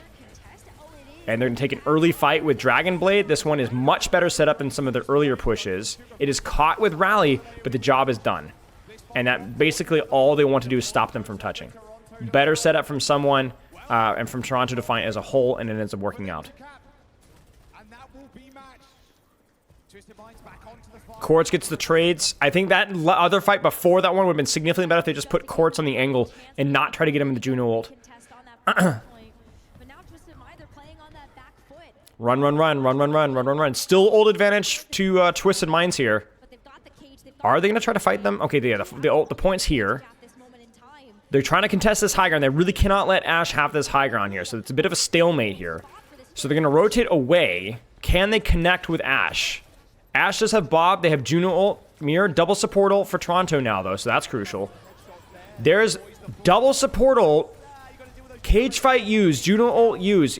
Just stacking and stacking and stacking. Slight ult advantage in that situation with the Bob there. Just because of the angle that they had. And Quartz, just when given space, is going to outvalue Merit there. So 1, 2 ultimates committed, 1, 2, 3 committed for Twisted Minds, and that's pretty much all you need to know. That plus Ashe is uncontested. of the series. Toronto is not too mad about that. But again, running into the You die quick, you come back quick. You have, I think, Sojourn ult here. Let me move. Or no, not quite Sojourn ult. You will have cage fight advantage here. Barrage is the only thing you have to worry about. But when you have a Genji, barrage is not as scary because you can always deflect the barrage. TVNT gets caught. I don't know what happened there. Gets a little bit extends there. So he takes a lot of damage. They're going to force point. Yeah, that's a pretty rough situation there because they just kind of walk the point. Cage fight is used. Yeah. What happens here? This snowball's really out of control here. So let me look at this. So they go top. They force. Wait. It's the mistake is here. I think there's a disconnect about whether they're staying or kiting. I think they want to kite because they're expecting cage fight. And so they don't want Quartz to get caught in the cage fight. So there's a communicational disconnect, which means TVNT gets all his CDs forced. Twisted Minds tries to hold on to point, but honestly, maybe they just need to not give point. That's a huge error. So they try to touch, but they don't have cardiac. They don't have angles. They don't have setup. So TVNT gets murked. He tries to run, tries to live, can't, and it doesn't even matter if they have barrage now. So they get smoked. And so Quartz and Lebda just reset. Goofy mistake there. Bit of a miscommunication. Really screws that over. You know they're looking for an early blade. I don't know if it's the play with the rally situation, but if it can if they set it up. They got to set it up. They're going to set it up. Are they going to set up? Where is Sugar Free? Oh, Quartz just dies? Okay, we actually have a flank here. Okay, they just kite out. Okay, sure. We're now in one fight territory here. Because with how fast Flashpoint ticks, if Twisted Minds lose this fight, they lose the point. And they lose the game. I honestly think if you're Toronto, you should play Slofer for Juno Blade. I think Juno Blade makes me a lot happier. I think you literally just blow 3. Oh, they're going to go early Sojourn ult. Early Sojourn ult push. Can they kite it? They don't. Another Toronto classic. They get caught in the push. The Bob is used. It's messy, though. They have to worry about point. That's the one nice thing about forcing it now. They need to pop the ults here. Can they get the flip? Getting the flip here would be huge. It just gives you a little bit of time. Because TVNT then can hide. Okay, they repush. They greed the double support ult. They can give the cap back. It doesn't matter. Dude, this is stressful, man. Where's the Quartz angle? He commits hard. He deflects the barrage. That's what we needed. The barrage still gets value. But MCD dies. Oh no, the blade for mid-fight is huge. This is when you need to blade. You cannot blade in the middle of at the start of a fight. You wait and you combo. And I don't know where Quartz was. Quartz is the story here. You need Quartz on the angle, and I don't know where. He was in the middle of the point. That's it. He gets cooked. He was in the middle of the point. That's it. It's a good game.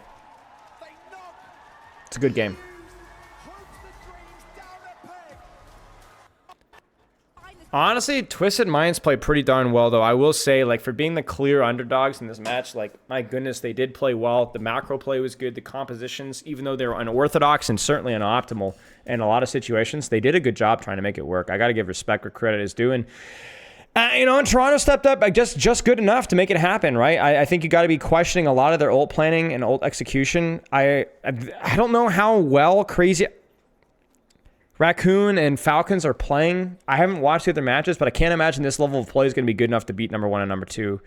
Have they played any of the top teams? They must have, yeah? Defiant. I assume the answer is yes, right? But,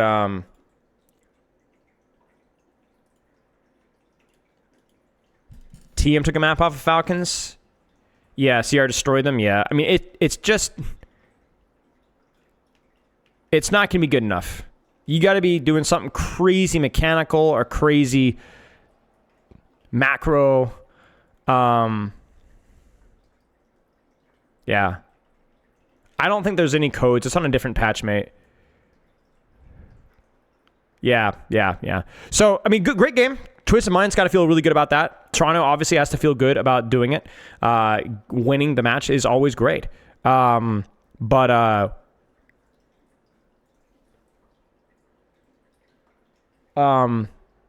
I don't even know who would be the MVP. What do you guys think?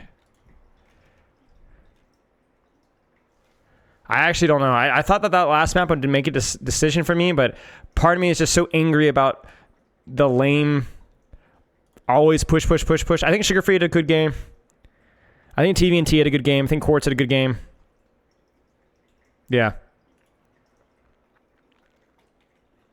Yeah, I'm not live watching the match tomorrow. Ain't happening.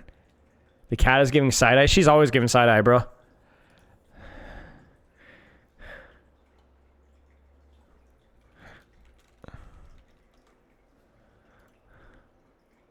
Do you think it's a hot take to say Falcons would have 4-0 Toronto at the Esports World Cups and the gap between Korea and that big?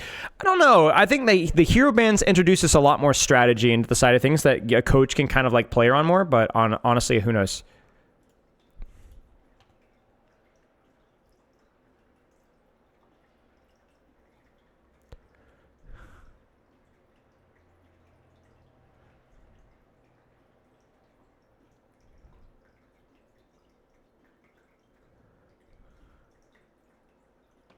So I don't know.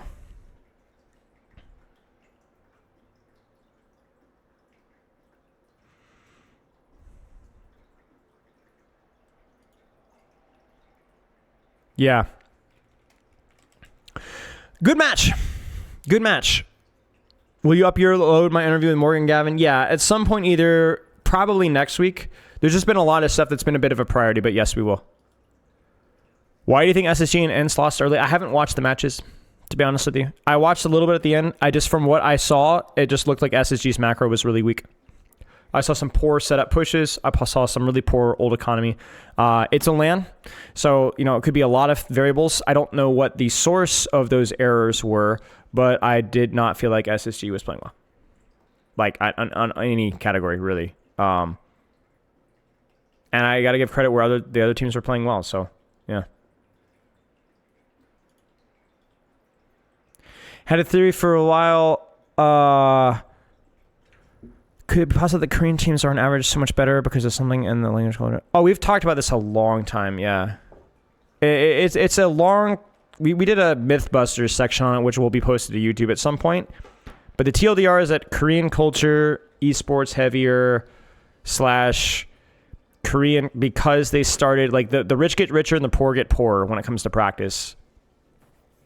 That's like so like if Korean players were initially a little bit better, that just continues to snowball because the better players practice versus the better players. And America, I mean, the West has just had like only a handful of good scrimmage partners for years. Since Overwatch League shut down, the West is diminished because Overwatch League was Western focused, so you had lots of good scrim partners. But yeah,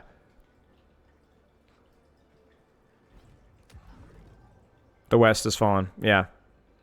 It really has. I mean, like, you're not going to get good practice right now. You have Toronto, a couple of contenders teams which are okay right now, but nowhere near the level of other things. ENCE, SSG, it's difficult to get good practice. Playing from home and not boot camping affected those results? I have no idea. Maybe. I don't have really a take on that. I'm sure there was a good reason why they didn't boot camp. I don't know.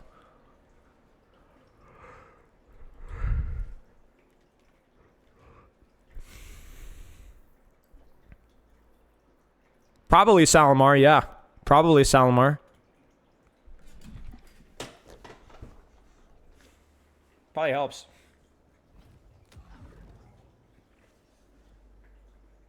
All right. I'm going to do some let's do some hazard. We'll do a little bit of hazard here. The West needs Spilo coaching. I think like it needs good scrims is what it needs. It needs good scrims. Who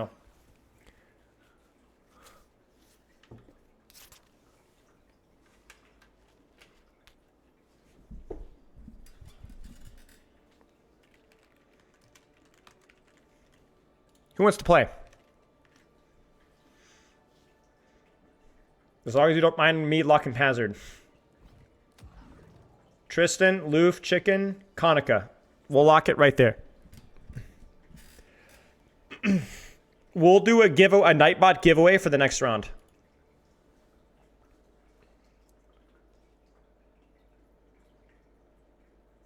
Loof, you're in game. Tristan's on. Chicken? Where's chicken? Chicken's on. You'll leave? Alright, I appreciate you, mate. Konica, what's your battle tag? Yeah, I want to do open games here, so we'll do Nightbot giveaways, so you don't have to be a subscriber or anything for the next round. We'll do a couple of games with this group, and then we'll get one more cycle in here. You could message it to me over Discord, yep.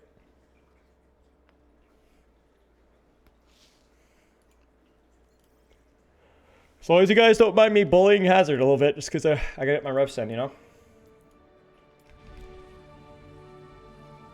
Pogs after not enough energy, not enough energy, yeah. This is Pogs, basically. What's up recently? Cheers, hope you're doing well, mate. Rock how wise, but between our classic nostalgia and this event looking pretty cool, I think I might be coming back to the game. Smile. Smile. Good to hear from you, mate. Hope you're doing well. Yeah, of course it's allowed. Yeah, it doesn't matter. It's just quick play. It's just quick play. This isn't an official Pog. We're just gonna keep quick play. Oh yeah, you guys want to see something funny? I was playing on I was doing some whoops, Hazard yesterday. Check this.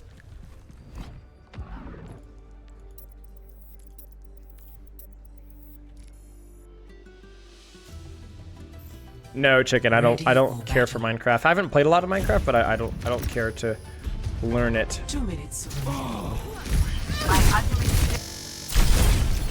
Wait.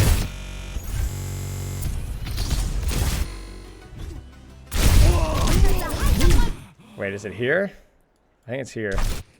2 minutes. Oh yeah, this is it. Check it out.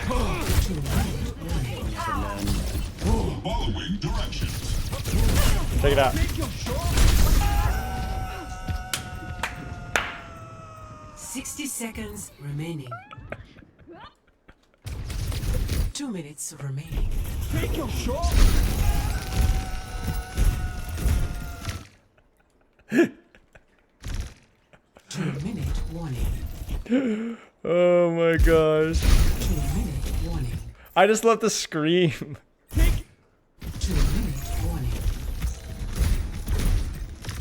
That's wild. Oh my days, that's hilarious.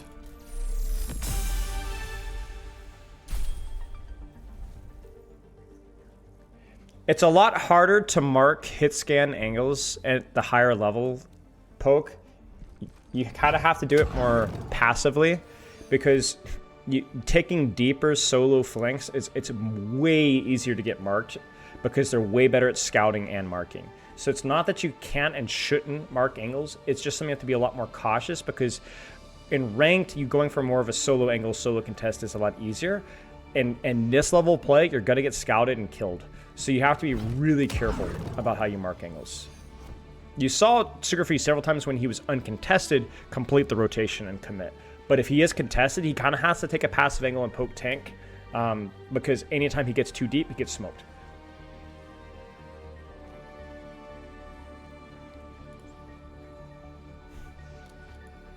That looks hazardous.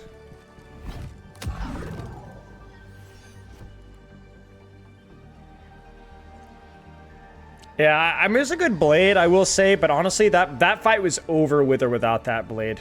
Maybe okay, that's an exaggeration. You could have thrown any ultimate into that situation. Not to be a Debbie Downer, but like at that point, they'd already screwed up because they got quartz in the middle of a fight, and like your ass can't do that. But that's how viewership experience goes. Whoever gets the big play at the end of the game is the GOAT.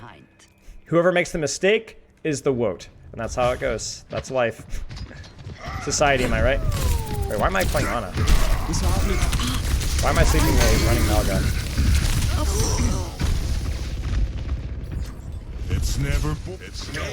If you're in it with me, Yeah, basically he passively controls the angle poke. He just prevents him from being able to deepen the angle.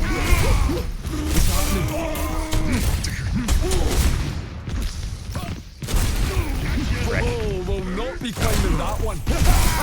I'll keep you safe. Promise. It's never boring around me. I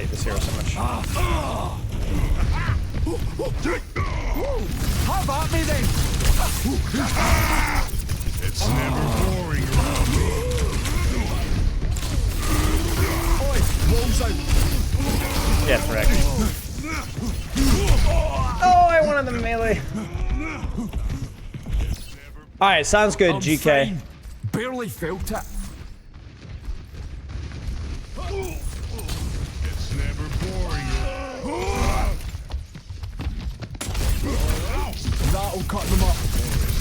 It's never boring around me.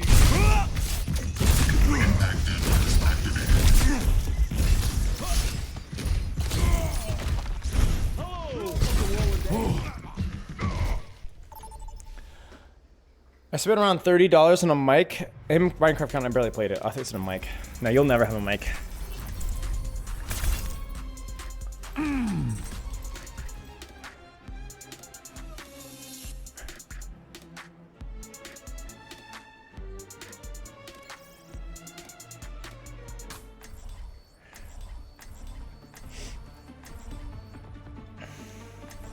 What do you think of Hazard and Sombra?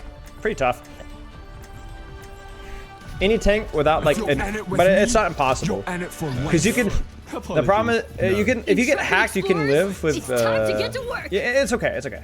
A perfect world is a perfect world. Yeah, jumping refresh is the walk one. A perfect world. This should be fun.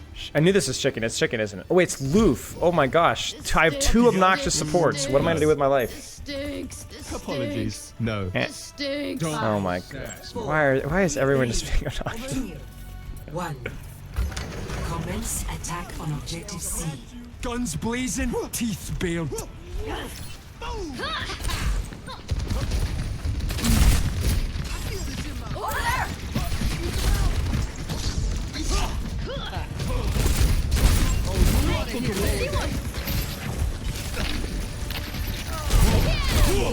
Hit me again! Come on! Hit me again!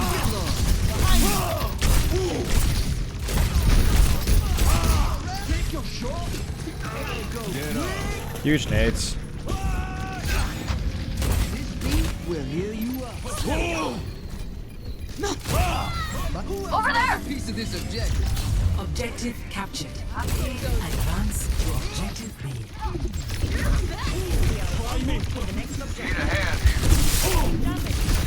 Aye, that's gonna hurt.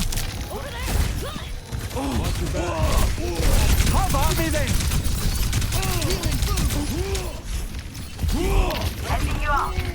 I did not reset. Weird.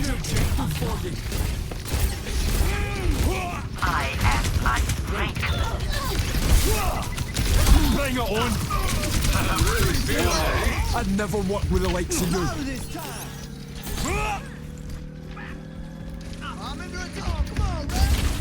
Wall here! Let's stick 'em with Objective captured. Advance to objective A. Hey!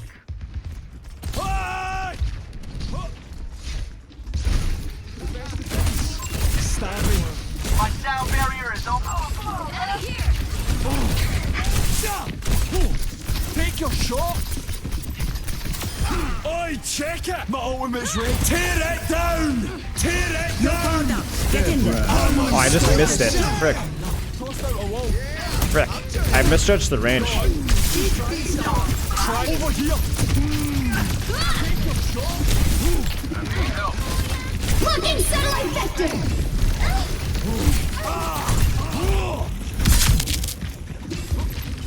Taking the objective. Not on my watch. How's it hanging? Yeah, that'll get in the way. Let's stick together. I love Clash so much.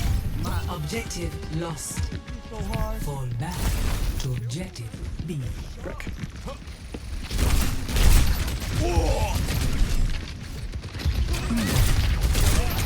Bring it on!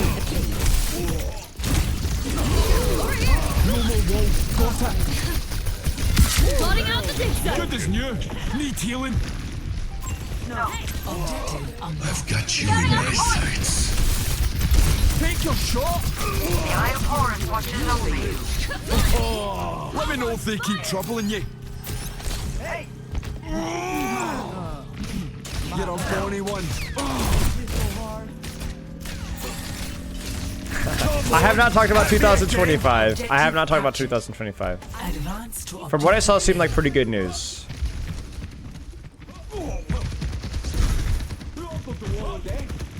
Nanoboost is ready. Get in there, and I'll hit you. Oh, we'll not be climbing that one. Step right up. Didn't he stand a chance? I messed up there. Burning up. Get a cap. Let's get a tick here. Get a tick. Get a tick. Get a tick. Get a tick. Get a tick. Get a tick. Get a tick. Match point. Tear it down. Hell scalp it into you. Double kill. You can't keep up with me. Would you be my Nice. would you be my Victory. Cheers, Rashi. GG's. Thanks for helping out, mate.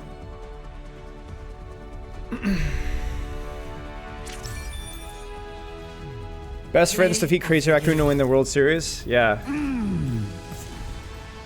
Tear it down. Hell scalp it into you.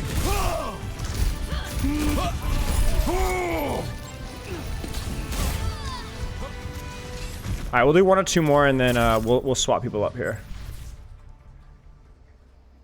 You cannot keep up with me.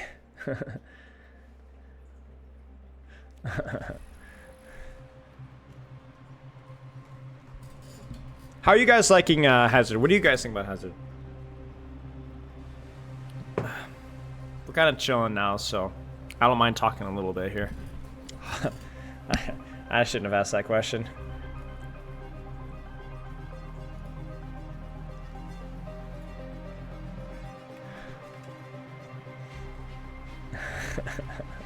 The block is decent, but it's pretty easy to move out of the damage. Hey, Palto. Good voice. I've heard so many mixed signals on the voice, it cracks me up.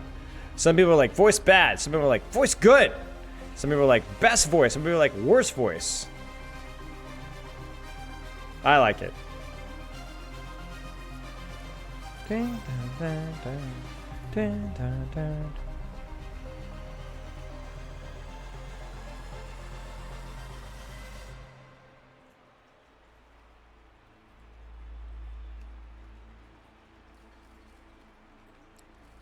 Think it might be very annoying to play against once people get good at him? Maybe. Yeah. Cheers, Palto. Yeah, I'm sad too. Reminds me of yours, which is bad. If you're in it with me, you're in it for life. Wall can pull Vince from the ground. No, I have not seen that. Yeah, that'll get in the way. Try me.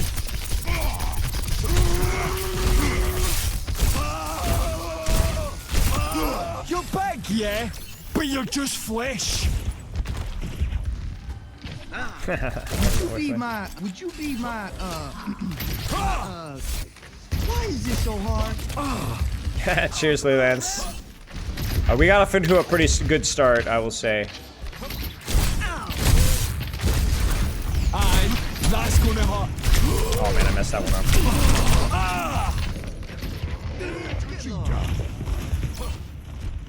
Grandma's a clip. That one scratched the paint.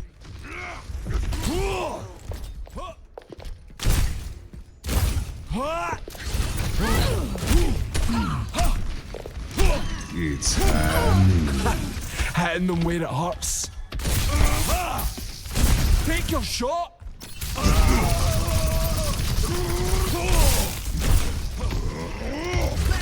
Oi, balls out. Just sharp enough. Better than ever. You should give it a shot recently if you get a chance.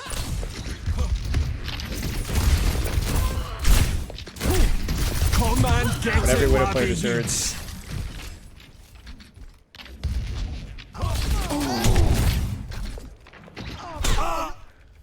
Oh, frick. I didn't get in time. Yeah, I agree, Stefano. We don't know how Matt feels against other tanks is the key thing. Can't understand half what he says.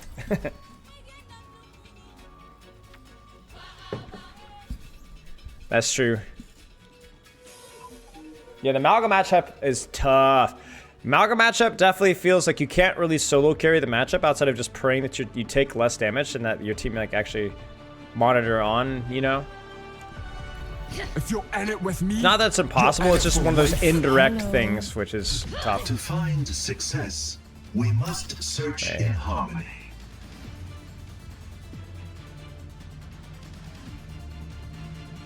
I can't wait to get out there! Hello. It was brutal for him? No. Interesting. No. Just one more mission. It's because he's a little bit lower mobility in terms of like distance compared to other tanks. So like I found if there is not a lot. To be fair, with the Malga matchup, it was a pretty flat map. To be fair too, so it's not exactly great. One. Attackers incoming. Defend objective A. that'll cut them off. Come on, hit me again. Well, here we go.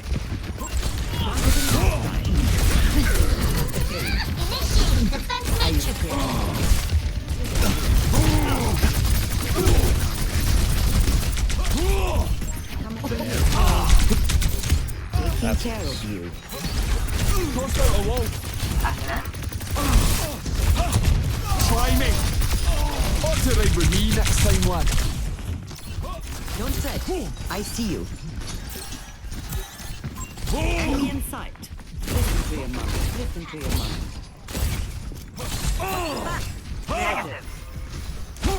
Good Yeah. kitty. Good kitty.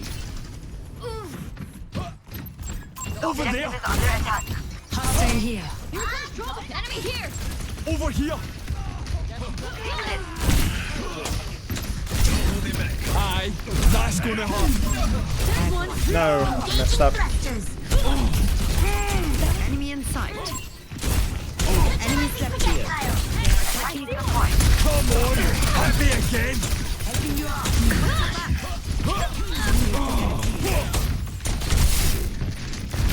Tear it down.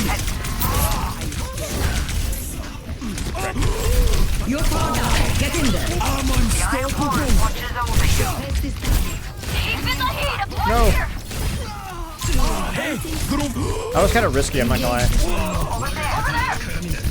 Are you scared? Because the Lucio could have booped me there. Lucio boop really messes up his lunge. Pay attention. I remember that. Spinning up. Negative.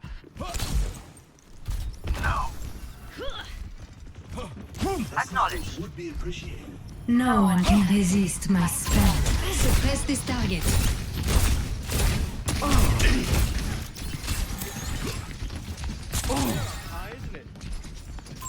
Targeting hostile. Oi, get this one. Hostile here. Bye. We have enemies on the point. Looking down. We have enough damage so we have to worry about Diva as much. Over there. This will cut the pain.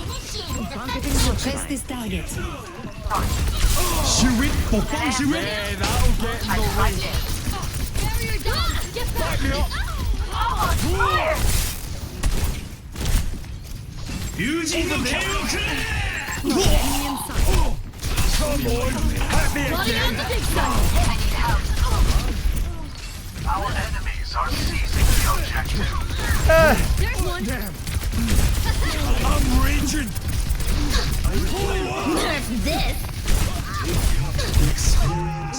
Oh, there's an animation! I did it in this. Nerf this. No, there's an animation, my bad.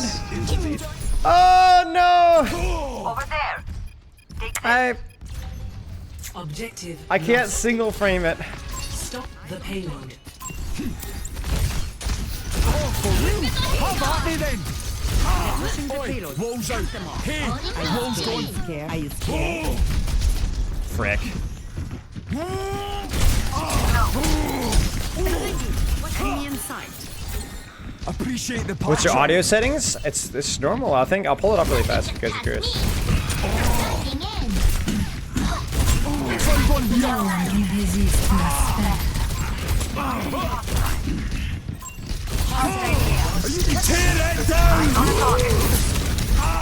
Ah, frick.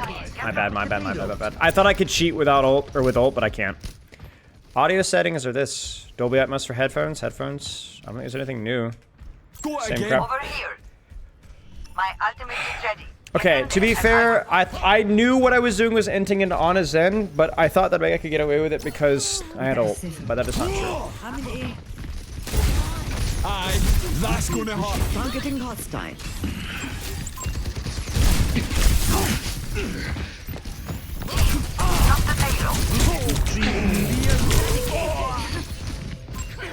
Okay, so, yeah. Engage this enemy. That one was similar mistake, but I'm like, oh, I have corner, I'm good enough, right? No.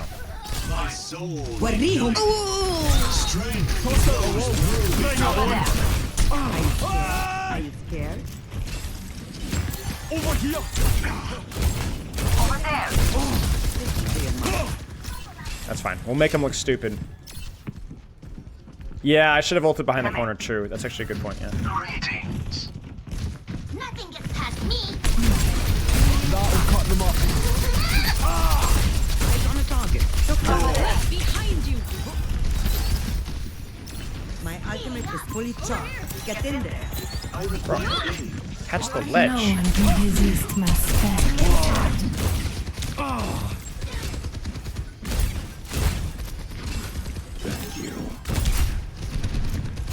Enemy here.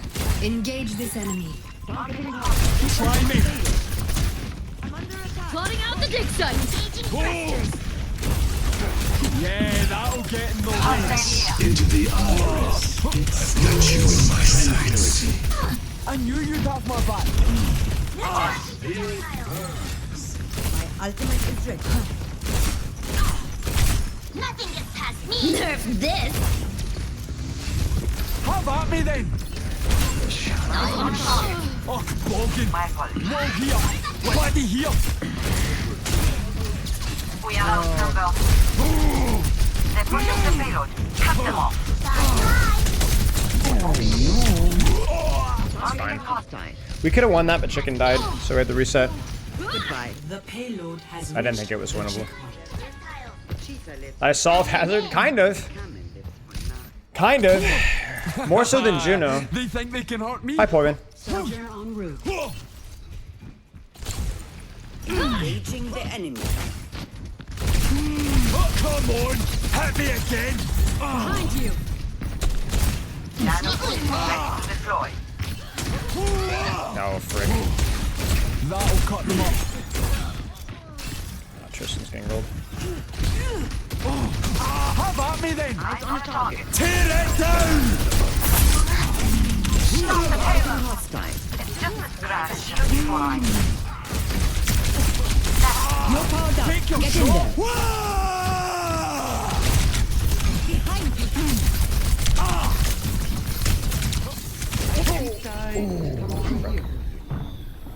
وريهم قوتك. Yeah, that'll get in the way. The conflict has found us. That must sting.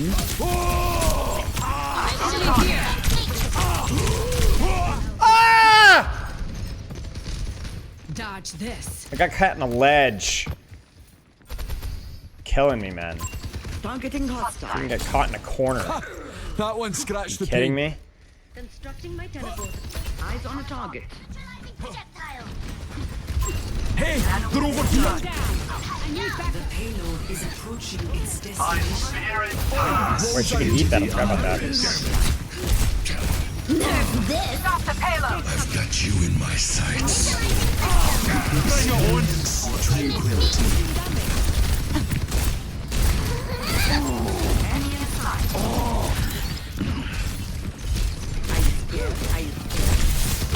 Come on! Hit me again! Over there. Oh, we'll not be claiming that one. Damn. There's nade. Over there. Over here. Bye. My ultimate My is charging. ultimate is charging. Are you scared? Eyes on target. Not so fast. I'm ready to overclock. My ultimate charge almost checked. Let's go. Downpour's almost ready. Targeting hot. Oi, get this one. Go time. Eyes on target. Try me. Here to get here. Damn. Why is my mouse being screwed? You guys seeing that? Like super jittery. Right. For your wound. Take your shot. Healing if you could. Oi, rolls out. Tear it.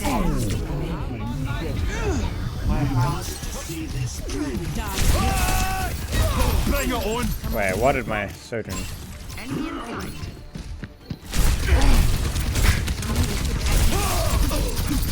I'm gonna die for this. Frick. You're here? 10 seconds remaining. Is in sight. No way we They're lose moving. that. Okay, we get a trade. We're fine. Let's move up. Stop Sojourn. Stop Sojourn. Stop Sojourn. My ultimate I got scars that sting worse. nanos administered.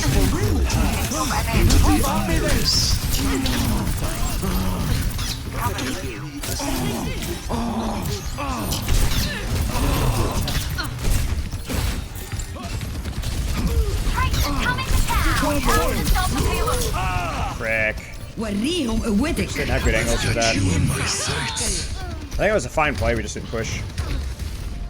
Help me. Defeat an enemy here. I needed to go harder on the combo. I think maybe on the Zen. Seriously, what was going on with my mouse? Well, Play of the game. we'll do one more and then we'll reset group.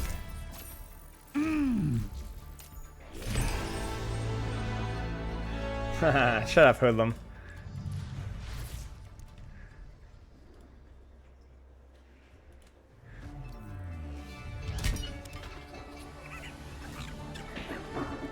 Zen is so brain dead. If you're in it with Yeah, me, that match was long. you're in it for life. Huh? Chat. She's asking why does it smell burned in here? Does anybody know?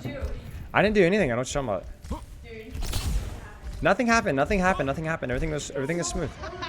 It doesn't smell horrible. It smells great. Nothing. I didn't bring anything.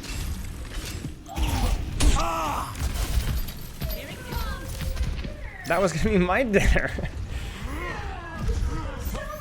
I know, it was burnt straight through. I put the heater on for like, I put the cook thing on for like literally 5 minutes, and there wasn't enough water in there. Well, we'll have to make more. I'll call stream in like 20 or 30 minutes. That's not your only dinner. Try me.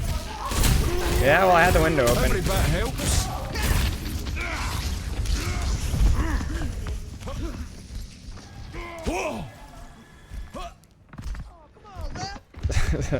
Yeah, somebody broke in and used the stove. It was really weird. Better than ever. Hey, look, I had it. It was literally like 4 or 5 minutes, I think. I had it on medium. I think was the problem. It needed to be on low. Come on. You know, hazardous critical while blocking. I do not.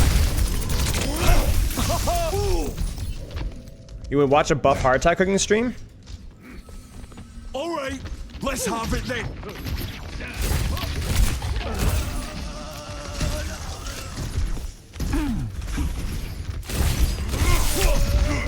Bring it on. I'd never work with the likes of you. You were in the way.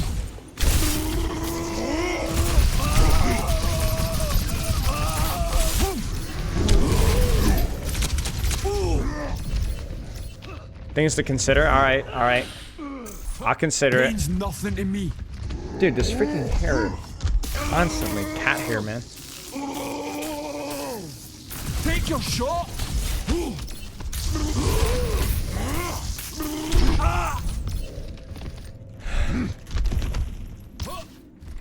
I'm fine. Barely felt it.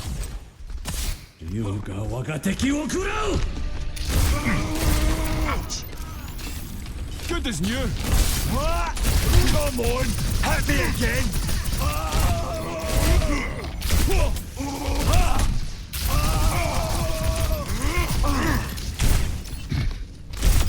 And not a scratch on Buff me. Hardcheck makes a Christmas ham. Buff Hardcheck is a Christmas ham.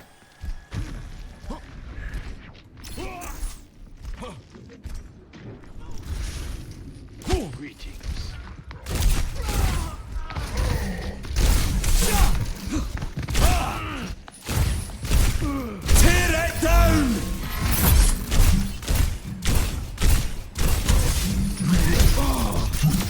I'm running hot. Let's go. Healed up. Hello? His wall climb does feel iffy at times. Like sometimes it doesn't. Like right there. Why did that not connect? Have at me then. I'm not really sure. I'm not really sure, honestly. Let's try that again.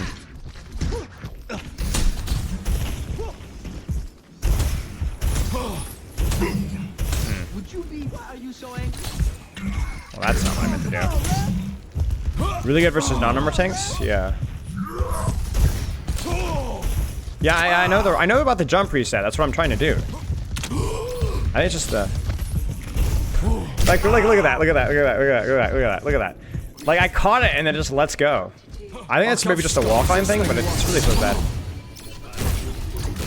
Ooh, yay, yay.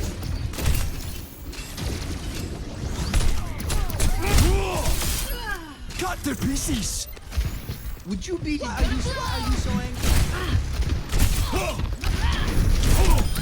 Out cold. Horizontal momentum. Gotcha. That makes sense. Aye, that's gonna hurt. Yeah, makes sense. What role do I play? I don't really play a role anymore. Alright, let's lock in. Last one will dominate.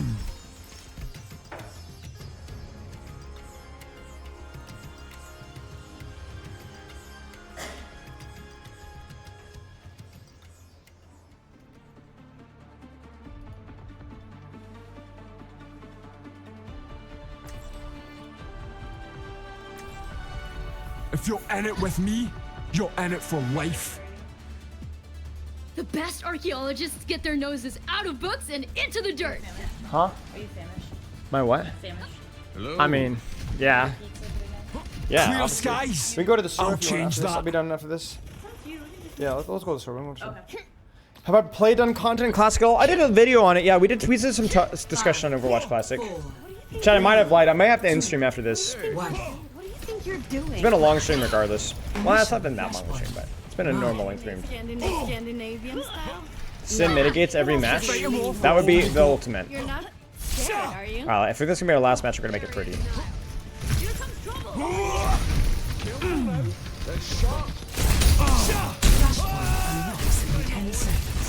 Wall here. Let's stick 'em with it.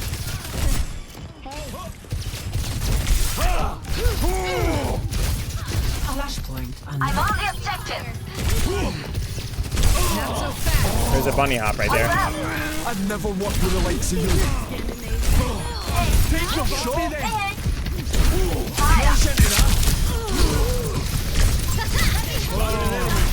Huge. Got another one. Hey, they're over here. Bring it on.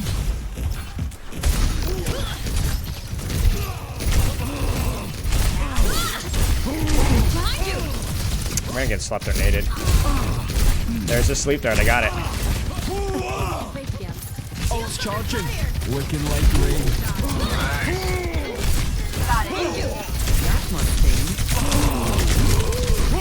Oh, I got naded. I thought she missed the nade. Shoot. Gosh, you have to be so careful without. It's literally like a bubble. I'm really feeling through this.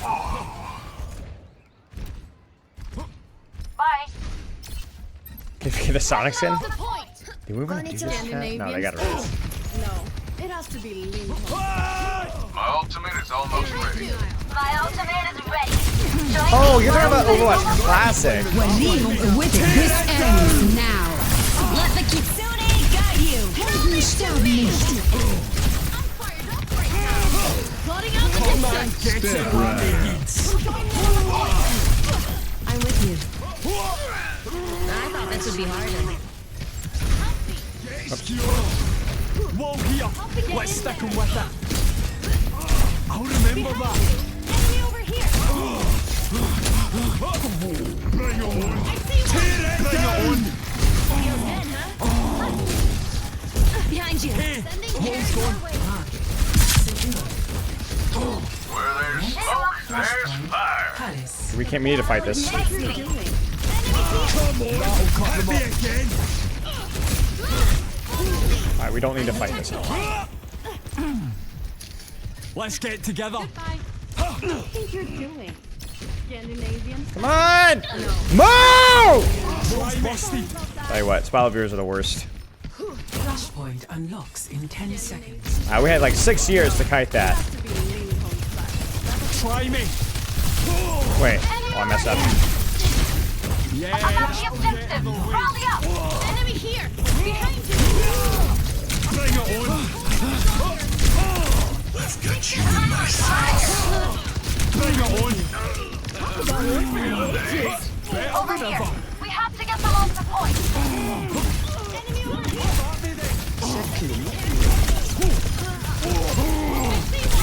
I see one. How's it going? I'm raging. Getting sweaty over here. Enemy over here. There they are. Enemy here. Come here. I'll heal you up. Help me out. Enemy over here. Get out of my way. What do you think you're doing? A gentle rain. Scandinavian style? No. It has to be Ling Hong style. Get ready for a downpour. My ultimate is almost ready. What do you think you're doing? My ultimate is ready. Heads up. Join me. Let the Kitsune guide you. Let me take care of that for you. This ends now. Tear it down. That was one of somebody else. Just try Probably tear Iron. it down. Sorry about that. I'm with you.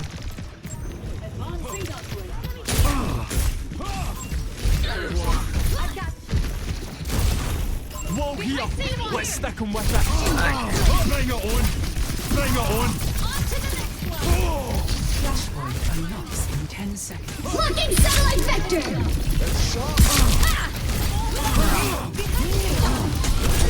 Have at me then.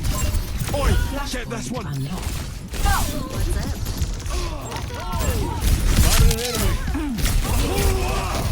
This is such a weird game, man. Yeah, I'm a fire starter. What's up? Goodbye. Enemy spotted. I think Bastion is pretty bad versus this character, honestly. Hit me again. Looking better already.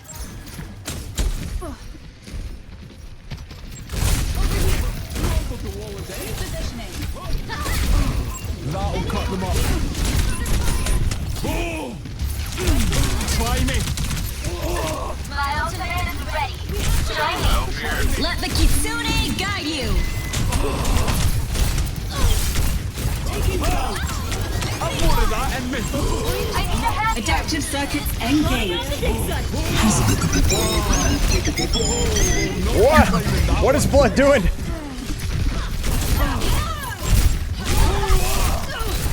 Tear it down. Tear it down.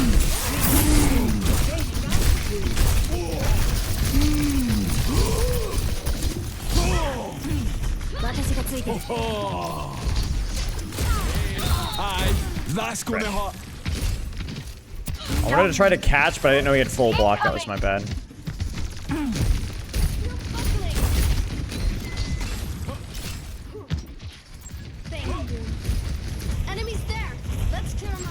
Over there. I'm ready to rally.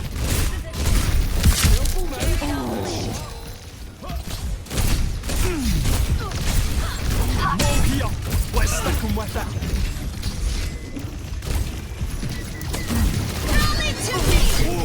How about me then? Double. Take your shot. Look inside! Enemy over here!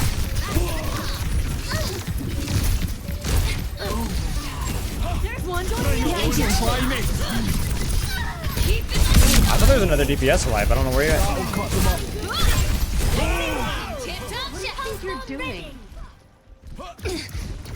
I'm on fire. Over there. Your ancient history. My ultimate is ready. Take your shot. Get in there. That's my bomb. Over there. Victory. That was fun.